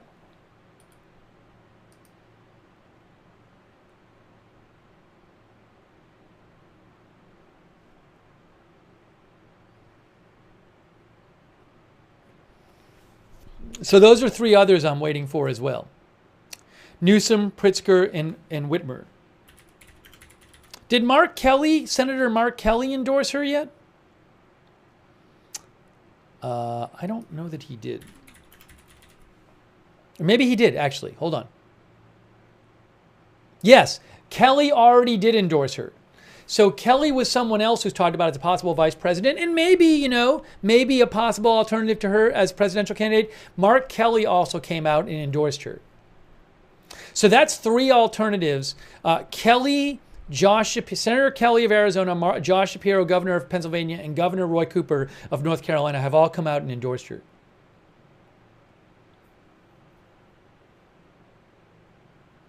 Okay, so, look, if later tonight we get Newsom and Whitmer and Pritzker all endorsing Harris, you get to the point where like all the big alternative candidates who've been talked about are all endorsing her. I think that could be it. It certainly looks like it's heading that way. Looks like it's heading that way. Doesn't it? Thanks to Aiden McMurray. for your support. And Princess Teapot of Overseas and her son Locke. Thanks for watching.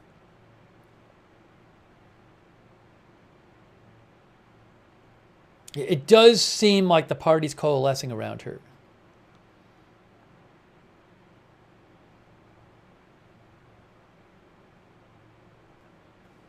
I would not at all be surprised if we start hearing from like the other, like Whitmer and Pritzker and Newsom.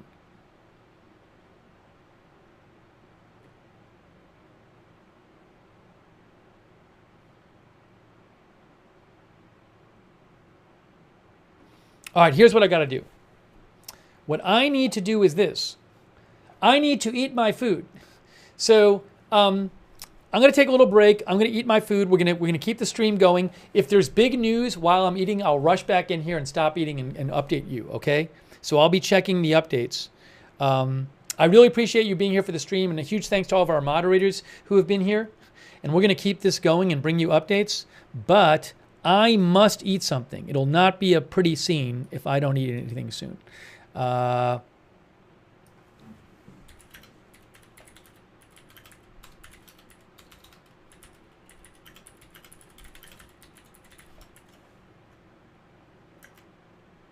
So let me do that. It'll be better when I get back and I've eaten. There, Steve is eating. He'll be back shortly.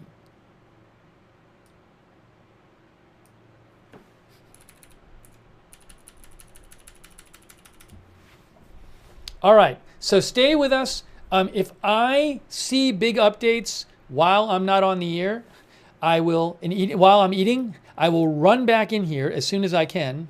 I'll stop chewing, and I will run back in here, and I will give it to you up to date. Okay, so I'll keep my eye out. Otherwise, I'll come in after I eat.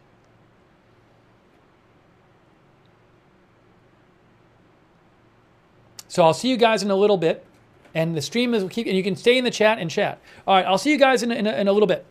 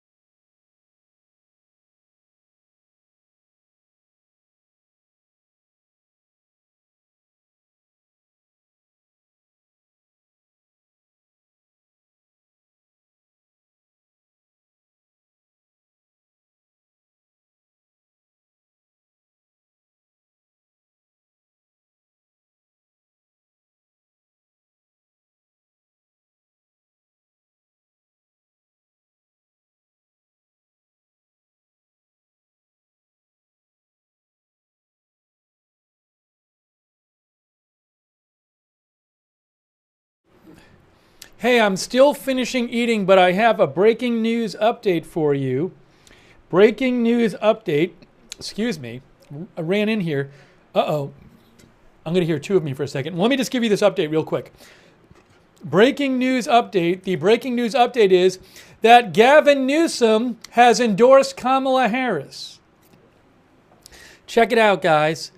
Gavin Newsom, tough, fearless, tenacious, he says, with our democracy at stake and our future on the line, no one is better to prosecute the case against Donald Trump's dark vision and guide our country in a healthier direction than America's Vice President Kamala Harris. So far, we've had a number of people who were seen as possible alternatives to Harris as the nominee. Gavin Newsom from California, Josh Shapiro of Pennsylvania, Roy Cooper of North Carolina, Senator Mark Kelly of Arizona have now all endorsed Harris. Still waiting on to see what Gretchen Whitmer will say, for example, and J.B. Pritzker of Illinois. But a few more of these endorsements, and there's going to be nobody realistic to run against her.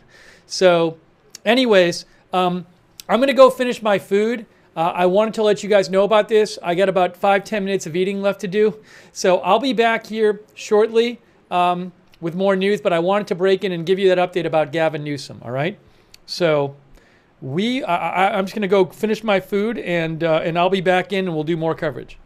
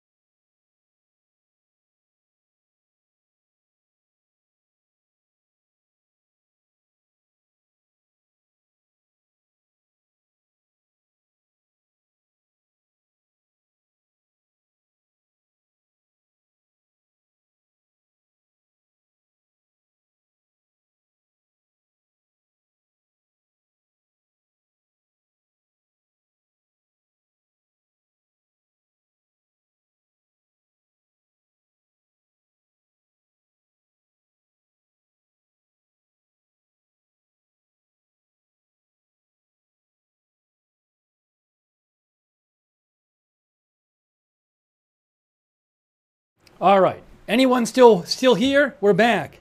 We are back. I ate. We're ready to do more coverage here. Thanks for waiting. Oops. Having a little contact lens issue. Did my lens come out? Let's see. I hope my lens didn't come out. No, my lens is still in. My contact lens is still in. All right, hold on. We got that. I don't know if you guys saw Pete Buttigieg, Secretary of Transportation, came out and endorsed Kamala Harris. I will do all that I can to help elect Kamala Harris, the next president of the United States, says Pete Buttigieg. He says Kamala Harris is now the right person to take up the torch.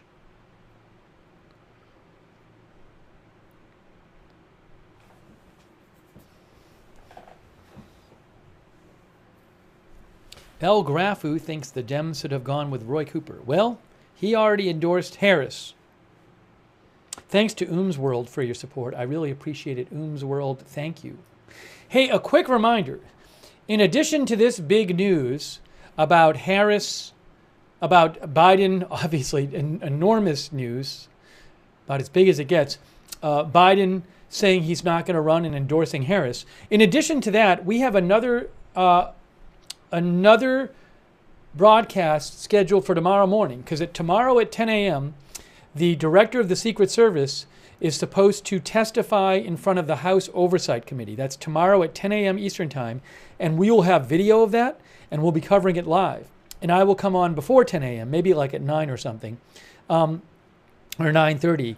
But we are going to be bringing you live coverage of tomorrow, the unless it gets moved. But assuming it's happening as scheduled, live coverage of the Secret Service director testifying to the House Oversight Committee, who have questions about the assassination attempt on Trump and the protection given to Trump. We're going to have live coverage of that tomorrow, right here, 10 Eastern Time. But I will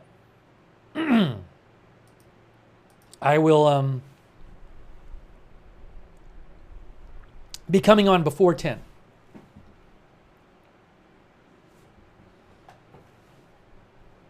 So I hope you can join us for that.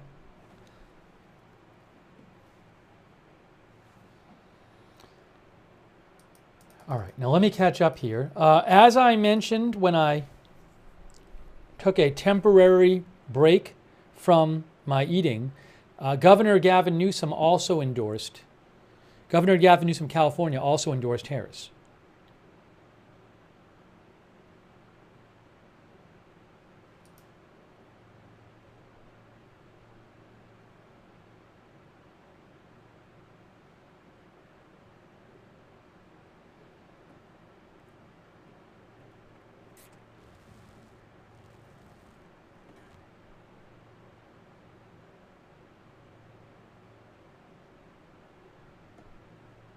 You know, I had heard some reports that Whitmer earlier had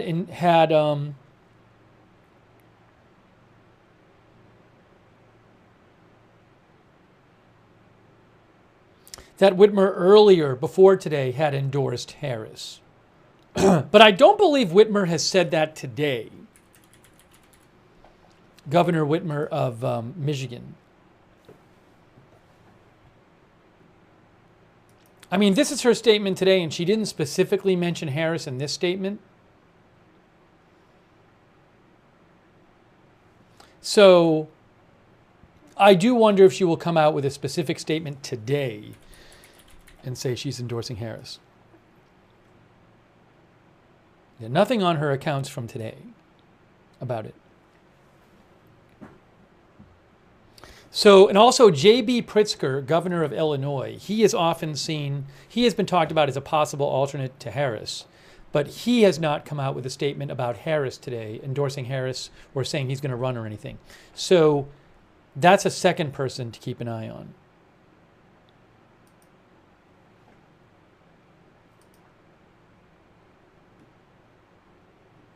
Yeah, he came out with a statement, but it didn't talk about Harris.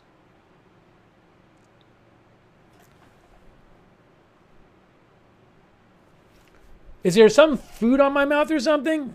I'm looking. It looks fine to me. Did I miss a spot after I ate? Oh, Bashir. Yes. I talked about Bashir. I'm sorry if I did. Oh, it was on there before? I'm sorry. I didn't know. I didn't see it. I'm looking at myself on the camera right now. I just ate, so apologize if that happened.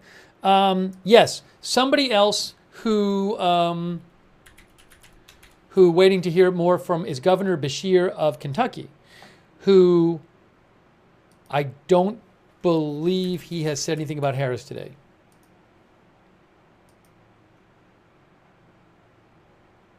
Yes, Bashir's statement today does not mention Harris. So those are three people we're waiting for. Bashir, Pritzker, and I would argue we're waiting for Whitmer because she hasn't said anything today about Harris. I think if Bashir, Pritzker, and Whitmer all came out and endorsed Harris, then that's it. That really seems like it's it.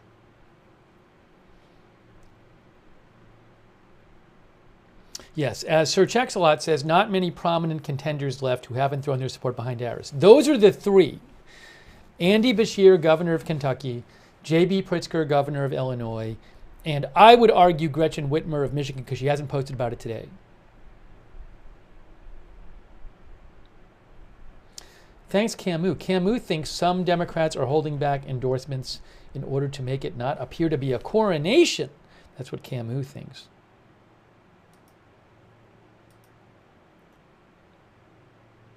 Cindy J says we need to get the debate scheduled. I will say that Jason Miller,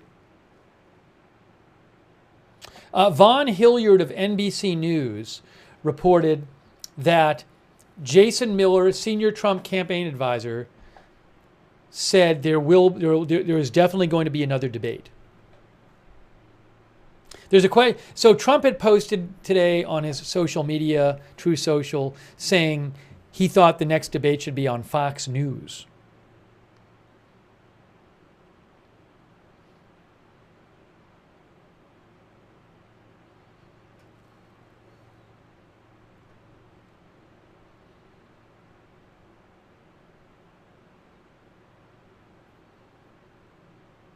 Trey Arias says, yes, it should.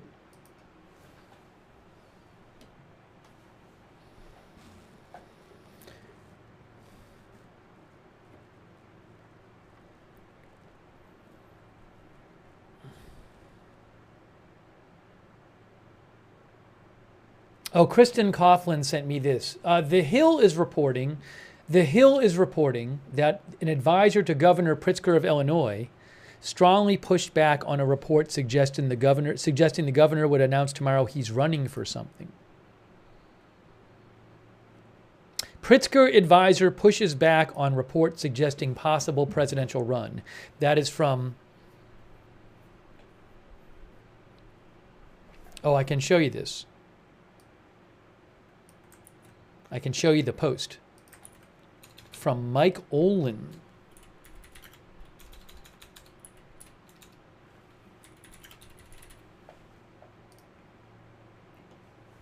Mike Olin, senior political advisor to Governor Pritzker. So, Mike Olin, who's a senior advisor to Pritzker, says, folks, this one state Democratic source doesn't know what they are talking about. So he's referring to this post by Bill Ruthart, who's with the New York Times, who says, a Democratic source said they were told Pritzker would issue a statement about his political future on Monday and that they expected the second-term Illinois governor would be running for something. So Mike Olin, a senior advisor to Pritzker, says that person does not know what they are talking about, for whatever that's worth.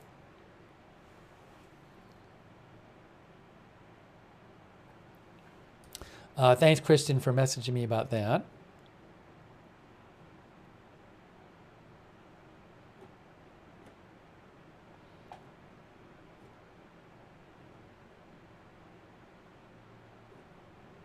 Yeah, I saw that thing about Act Blue. One of the viewers just messaged me about that. David Ray.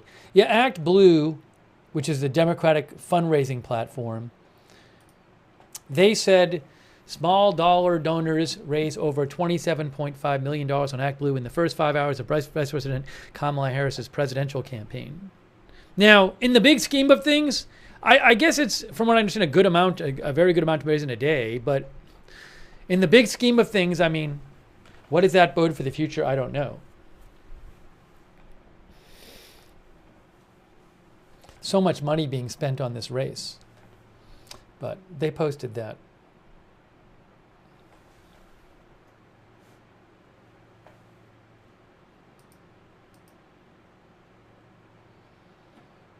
All right, let's try to get you some more updates here.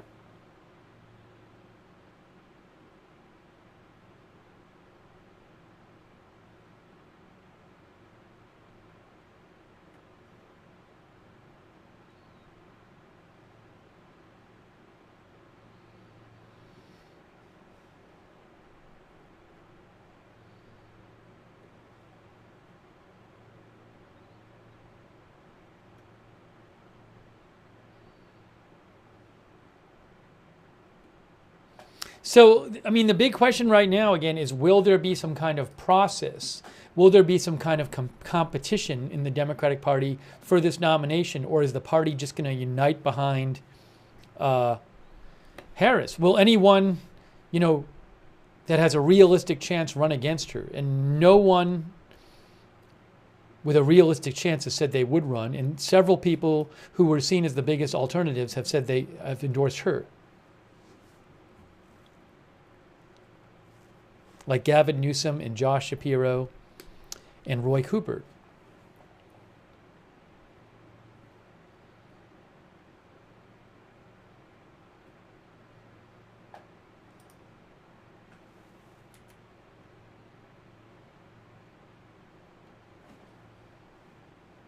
In case you were wondering, on the site Polymarket, which is a betting site, the current betting lines for replacing Biden, Harris is at 83% chance.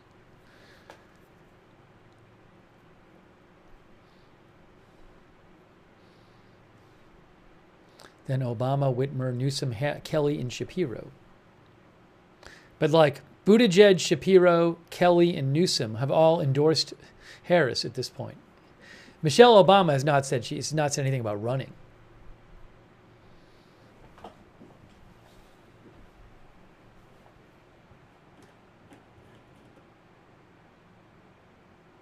Our viewer, Sabin Nation, says, I can't wait for the Trump-Harris debate. I'm Essential says, does the FEC process committee names changes on a Sunday? I don't know. The Harris, reportedly, the Biden campaign officially applied to have the name changed to the Harris campaign.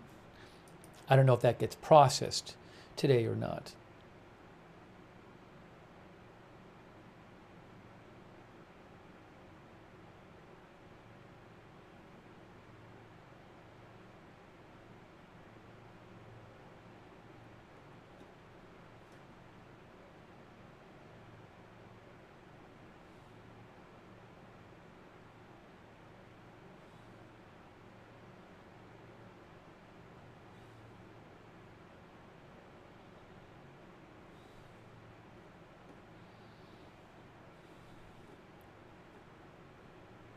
So will we be getting other big updates tonight? It is currently 8:10 p.m. It's 8:10 p.m. What do you guys think?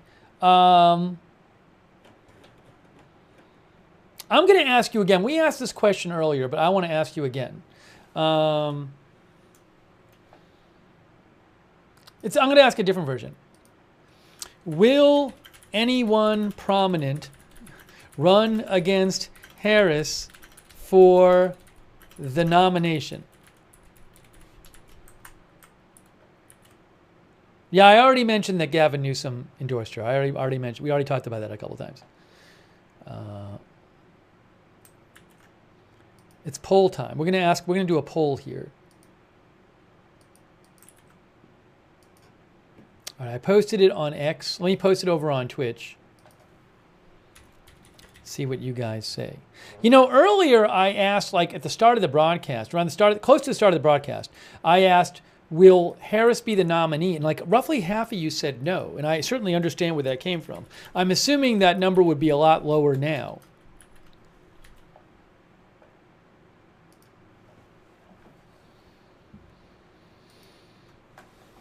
All right, let me show you what the current status is of the YouTube poll.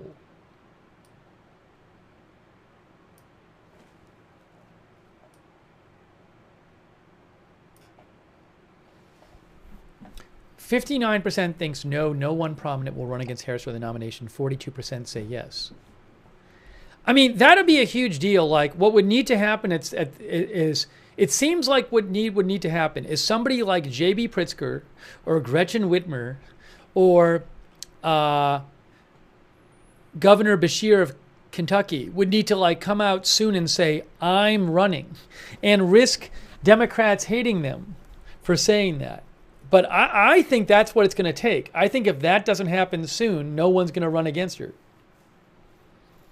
I think you would need a big announcement by one of those people saying, "I think we need an open process, and I respect Harris, but I think I offer a better choice and a different choice, so let's do this." Because at that point, if somebody says they want to run, then I think it becomes a little harder for people to start endorsing Harris and say, like, we don't want an open process. Because at that point, you're not just endorsing Harris. You're saying we don't want a competitive process. So that's my big question is, will someone come out in the coming hours and say, "I'm running"? Because I think that's what would be required. Otherwise, it's just not going to happen. Nan B thinks no one will run. Anyways, 44% of you think someone prominent will run against Harris for the nomination over there on YouTube. Over on Twitch, it's kind of similar, but a little less say yes on Twitch.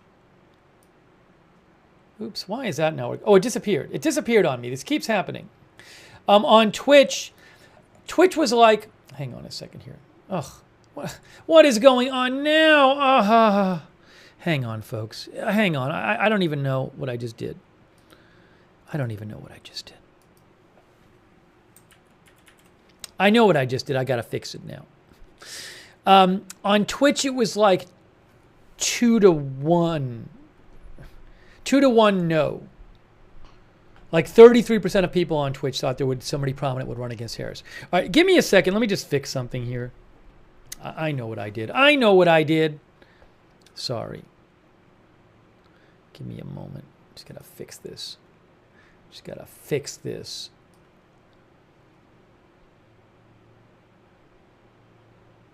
Okay, that's good. That's what I wanted to do.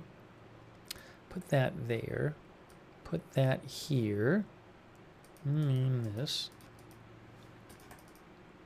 One moment, please. Put that there. Wonderful. Get that there.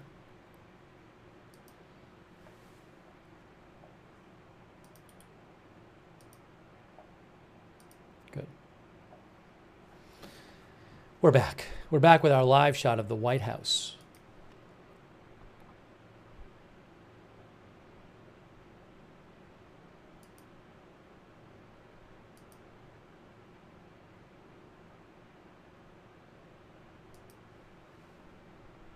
Okay, so ultimately, I'm going to end the poll on YouTube. Now, on YouTube, 45% of you, that's a high number, 45% of you think that somebody prominent will run against Harris for the nomination. There's nobody yet. I mean, there's only a few people who realistically it would be. You know, it's just amazing that...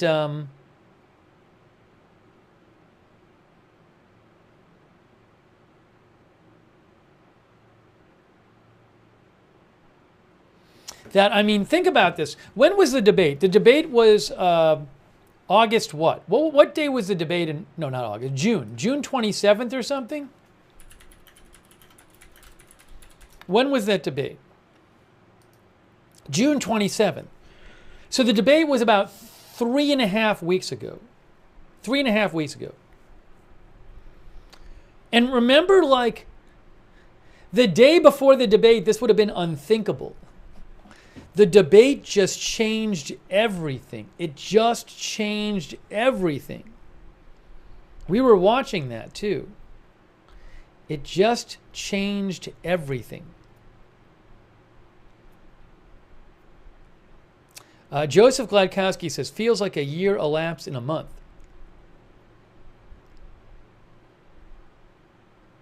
Thanks to Marin Gobra, our member. Thanks to Constant Dew Drinker 88 for your support. And URock as well. Thanks, URock.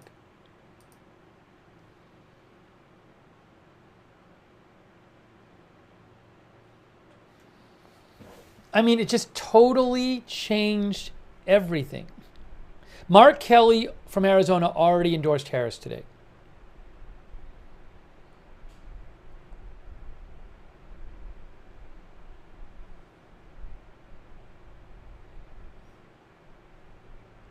By the way, you know, obviously the assassination on Trump was big news, but the way the news has been lately, you just never know what's coming next. And like the big thing from one day is you get something at least as big, if not bigger, several days later.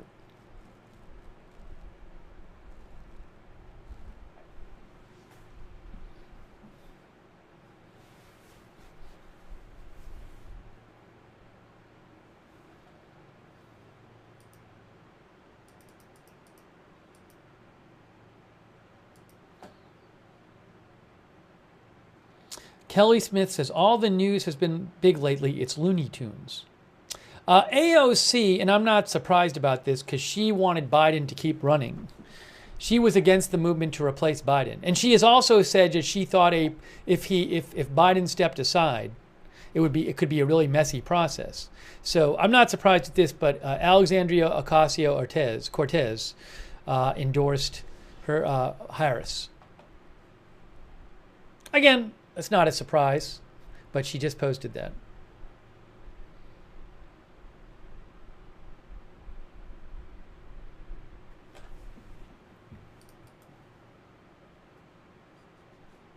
Hey, thanks, JD Vance. Sorry, thanks, Ooms World. Can JD Vance run for president? No, he's the vice presidential nominee. The Republicans' nominees are set, and the Democratic. Are you saying in theory could somebody run for both? I mean, that just seems like a weird theoretical question. I don't know if technically the Democratic or Republican Party has some kind of requirement that their nominee of their party can't be running for any other party nominee. That would be, I guess, a party rules question. But practically speaking, it's not happening. If you're just asking about a theoretical question, that's what I assume you're asking about. But realistically, the delegates are not going to approve somebody. Whether it's in their bylaws or something that you have to have a candidate that's not running with another party, I don't know. I would not be surprised if it's in like the Democratic rules, but I do not know. I can't tell you that. Thank you, Ooms World. I appreciate your support.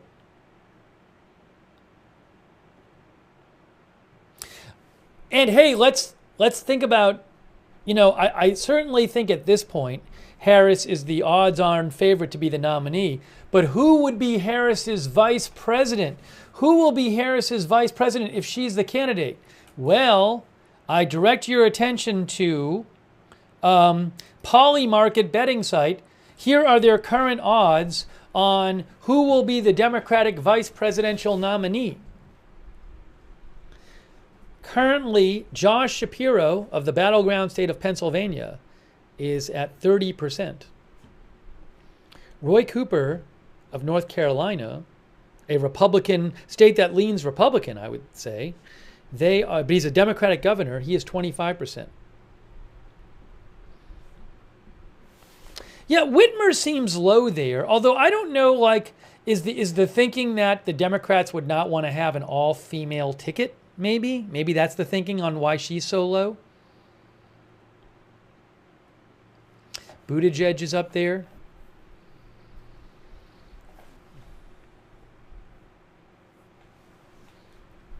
But that's the betting site Polymarket, what the current odds are.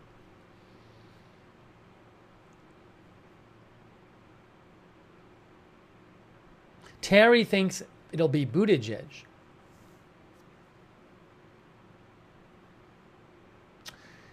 History Underfoot says all female ticket would be awesome in USA, and USA is ready for it. So I was thinking about this, and I have no idea, but I was thinking about the idea of a Harris and Whitmer ticket, an all female ticket, and like, what does it get you versus what does it not get you, and what does it cost you? I don't know. I'm not an elections analyst, and I don't have reams of election polling data to go through, but you know, it would certainly be an interesting idea, but maybe there's a thought like if you have an all-female ticket, you lose some male votes. I don't know. I'm not an elections analyst, but you know. So some of you think it would be good, some of you think it would be bad for them to do.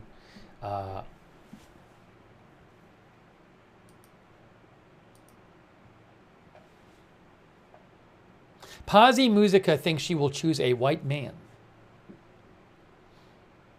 And, you know, the benefit of somebody like Beshear and Cooper would be that they are Democratic governors in states that normally lean Republican.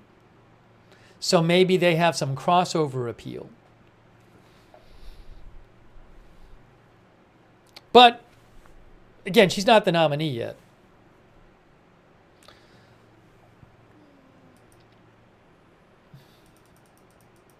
Ray Dawson, our viewer, thinks Shapiro is more likely for sure.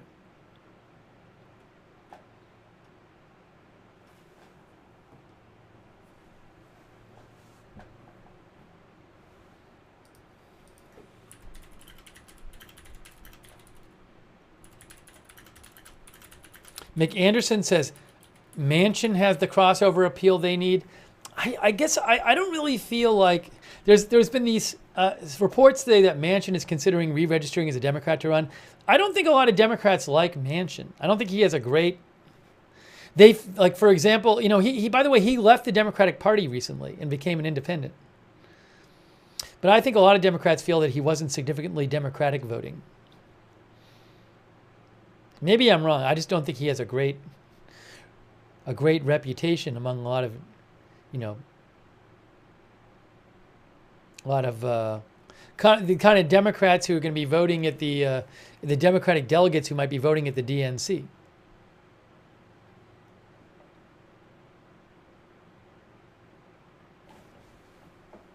Oh, by the way, I just looked this up. So one of the viewers thought that if the flag was flying at the White House, that means the president is there. The President George W. Bush White House Archive says the American flag is always flying at the White House, regardless of where the president is located. The American flag flies, yes. Anyways.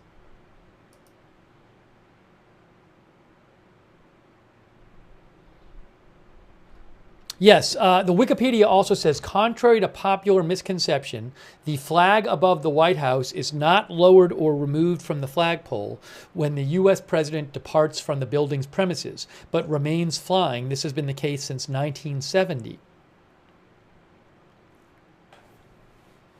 Waltham says it's the Marine when in the Oval Office.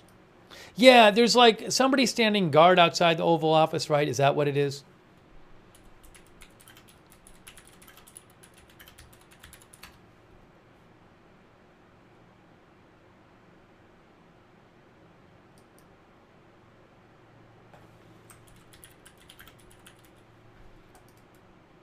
I forget. Anyways.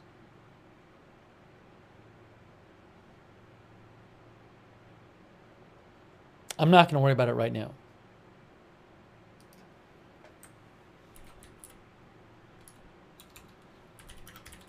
We're trying to get you more information on what's going on with this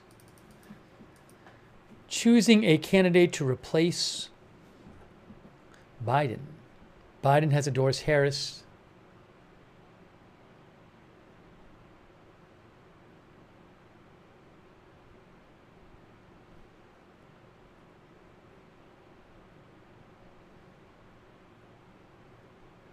And a number of prominent Democrats have already endorsed Harris as well.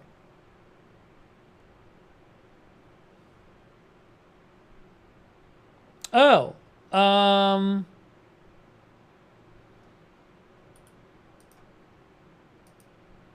on.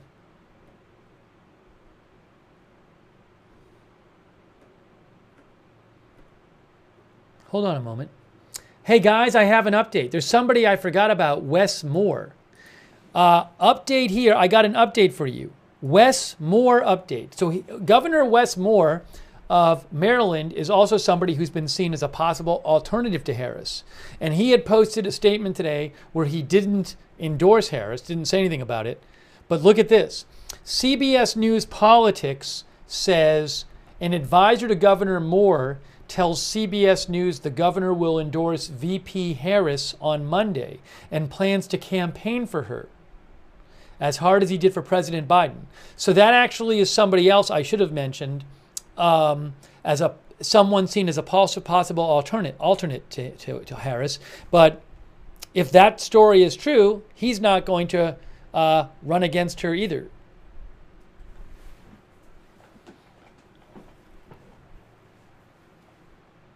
HT means hat tip. It's like credit for the news.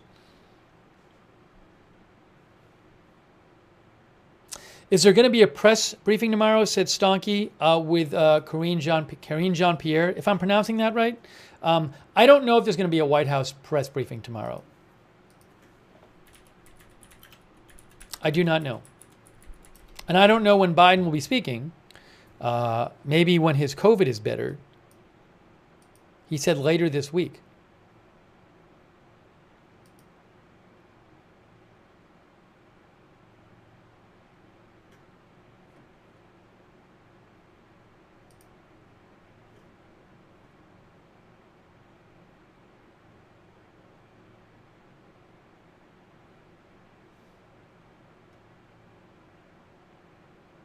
You know who else hasn't endorsed Harris? This is important. Keep in mind. Nancy Pelosi has not endorsed Harris yet. Chuck Schumer has not endorsed Harris.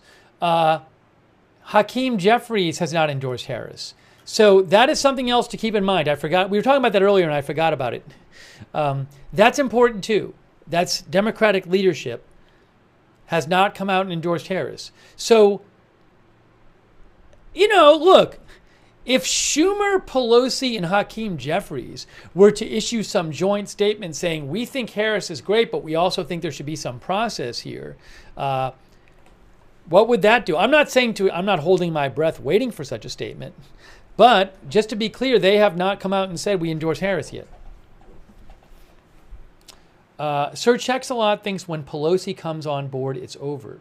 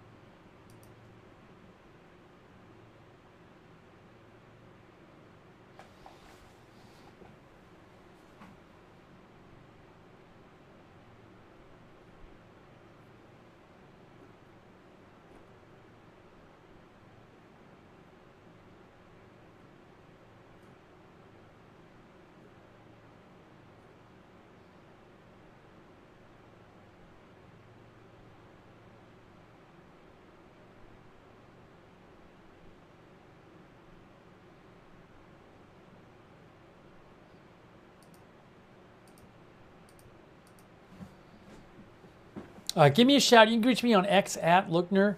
Trying to bring you just updates on what's going on. Hang on. I got to check some of these messages people have been sending.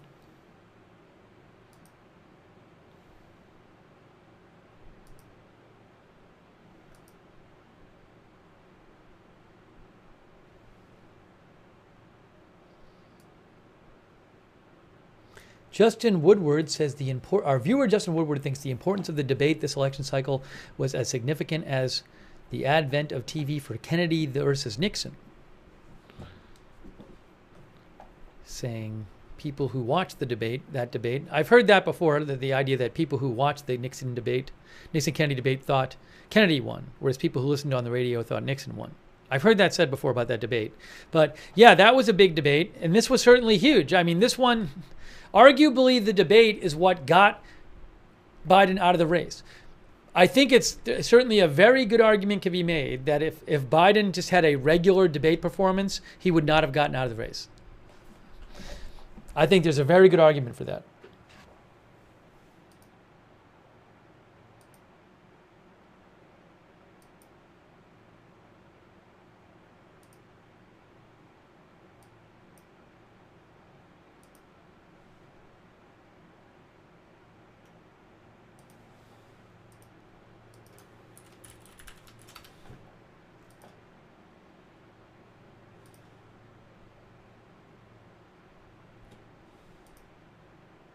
Checking some of the things people have been sending me.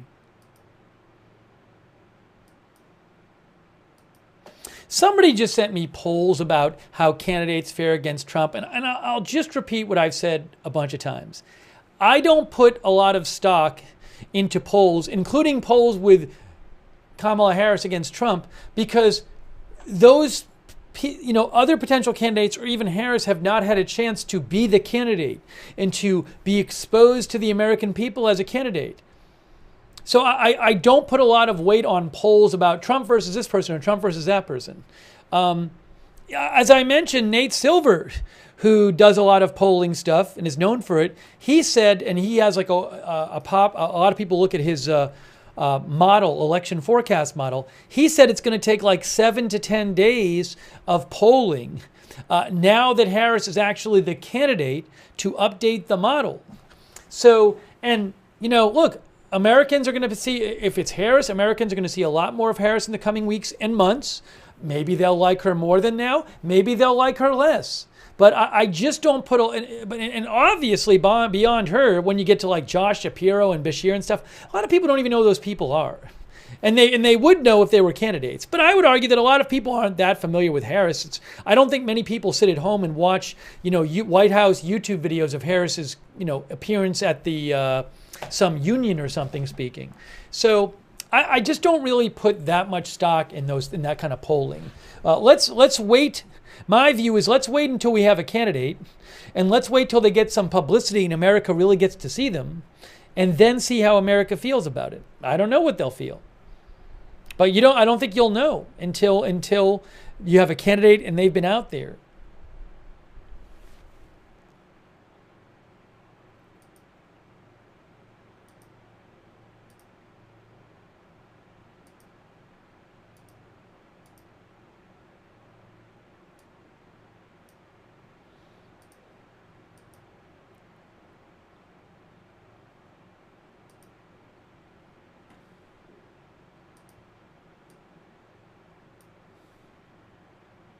Cement or Soil sent me this. I had seen this earlier.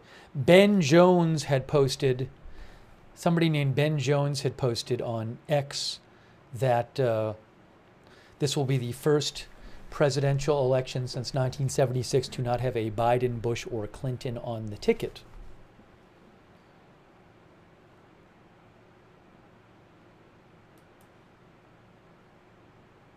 Thanks, Cement or Soil, for writing in.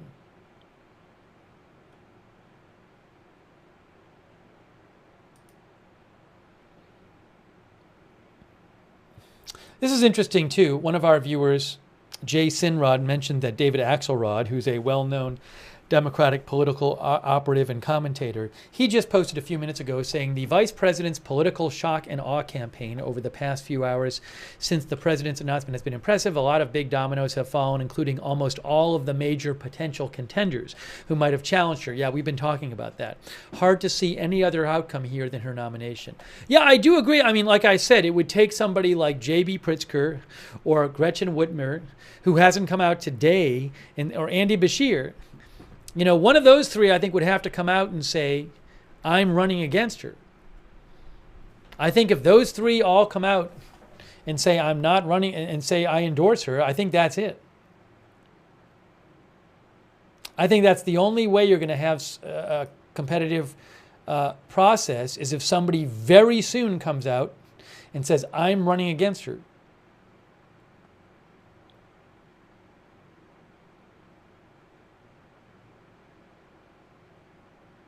This is interesting. Interesting reporting from Will Staken with ABC. He says, major Biden donor John Morgan tells ABC News he won't fundraise for Harris if she's the nominee. If Trump world could pick anybody to run against, I think they pick her. Well, some Democrats think she'd be the best candidate. Others don't.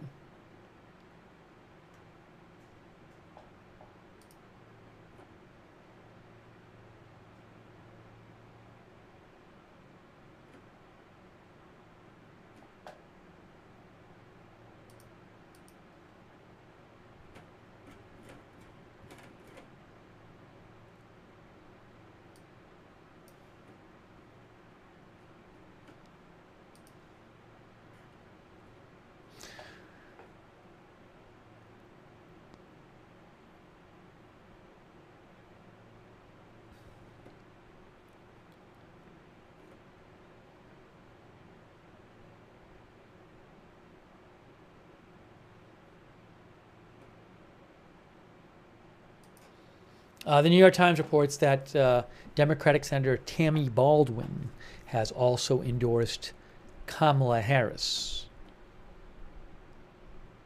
They also report that Governor Kathy Hochul of New York is endorsing Kamala Harris.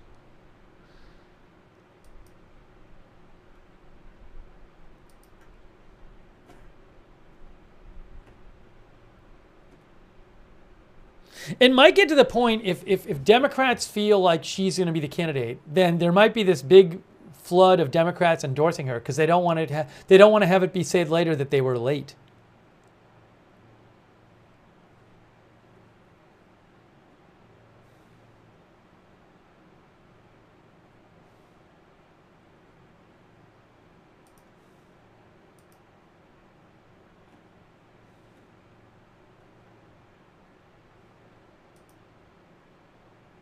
The Washington Post is also reporting that Governor Wes Moore of Maryland, who was seen as a possible alternative to Harris, he is going to endorse her on Monday. So multiple reports say that Wes Moore of Maryland governor, who possible VP candidate, he is going to endorse Harris on Monday.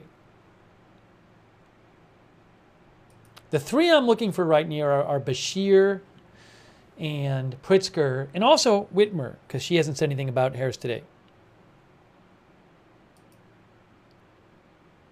Yeah, Dean mentioned this virtual roll call thing. I'll just mention this briefly because we talked about it earlier.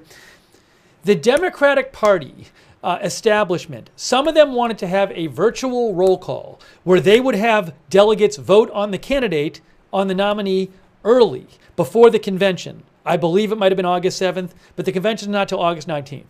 As I see it, and as many others see it, the plan was done because they didn't want there to be like a rebellion against Biden, and they wanted to get Biden's name locked up as the nominee. Biden's not the nominee anymore. He's not running. Will they still try to have an early roll call? I don't know. It might not matter. It looks like we're heading to a case where either by the end of the day today or tomorrow, we might have like the entire Democratic establishment, including all potential realistic contenders, endorsing Harris. If that's the case, I don't know that they'll do a virtual roll call in advance. Who knows? You know, I don't think it'll matter because at that point, everybody will have come together and say, and she'll have it locked up in all but fact. So I don't know if there will still be some movement to do that by some people in the Democrat Party. I have no idea. But the original idea from the last few weeks seemed to be to try to get it locked up so to prevent any kind of rebellion against Biden. But he's not running anymore.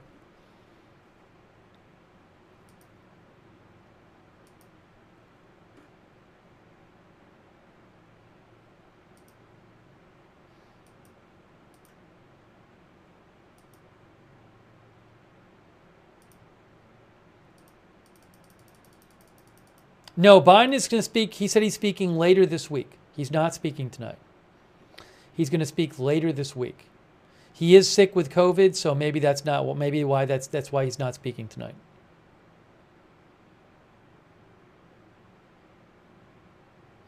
Oh, this is interesting. Meg Kinnard released a statement from the South Carolina DNC delegation where they say they're backing Harris.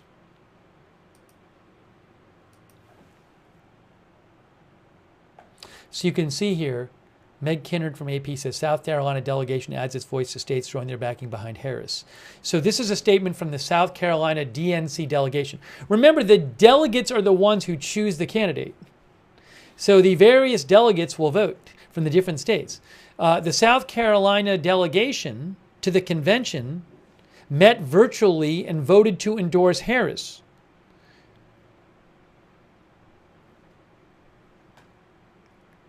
Now, this isn't official.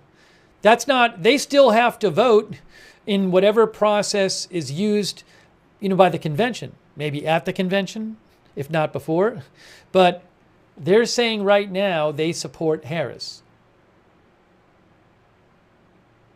And ultimately, you got to get the delegates.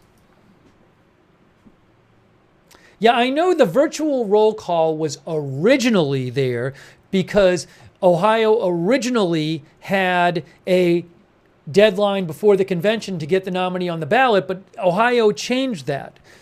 There's no longer a deadline before the convention to get the nominee's name in for the Democrats to get on the ballot in Ohio. So people currently pushing for a virtual roll call, the original reason had gone away. So it seemed like people were still pushing for a virtual roll call because they wanted to prevent a rebellion against Biden and get him locked up as the nominee. Hey, thanks to Pixel Panda for your support. Assuming it's not Harris, can the funds already raised by Biden-Harris campaign simply be transferred to another candidate? I have read articles about it. The short answer I'll give you is it's unclear. It's unclear. There's debate about that. It might not come up, but it's unclear. There's legal questions about if somebody besides Harris were to run, could that candidate and be the candidate, could that candidate get the Harris-Biden money? Could Biden transfer it over? Unclear. That's what, I'm not a legal expert. I'm not a campaign financing expert, but I have looked it up several times and seen several articles saying it's unclear. So that's the very short answer I'll give you to the question. So thank you.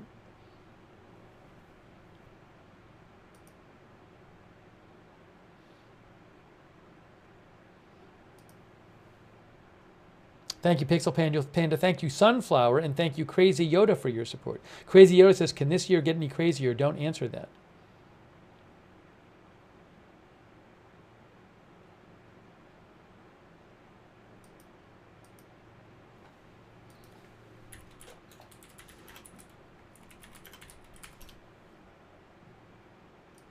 Politico has an article right now that says Harris takes over a war chest. Harris is inheriting the tens of millions of dollars that filled Biden's campaign coffers. Biden's presidential campaign officially renamed itself Harris for President. At the end, so they say Harris will control those funds now. Because the money was raised for Harris alongside Biden, the money may be used for her own campaign. Other Democratic candidates could not use the money as their own, although the campaign could transfer it to the Democratic National Committee. That's what Politico says. So in theory, if somebody else were to get the nomination, the Biden-Harris campaign or the Harris campaign now could transfer those funds, in theory. Hey, thanks, Ralph Holzer, who says, crazy day. Indeed. Thank you, Ralph, for your support.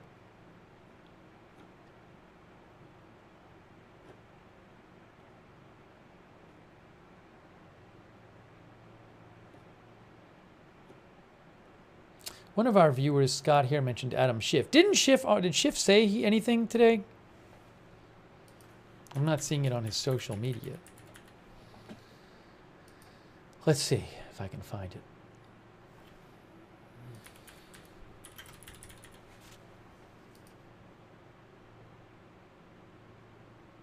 No, Schiff endorsed Harris. Yeah, Schiff endorsed Harris. Look, I'm excited to endorse Kamala Harris. There you go. Adam Schiff.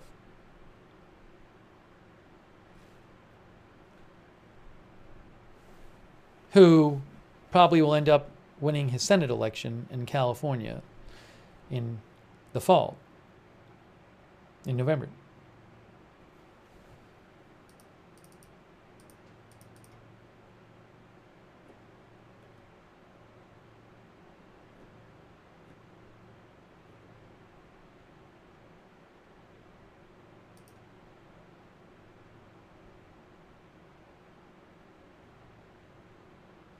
Kyle Griffin says New Jersey Governor Phil Murphy just endorsed Harris.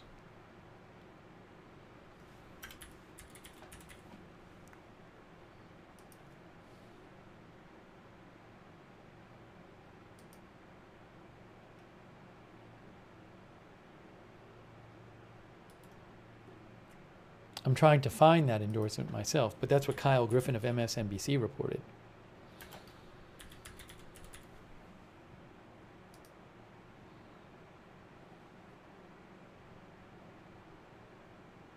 Yes, here it is. Phil Murphy, Governor of New Jersey. Kamala Harris has been an outstanding VP and has what it takes to be an even better president. She has my full support as our presidential nominee, and I urge all Democrats to unite behind her candidacy.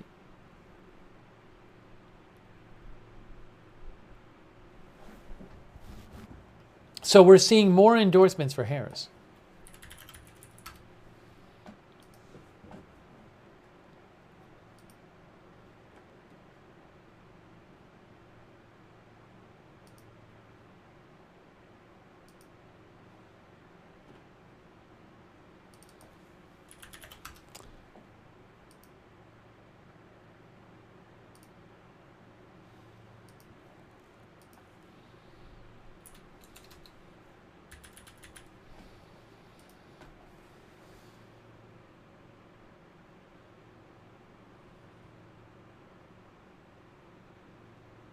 Yeah, Harris released a statement earlier on her social media.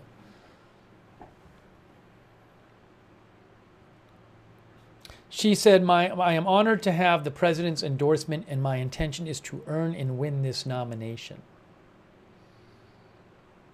She said some other stuff too. She said she thanked Biden. She said, I will do everything in my power to unite the Democratic Party and unite our nation to defeat Donald Trump and his Extreme Project 2025 agenda.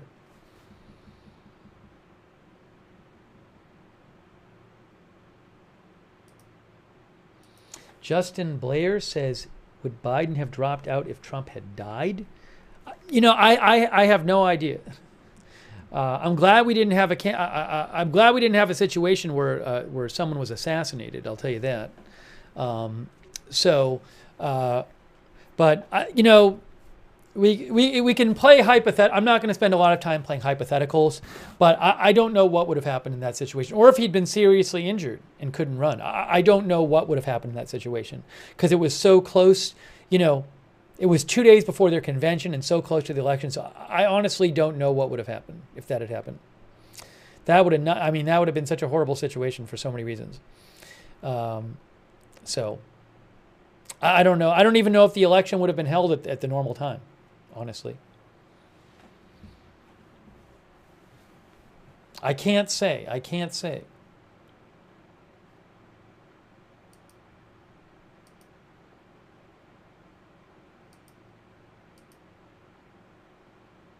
I think there's a lot of unknowns about what would have happened in that situation. Thanks so much, Justin Blair. Thank you also, Keith, for your support.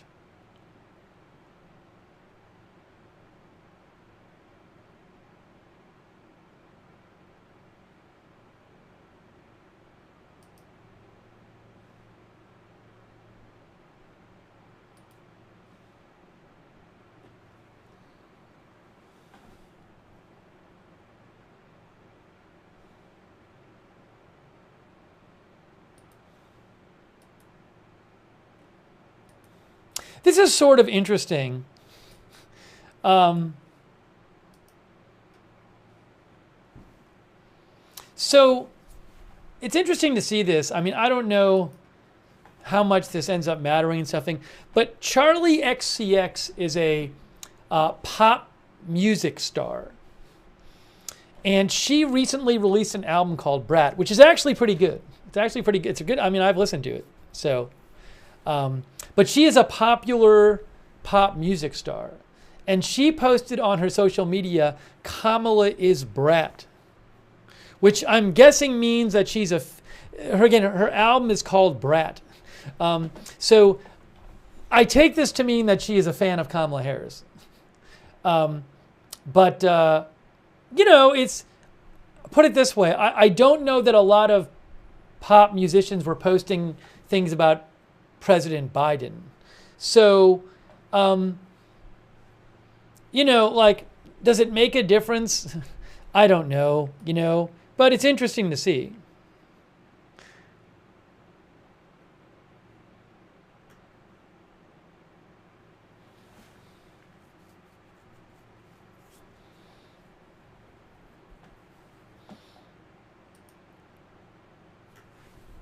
Hey, I've been Charlie XCX. I remember listening to some of her stuff from like 8 years ago.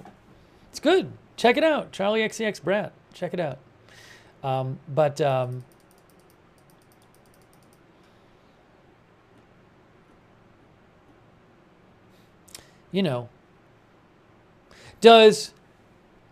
Does Kamala Harris do better with younger voters, but not as well as with older voters than Biden does? Beats me. I have no idea. Yes, she's from the UK, Charlie XCX. But she has a very big following, I mean, I'm sure it trends pretty young, but...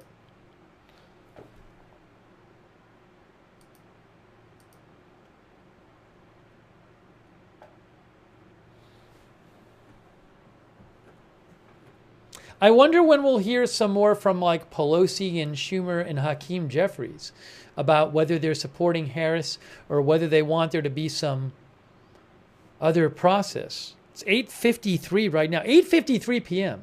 Today has flown by.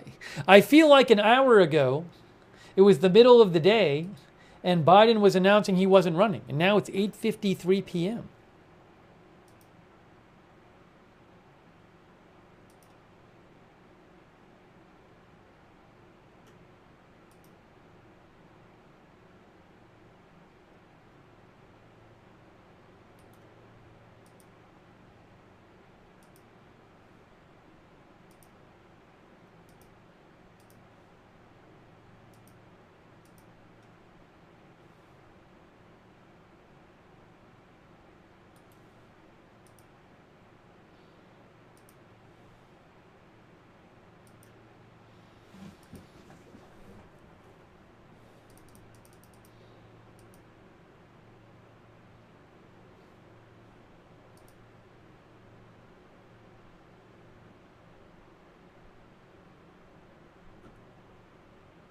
I am looking for more updates for you guys.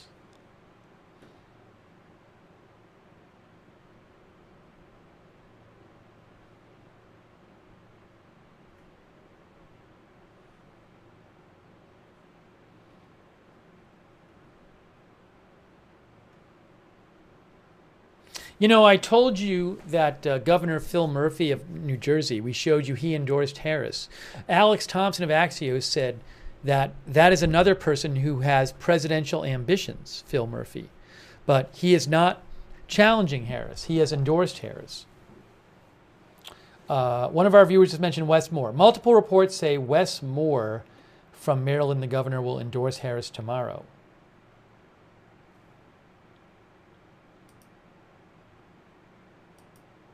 Hey, thanks, Default Name. Default Name mentions that Biden's letter wasn't written on White House stationery. Yeah, so I talked about this before, and I don't know for sure, but my guess is that, so when Biden decides to not run for president, that's not an action of the president. That's an action you do as a private citizen deciding whether to run for president. So it's not like Biden ordering a military strike where he's doing that as the president. So that's my guess. My guess is that he posted it on his, he also posted it on his personal X account, not his president X account. So my guess is he's posting this like this, not on White House presidential stationery, because it's not an act of a president. It's an act of a person deciding whether they're going to run for president again. So that would be my thought on the matter. That'd be my guess as to why it's on personal stationery, not on White House stationery.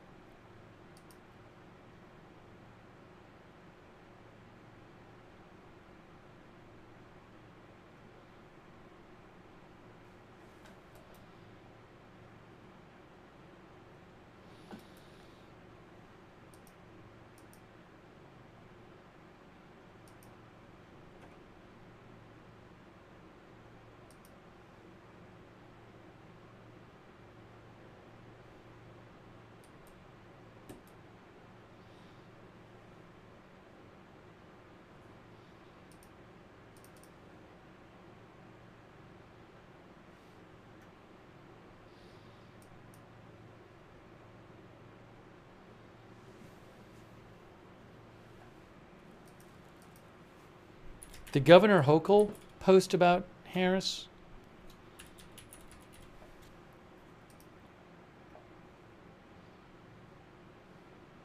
Let's see.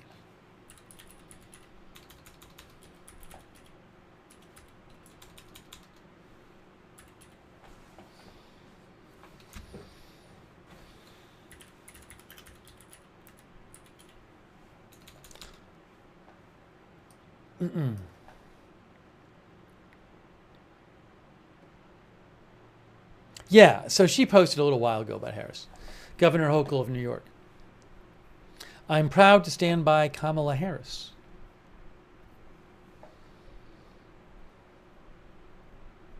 No, Biden was never planning. In his original letter today, Biden said he was going to speak later this week. That's what his original post said. He was going to speak later this week. Thanks, Marky B. Yeah, for your support. Marky thinks Kamala is a big threat to Trump. Thanks also Justin Blair, who says women's rights are said to be on the ballot this year. Interesting that Trump will face a woman.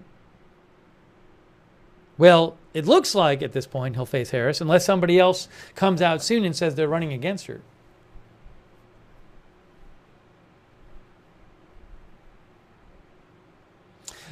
Derailed Freight Train says, now we probably won't hear Biden speak much anymore. You know, I don't know how this is going to work. Will you have Biden going out and doing campaign events to raise money for Harris? Right? I wouldn't be surprised if Biden does events and does fundraisers and gives speeches.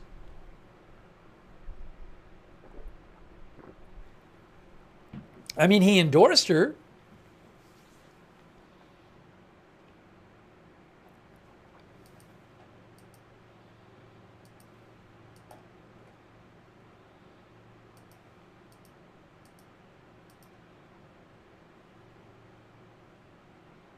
Maybe Harris will not want them to do events together.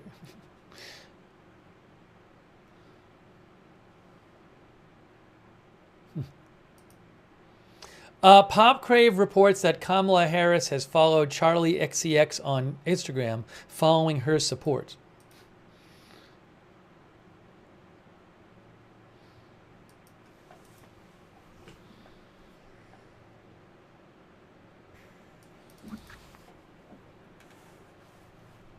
So it's 9 p.m. Eastern, guys. Are we going to get any more big news on this tonight? That I do not know. To repeat, we are going to cover for you tomorrow at 10 a.m. Eastern Time. The head of the Secret Service is appearing before the House Oversight Committee tomorrow, 10 a.m. Eastern Time. We're going to be covering it live for you tomorrow.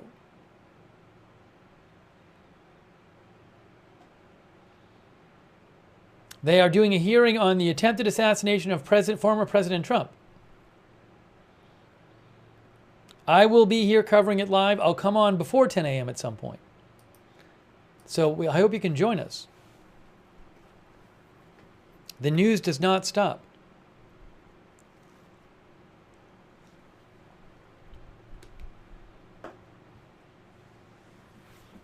Turn on notifications for the channel. We have our own notification system. It works great. You sign up once for free, and then you get a notification every time we go live. It's really reliable. We do it through Discord, the platform Discord.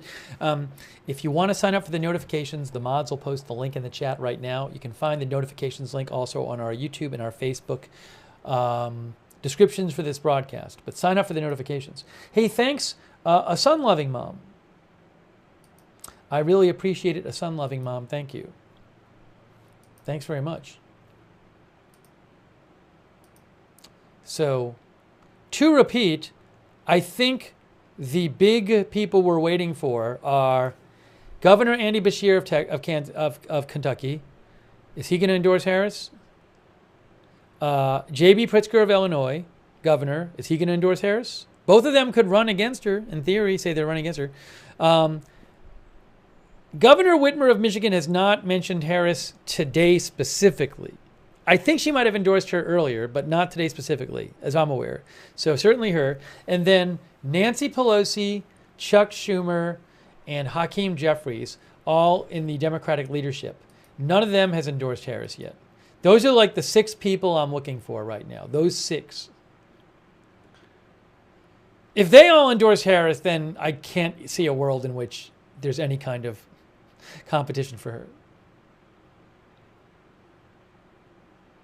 Has Kamala held rallies yet? Well, she was just endorsed today, so by the president, but we could be seeing Kamala Harris rallies soon.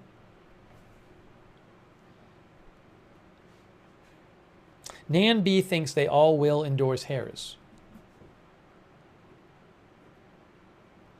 Dub Standards says JB has a sweet job and can run in 4 years.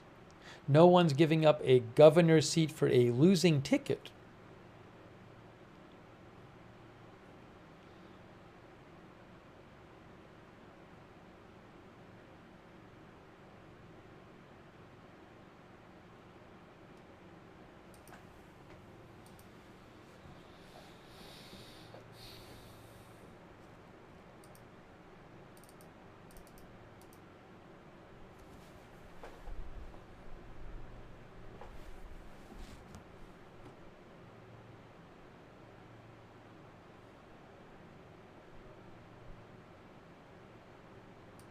Oh, so Maggie Haberman reports that Governor Whitmer joined Harris for a presidential staff call to boost state staff for the upcoming campaign.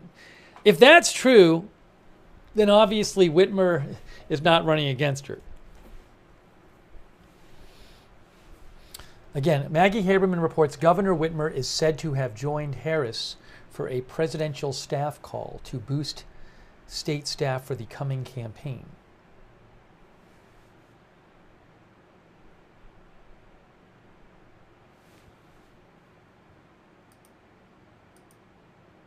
It's interesting that neither Pritzker nor Beshear has come out and endorsed her yet, though. I wonder if they're just like, we got to think about this. Are we really sure we don't want to run? Look, if you're Beshear or Pritzker and you've seriously thought of running for president, you're going to want to think about this, right? This may be your one big shot. If you're Andy Beshear or J.B. Pritzker, governors, this could be your one big shot to run for president if this is something you always wanted to do. So you're not going to lightly just say, oh, I'll endorse her now and I'll run in 4 years. You don't know what things are going to be like in 4 years.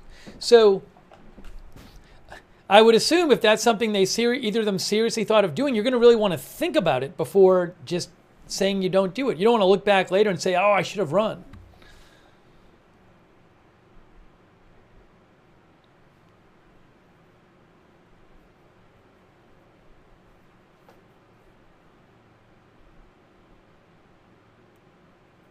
Who knows? Is there a world in which, like, if you're Pritzker or you're Beshear, like, you have your people kind of contact the Harris people and say, well, look, maybe we won't run against you, but maybe you do this for us. Maybe our guy gets to be in the cabinet or something. I don't know. Who knows? Who knows? See what I'm getting at here, though?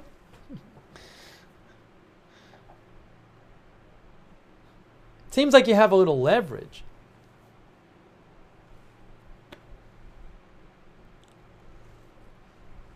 Aussie's girl says, of course. Sidewalk connoisseur thinks they're angling for something.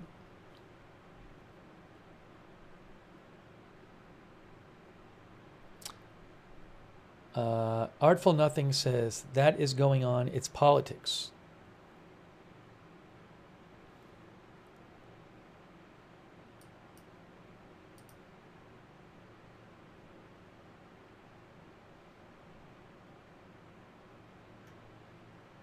Oh, Jen mentioned that Kyle Griffin said the Democratic state parties of North Carolina, South Carolina, and Tennessee are pledging all of their states' delegates to Vice President Harris.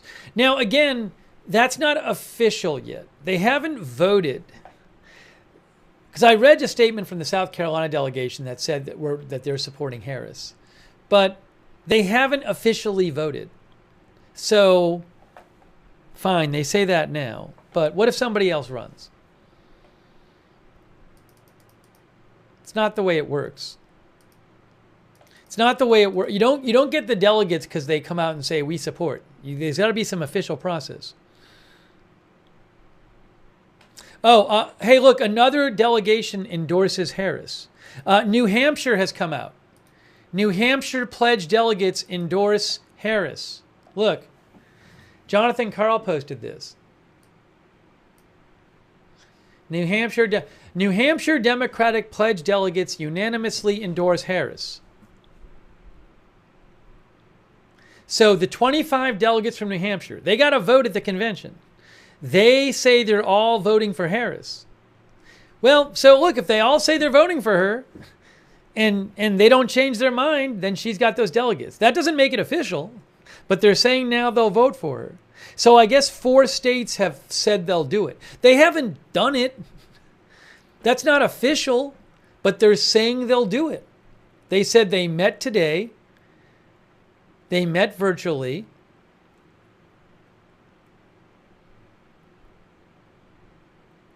Right? Doesn't say they met virtually. It says they met. Doesn't even say virtually. It says they met and they unanimously endorse Harris.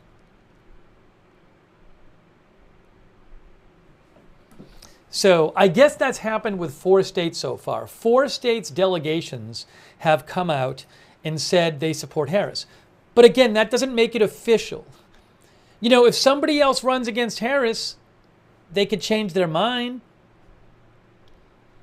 But so I want to be careful because I see people reporting as that's it. Harris has those delegates. Well, no, they haven't actually officially voted yet.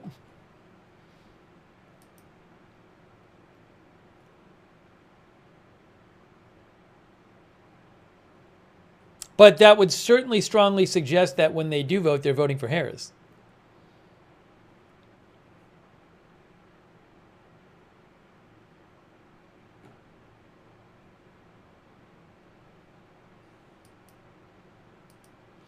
Yeah, Kaltenberg says, think of it as polling the delegates. That's basically, I would agree with that.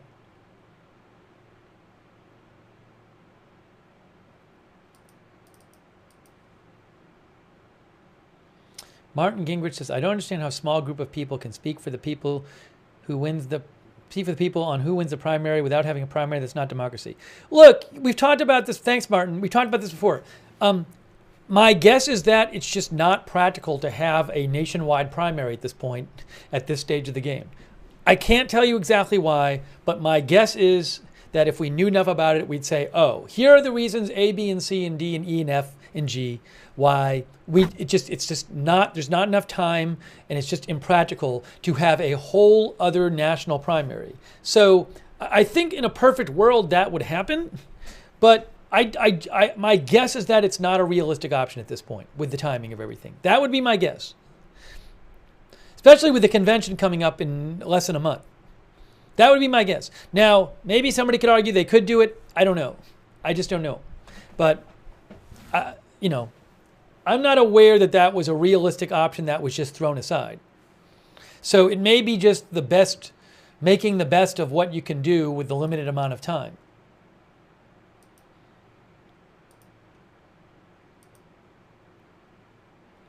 At the same time, though, there is polling. So, you know, if polls were to come out showing that 80% of the Democrats don't want Harris, I think that that might get in the way of delegates all voting for Harris.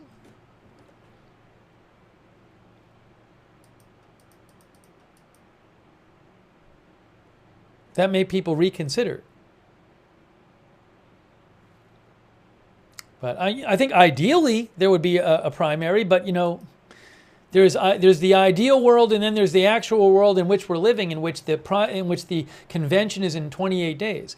And I don't even know about this whole thing about having primary votes. And again, I'm guessing there's other reasons why it's just not practical to have a whole nationwide primary.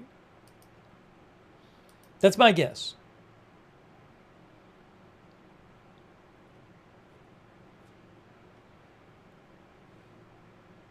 Thank you, Martin Gingrich. I really appreciate it.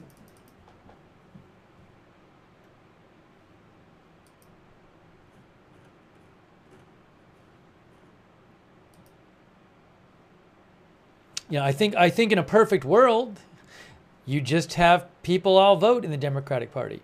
I mean, some people might argue like this is why the Democrats should have had a competitive primary. I think Nate Silver said something like that today.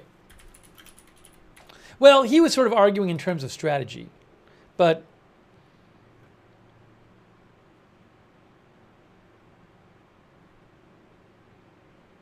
I mean, Nate Silver today said they'd have been better off if Biden had stepped aside months ago and provided for a real primary. Who knows if Biden had said, you know, last year he's not running, and there was a real primary with the people you hear about, like, you know, people like Shapiro and who knows, Shapiro and Newsom and Harris and Westmore and all these people, who would have won? I can't tell you. Maybe somebody else would have emerged. But Warren Patterson, our viewer, thanks Warren, says, when I voted in the primary, I voted for the Biden administration. As far as I'm concerned, this change is still honoring my vote. That's what Warren says. Thank you, Warren, for your support.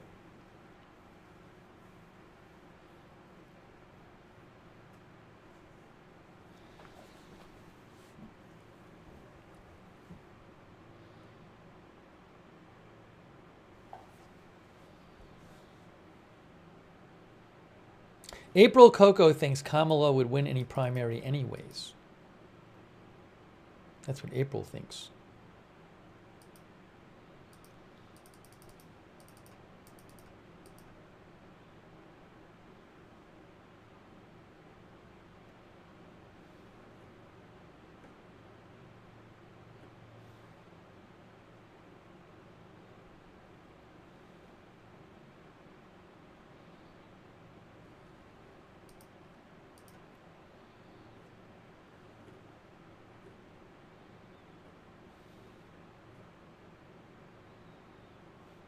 And it's also a very interesting situation where the Republicans now, their convention is over. This is not the usual. Usually, each party gets their 4-day convention to attack the other party's candidate. But the Republicans spent the vast majority of their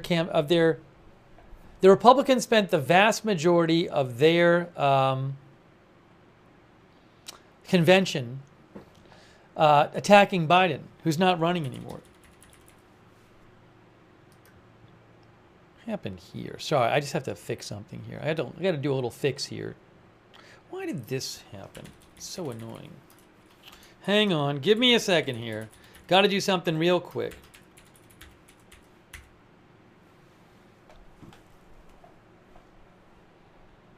Give me one moment. Let me just fix this.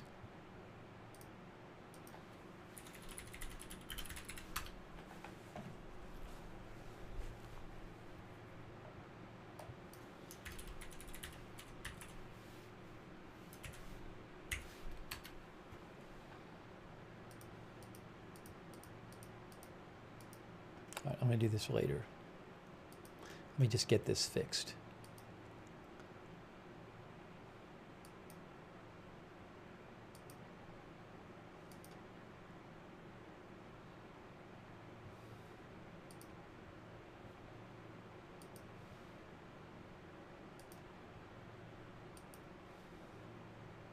Where is this?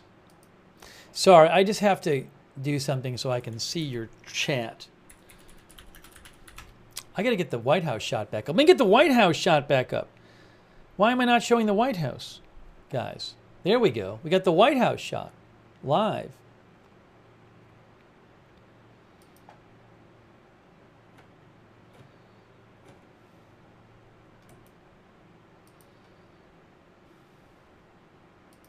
There, I got it. I got the thing I wanted to get. I found the thing I was looking for.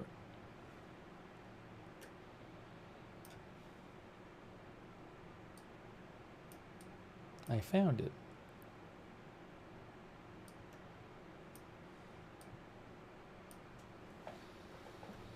Scooby-Doo says we are officially in limbo.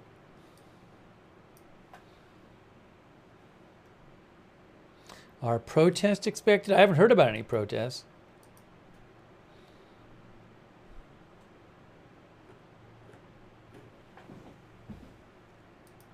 One of the viewers mentioned her age. Said she's 59. Yes, she's 59 years old, Kamala Harris. It's funny, she's seen as like a younger candidate, but it's not like she's like, I mean, not that that's old, but it's not like she's 40 or something.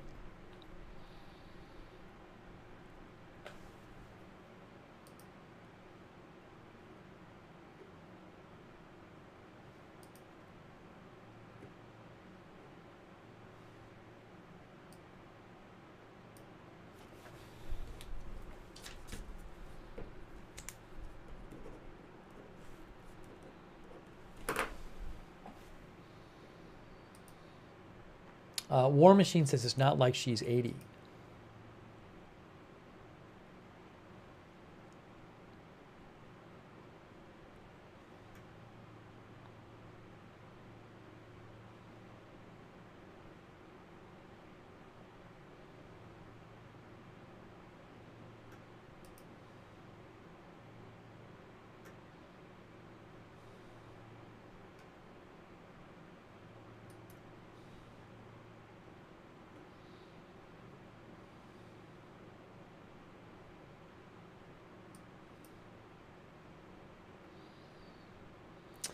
By the way, in case you're wondering about the possibility of Newsom running with Harris, this came up with the possibility of Rubio running with Trump. There is, what is it, a constitutional amendment that doesn't allow the president and the vice president to both get the electoral votes from their state if they both live in that state.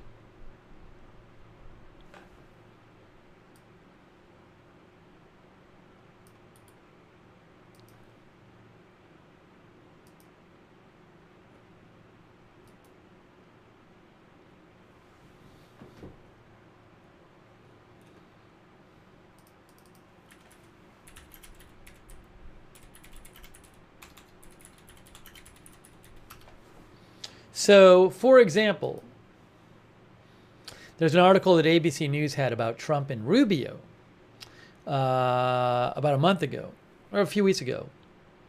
It says the 12th Amendment to the Constitution states that the president and vice presidential candidates shall not, running on the same ticket, shall not be an inhabitant of the same state with themselves, with the electors.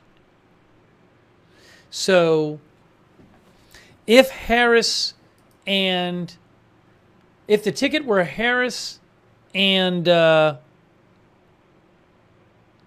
Newsom, they would both be residents of the same state, I believe. Is that the idea? Yes, because ABC News says if Trump had selected Rubio as his running mate, electors from Florida could not vote for both Trump and Rubio under the 12th Amendment.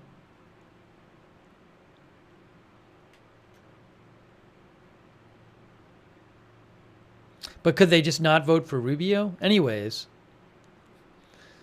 You'd want to avoid that issue. So I guess the point is if Harris wanted to have Newsom as a vice president, and both of their residential states were California, they would want to have one of them change their residential state so that they could both get the electoral votes from California. That's my point. I don't know that she's going to pick him anyway, but that's the Sacramento Bee just had a new article about this potential issue if Harris wanted to choose Newsom. I'm not saying she will, but they just had an article about that. Yes, Harris's official residency is California. Both of them are residents of California, says Sacramento Bee.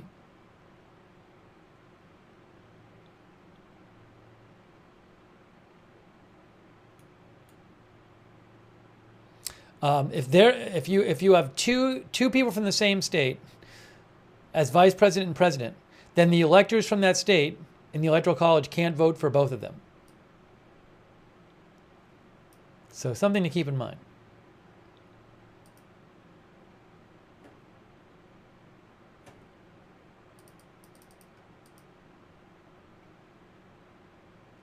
GTG says there was talk of Rubio resigning from the Senate and moving to Washington to avoid that. I figured he didn't want to risk it. Would he have had to resign his Senate seat? I don't know how that works. I don't want to get into that all now anyway. Update. We have an update for you guys. I have an update for you. Check it out, guys. Update. News update. Holly Bailey reposted this with Washington Post. Check this out. Helena Moreno, who is the president of the New Orleans City Council, says the Louisiana delegates just voted and endorsed Kamala Harris as the nominee for president of the United States.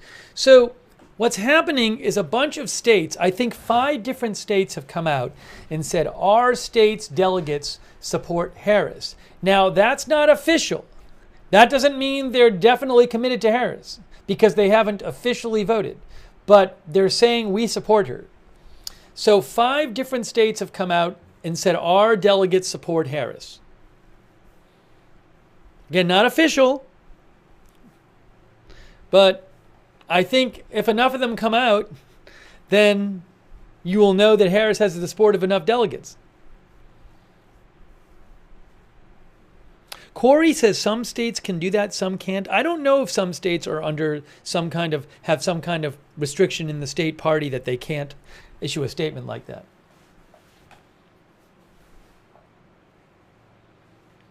I think it's Tennessee, South Carolina, New Hampshire, Louisiana, and one other one.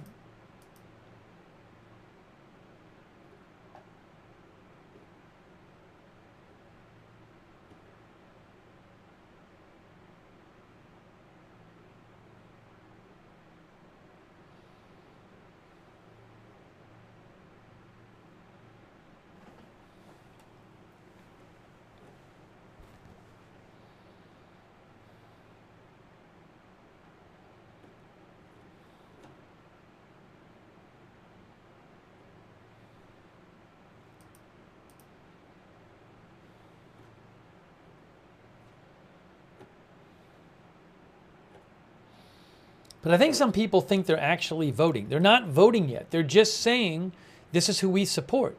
They ultimately do have to vote, but they're saying we asked our members and that we asked the delegates, and this is what the delegates have said.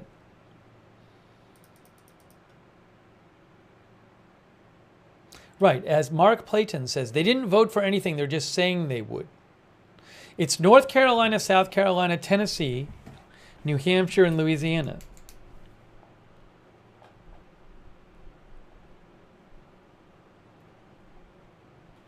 But they could still change their mind.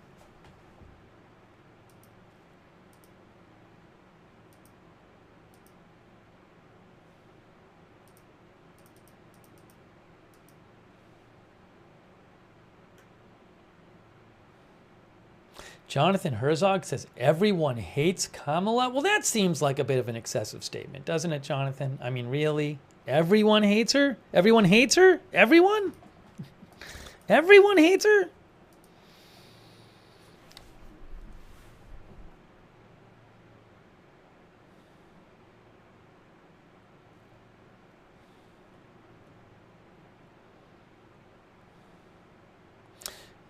Exoria says this is crazier than the whole Nixon thing. Ollie S says the state delegations are basically soft pledging. They voted to determine their intention. Braden Coe is watching from New Zealand.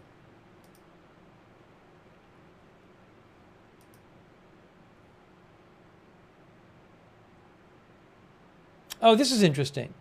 Thanks, Riding with Coast Kelsey. Hey guys, Andy Bashir posted. Guys, look, Andy Bashir posted. Look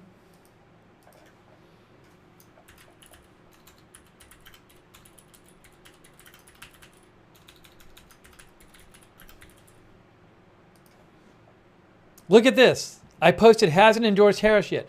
Here's what Andy Bashir, governor of Kentucky, posted. Looking forward to going on Morning Joe tomorrow morning to thank Joe Biden for his service and talk about the path forward. Talk about the path forward. What's he going to talk about? What's the path forward? He has not endorsed Harris. He's seen as someone who could run. What's the path forward?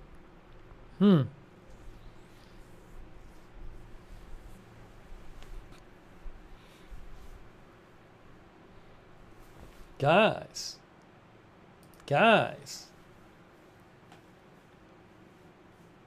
Could he announce on Morning Joe that he wants to actually run? What if he does that? Does Nancy Pelosi know he's going to do it? Is that why Nancy Pelosi has not endorsed Kamala?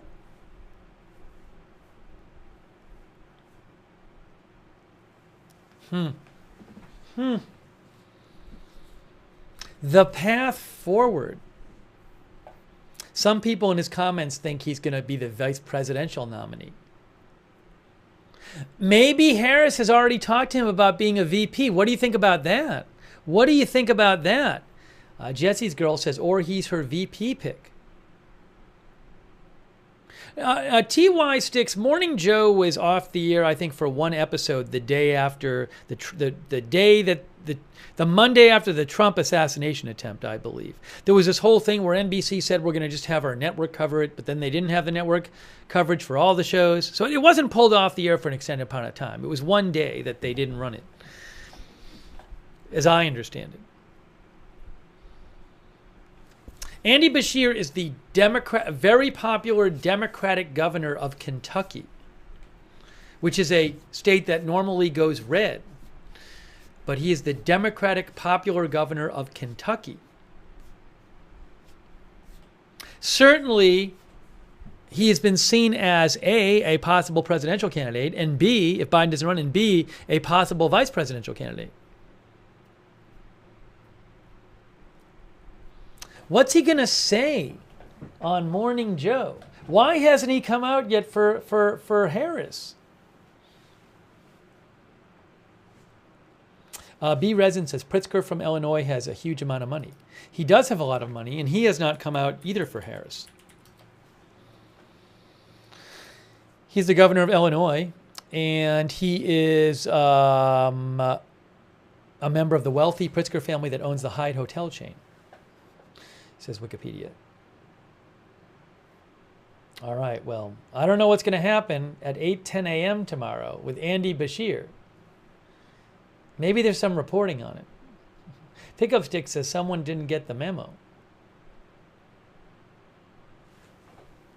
Give me one moment. That's very interesting. Thanks for letting me know he posted. Give me a moment here. Give me a moment here.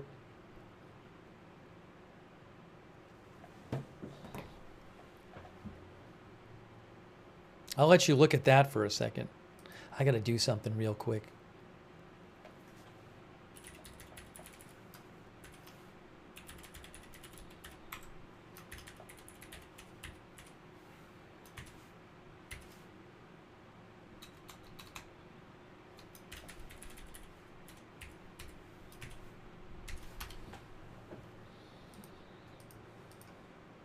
See if we have any more updates for you. Is there any way he'd go on the air tomorrow and say, you know what? I respect Vice President Harris. She's great, but I think I'm the best person for the job. And I am going to make my case to the voters.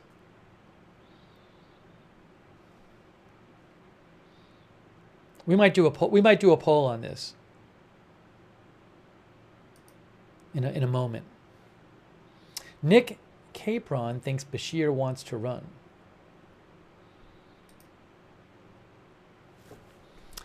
Give me just one moment here. Thanks for your patience. One moment, guys.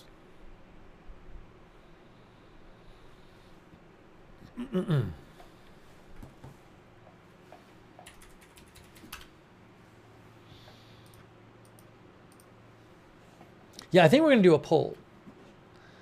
Let's do a poll. Will Andy Beshear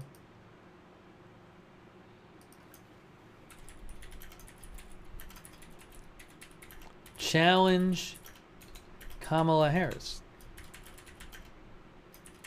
for the nomination? That's my question for you.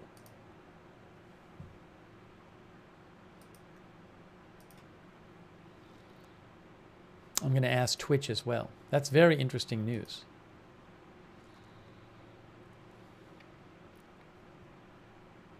Oh, what happened here? Sorry, everything's falling apart.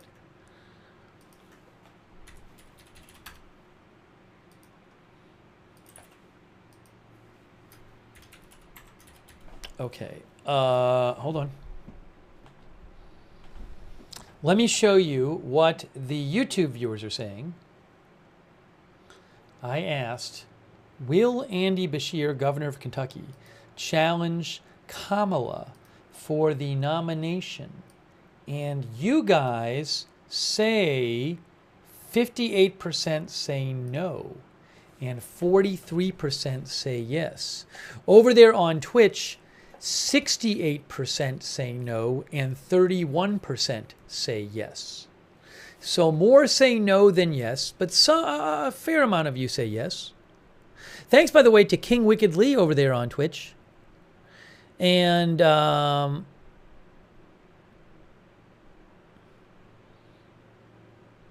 he says, I always fear the idea of a sitting leader of a party, governor, senator, Congress, taking bottom half of the ticket as VP, because doesn't that harm their current position? I don't think you do have to give up your current position just to run. I don't think you do. I'm not sure, though. I mean, if you win, you do. Thanks, King Wickedly. Thanks also, Shakers WC, for your support.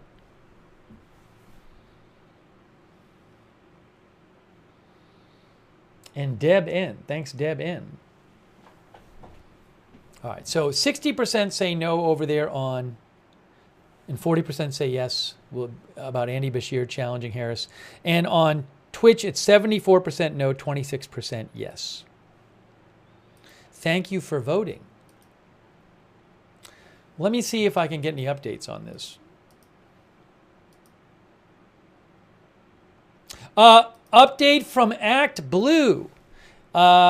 They raise funds for Democratic candidates. As of 9 p.m., grassroots supporters have raised $46.7 million through Act Blue following Vice President Kamala Harris's campaign launch. This has been the single biggest fundraising day of the 2024 cycle. Small dollar donors are fired up and ready to take on this election.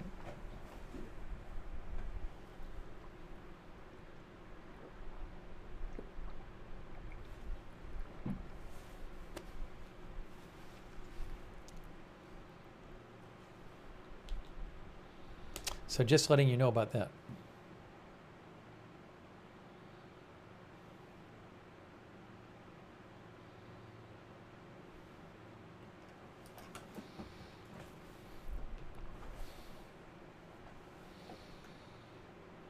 One of our viewers, Andrew, says, I donated about an hour ago. Sherrod Brown, Senator Sherrod Brown is endorsing Harris. That's according to Henry J. Gomez of NBC News, who reports Sherrod Brown, senator from Ohio, who called on Biden to end his campaign, is supporting Harris for president, a spokesperson says.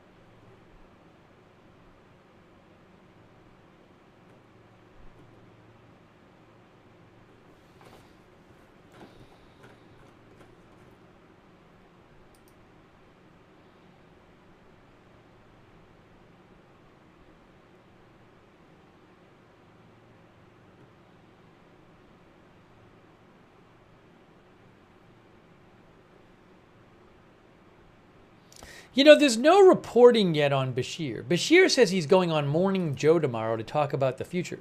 But there's no reporting on whether, you know, if he's going to, I mean, it'd be a huge deal if he came out and said, I want to run for this, for the president. But there's no reporting on whether he will or won't.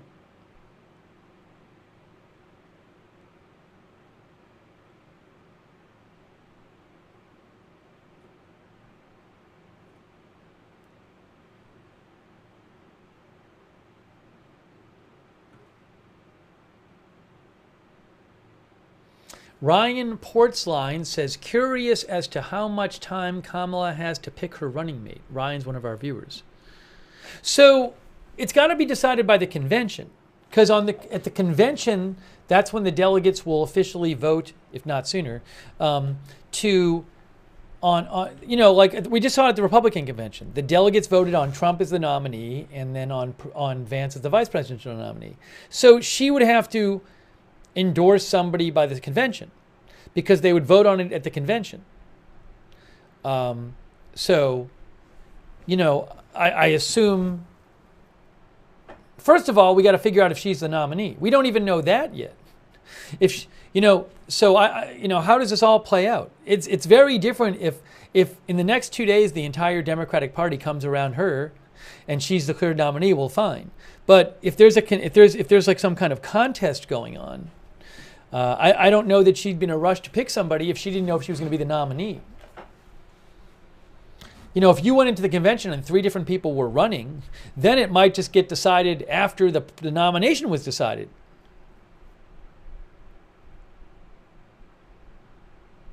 But maybe she has somebody, one of our viewers said she could announce her VP in the next 40 hours. Maybe she has somebody in mind who doesn't want to run against her and is cool with being the vice presidential nominee announced by her. So maybe she will. I don't know. I think it would be a little strange for her.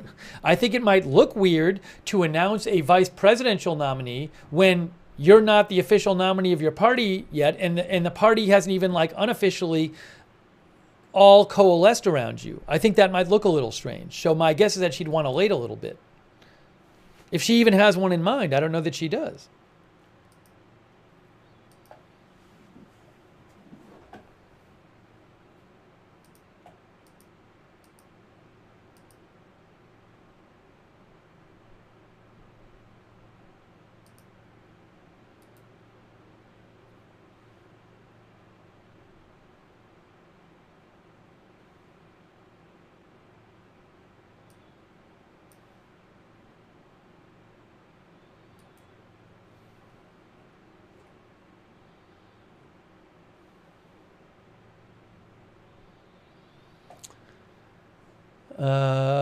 Let's see here.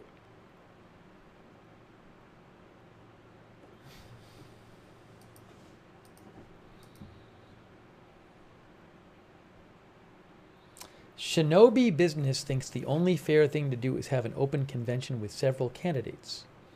That's what Shinobi Business thinks.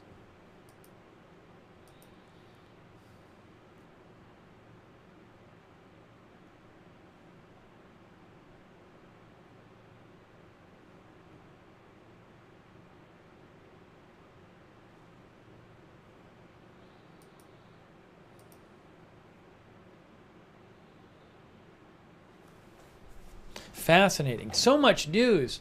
And remember, we got tomorrow at 10 a.m. The House Oversight Committee at 10 a.m. tomorrow is talking to, the Secret Service head is testifying.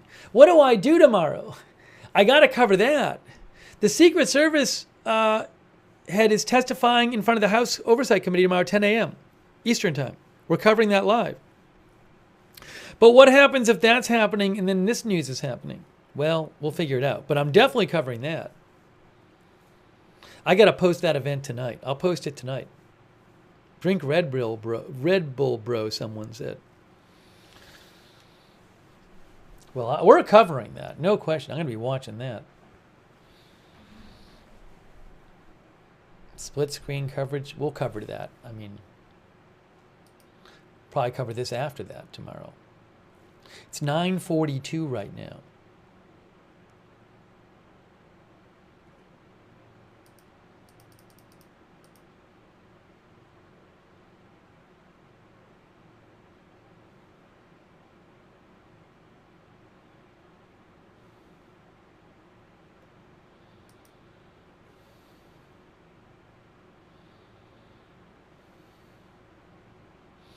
Sahil Kapoor with NBC News posted a bunch of things that he said he's hearing from Democrats.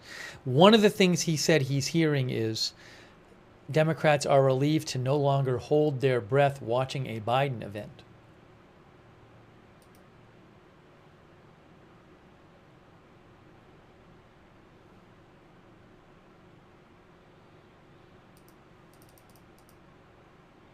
Or Lacanala says, feeling excited for a woman president.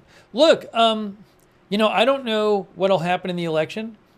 Certainly, Harris has the inside track on being the nominee, but I mean, it's possible that America could have a woman president by the end of but once the election is over. It's possible.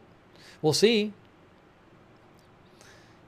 I don't know what's going to happen in the election. But again, it looks like right now she's the favorite to be the nominee.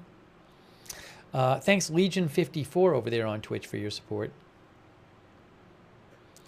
Again, Biden says he will speak later this week. We don't know exactly when. We'll cover that, obviously.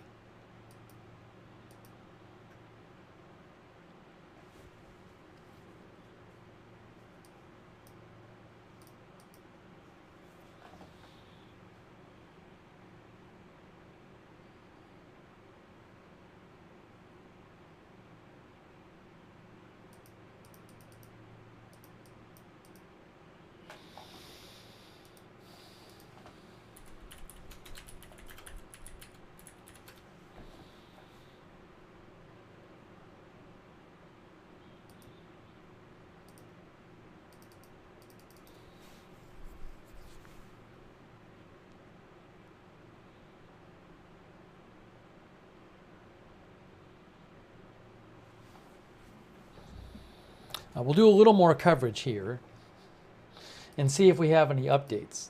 I don't know how many big updates we're going to get tonight. It's now 9:45 p.m. What a day. It's 9:45 p.m. Eastern Time. Yes, we talked about Joe Manchin. My sense of the Joe Manchin story is that it seemed to me like Joe Manchin's team was putting out these statements that he might register as a Democrat and run. But that doesn't matter if none of the delegates want to vote for him. So I haven't heard any kind of reporting suggesting that there would be any sort of significant support in the Democratic Party for Joe Manchin to run. The stories were all just like, Joe Manchin may register as a Democrat and run for presidential nomination. But that's different than saying there's any support for him.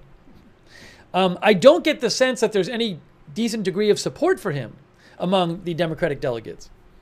I'll certainly let you know if that changes. But, his team putting out contacting news outlets and journalists and saying, oh, he might run. Well, that doesn't change the facts on the ground. Again, he left the Democratic Party. He's an independent now. So he can say he's running. Doesn't mean any of the delegates will want to vote for him.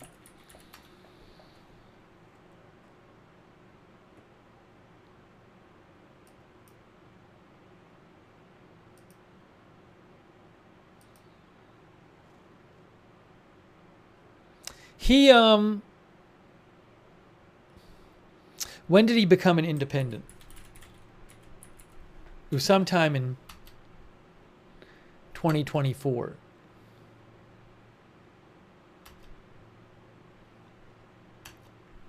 Sometime this, in May 31st of this year, he said he would leave the Democratic Party and become an independent.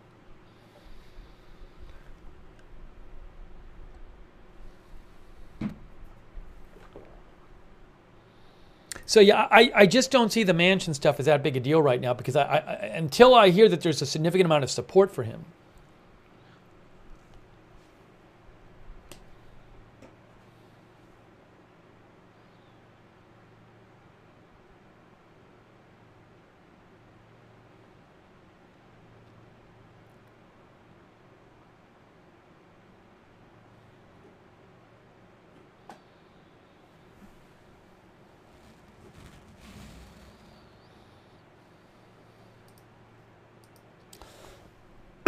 There's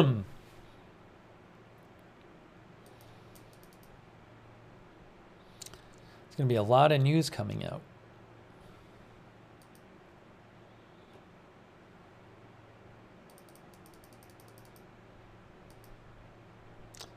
Yes, Vice-President Harris does want to run for president. She gave a statement on it. She said she will earn and win the the nomination. It is my intention to earn and win the nomination, this nomination.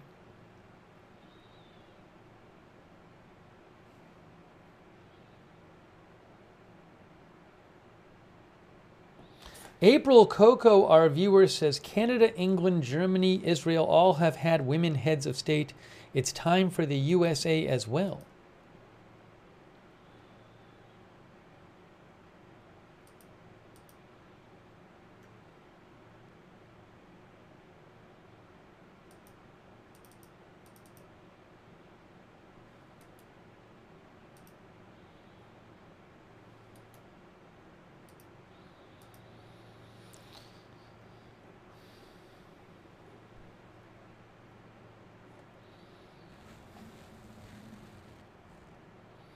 I kind of think maybe we're getting to that time where I should wrap up the live stream, because we gotta come on the air tomorrow morning and cover stuff too.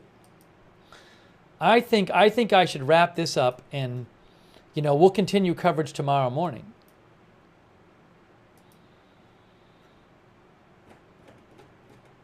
I mean, at 10 a.m. Eastern is the Secret Service director testifying.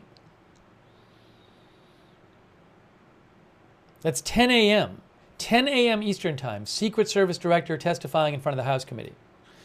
And I'm sure during that stream I might cut in and talk about other stuff too. We'll probably start that stream early, and then we'll talk about both things. I don't know. I mean, I might be wrong. I feel like it's 9:50 p.m., so I'm not on the edge of my seat waiting for a Chuck Schumer statement or a Nancy Pelosi statement or a Hakeem Jeffries statement or a J.B. Pritzker statement at 9:50 p.m. on Sunday night. I think it might be time. I can always come back on if there's an emergency, but I think it might be time. We've been on the air about 7 hours. Yeah, because we gotta. There's going to be plenty to report on tomorrow. I think that's the right strategy. I think that's the right call. All right. So, yeah, the plan is I'll be on tomorrow morning to cover the Secret Service thing. And I'm sure we'll do coverage on, of this. We'll talk about this while we're talking about that. But, yeah, I think it's time. Got to pick and choose your spots. I haven't seen many big updates over the last hour or so. So, wow, such a huge event. I feel like I haven't even really processed that this is actually happening, because we just came right on the air and I've just been reporting on it, but crazy to think it's really happening. Wow. So I do very much appreciate you guys joining our coverage today of this just enormous historical happening. Emily says it's been a wild week. And we got more news to come, as you know. So subscribe and follow Agenda Free TV. Subscribe and follow Agenda Free TV. And you can follow me on X. If I see stuff, if there's something enormous, I'll just do another live stream tonight if there's some huge news. But otherwise, I'll post updates on my X account, which is @Lookner. @Lookner on X. Follow me there.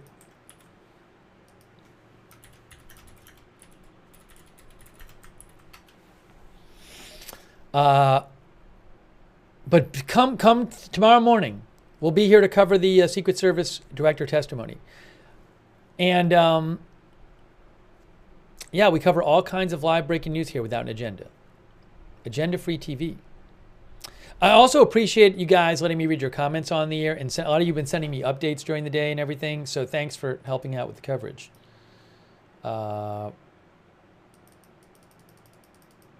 Hey, let's thank our moderators.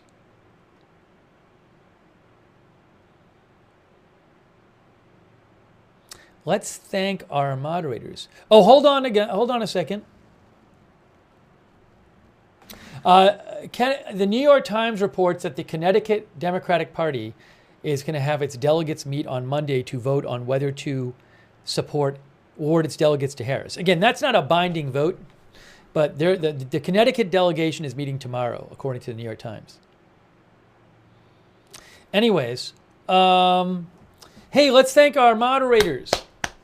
They are amazing. They are the ones who allow us to have chat rooms where we can have people of different political views discussing things with each other civilly and respectfully. Can you believe it?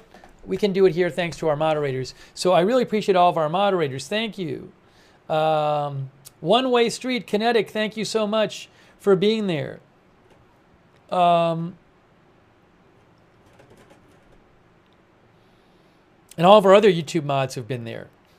Margaret Riley on Facebook. Paul Anderson, Christina Neal, Kay Lowry Body, all of our Facebook mods, Ronald Egnor, who've been here today, Ronald Egnor too, all of our Facebook moderators, thank you.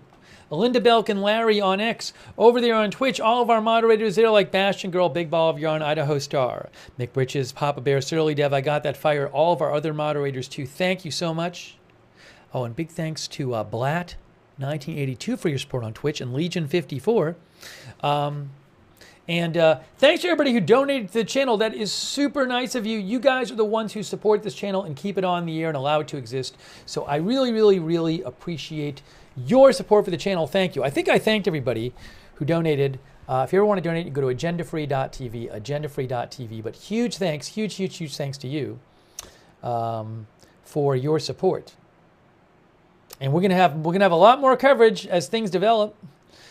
Who knows what'll happen next? Been very busy news-wise, but we will keep covering stuff for you. Hey, subscribe and follow the channel. Also, turn notifications on. We have our own notification system. It works awesome. You sign up once and you get sent a notification right before we're going live every single time. It's really reliable. We do it through Discord. Sign up for the Agenda Free TV official notifications. The mods will post that link in the chat, and you can also get the link in the description of this video on YouTube and Facebook. But sign up for the free notifications because those work really well. At the same link, you can check out, we have a Discord chat where you can chat with other viewers when we're not on the air. A lot of our viewers like doing that, so check out the Discord chat if you want to. Big thanks to our Discord moderators as well. Also, if anybody's interested in being a volunteer moderator, that'd be fantastic. There can sometimes be a wait list, but ask our mods for more information on that. I also want to mention, if you're watching on YouTube,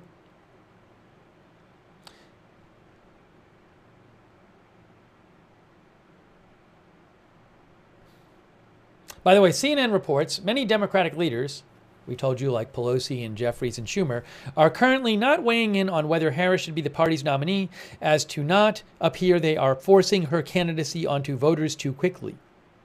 That's what CNN says. If you do watch us on YouTube and you subscribe on YouTube, if you want to turn notifications on YouTube and you get the YouTube notifications, you need to click the notifications bell and choose all notifications. That's what you got to do on YouTube. Just a reminder. Also, I do have a personal channel. One day, when it's not so busy with news, which is not now, one day I will be streaming on my personal channel again, which has non-news live streams. That is called Lookner on YouTube and Looknerd with a D on Twitch. But for the moment, we're over here more because of all the news. But if you want to check that out, you can check that out. Let's see. I also want to say a big thanks to our Facebook subscribers. You are awesome. Thanks for supporting the channel, like Eve Richards, Margaret Riley, Billy Joe Drage, Leanne Ticknor, and Jane Summers, and all of our Robert Rial II, Michael Clayton, all of our Facebook subscribers. Thanks so much for supporting the channel over there on Facebook. Very nice of you.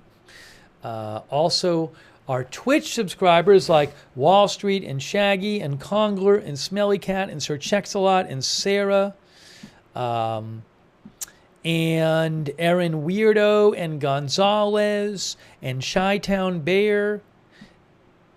Thanks for subscribing on Twitch. Blue Pip, Big Ball of Yarn. Thanks for subscribing. Fruit Shop, Sketty Sandwich, Allistic. Thank you, subscribers on Twitch. Iconcast. Thank you so much. All of our Twitch subscribers and our YouTube members. Link to other channel. If you're watching on YouTube, you can find the link to the channel right at the bottom of this channel.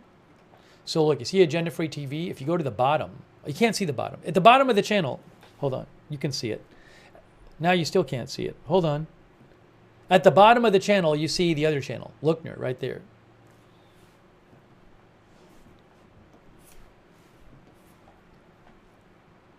Hey, thanks to our YouTube, it's Lookner on YouTube and Looknerd with a D on Twitch. Hey, thanks to our other, our YouTube members like Evelyn in Maine, the one and only, Young Dorito, Mythical. Thanks for being members and supporting on YouTube. Mark Playton, Jan Porter, Buffalo Women, Dizzy Dale, Blissful Essence, Princess Teapot of Overseas, Louise B, Beryl Kubler, Pony Boy, Wickedest Witch, thanks for being members. Cheryl Simpson, Nan B, Detra Ed, Pam Turner, Carrie Poteet, Stephen Elder, Kimberly Barr, John Herzog, Mythical, Raina Hood,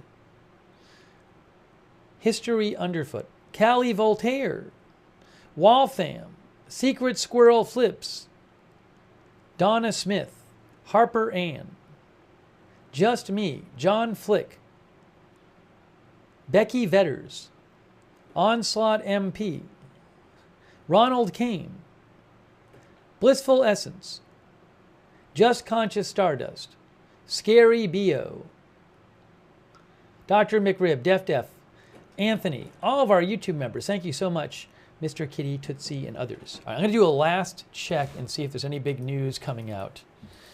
But we are going to be here tomorrow morning covering the Secret Service Director at 10 a.m. Oh, by the way, Schumer and Harris spoke this afternoon, according to Chad Pergram. Chad Pergram of Fox News says Schumer and Harris spoke this afternoon. Schumer has not yet endorsed Harris. Oh, hey, I have an update for you. Interesting update here. Politico's Eugene Daniels says, I'm told that on Morning Joe tomorrow, Roy Cooper, Andy Beshear, and Joe Manchin will all be on the show. That's two people whose names are bandied around for Harris VP picks, and another who confirmed to be mulling over competing for the nomination. That's Andy Beshear. Cooper, well, actually, no. So Cooper has endorsed her, but he's a possible vice presidential candidate. Andy Beshear has not endorsed her. He's another possible vice presidential candidate. Who knows? He could run against her. And Joe Manchin, who is a senator who used to be a Democrat but went independent about a month ago from West Virginia, there's been rumblings that he might try to run as a Democrat, even though I don't think he'd have that much support. Anyways, they're all going to be on Morning Joe tomorrow. Interesting.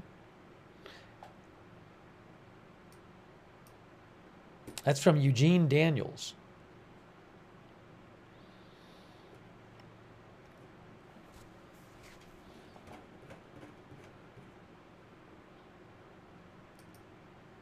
Kerry Poteet says, very interesting.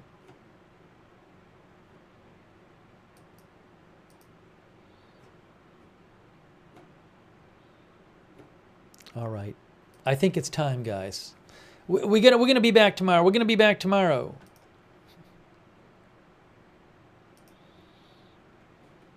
Grotto Rabbit thinks Manchin should run third party. All right. Thank you guys for watching. I Am Two Bear says, wild week for sure. Thanks, Josh Leash, our member. Thanks, Terms and Conditions and UC311 for watching. Thanks also to all of our other viewers. Lacey Carter, thanks for watching. Kanisha Jackson, thanks for watching. Christy Claft. Lisa Perkins, one of our subscribers. Thanks, Lisa, for subscribing. Guys, it is our time to wrap up. 10:02 p.m. All right, so what I'm going to do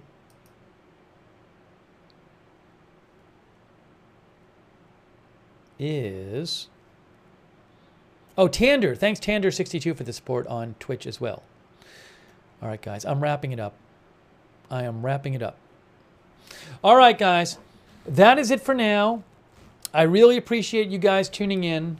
And if there's some huge earth-shattering news, I can come back on the air tonight. If not, we will be back on the air tomorrow morning. 10 a.m. Eastern Time is when the Secret Service head testimony is. I'm going to plan on coming on before that and talking about that and this. All right? So that is it for now. Thanks for watching our coverage. Can you believe it? Biden has dropped out of the race. He's endorsed Kamala Harris. New Democratic nominee coming. Probably Kamala Harris at this point. But we don't know for sure. Hold on a second here.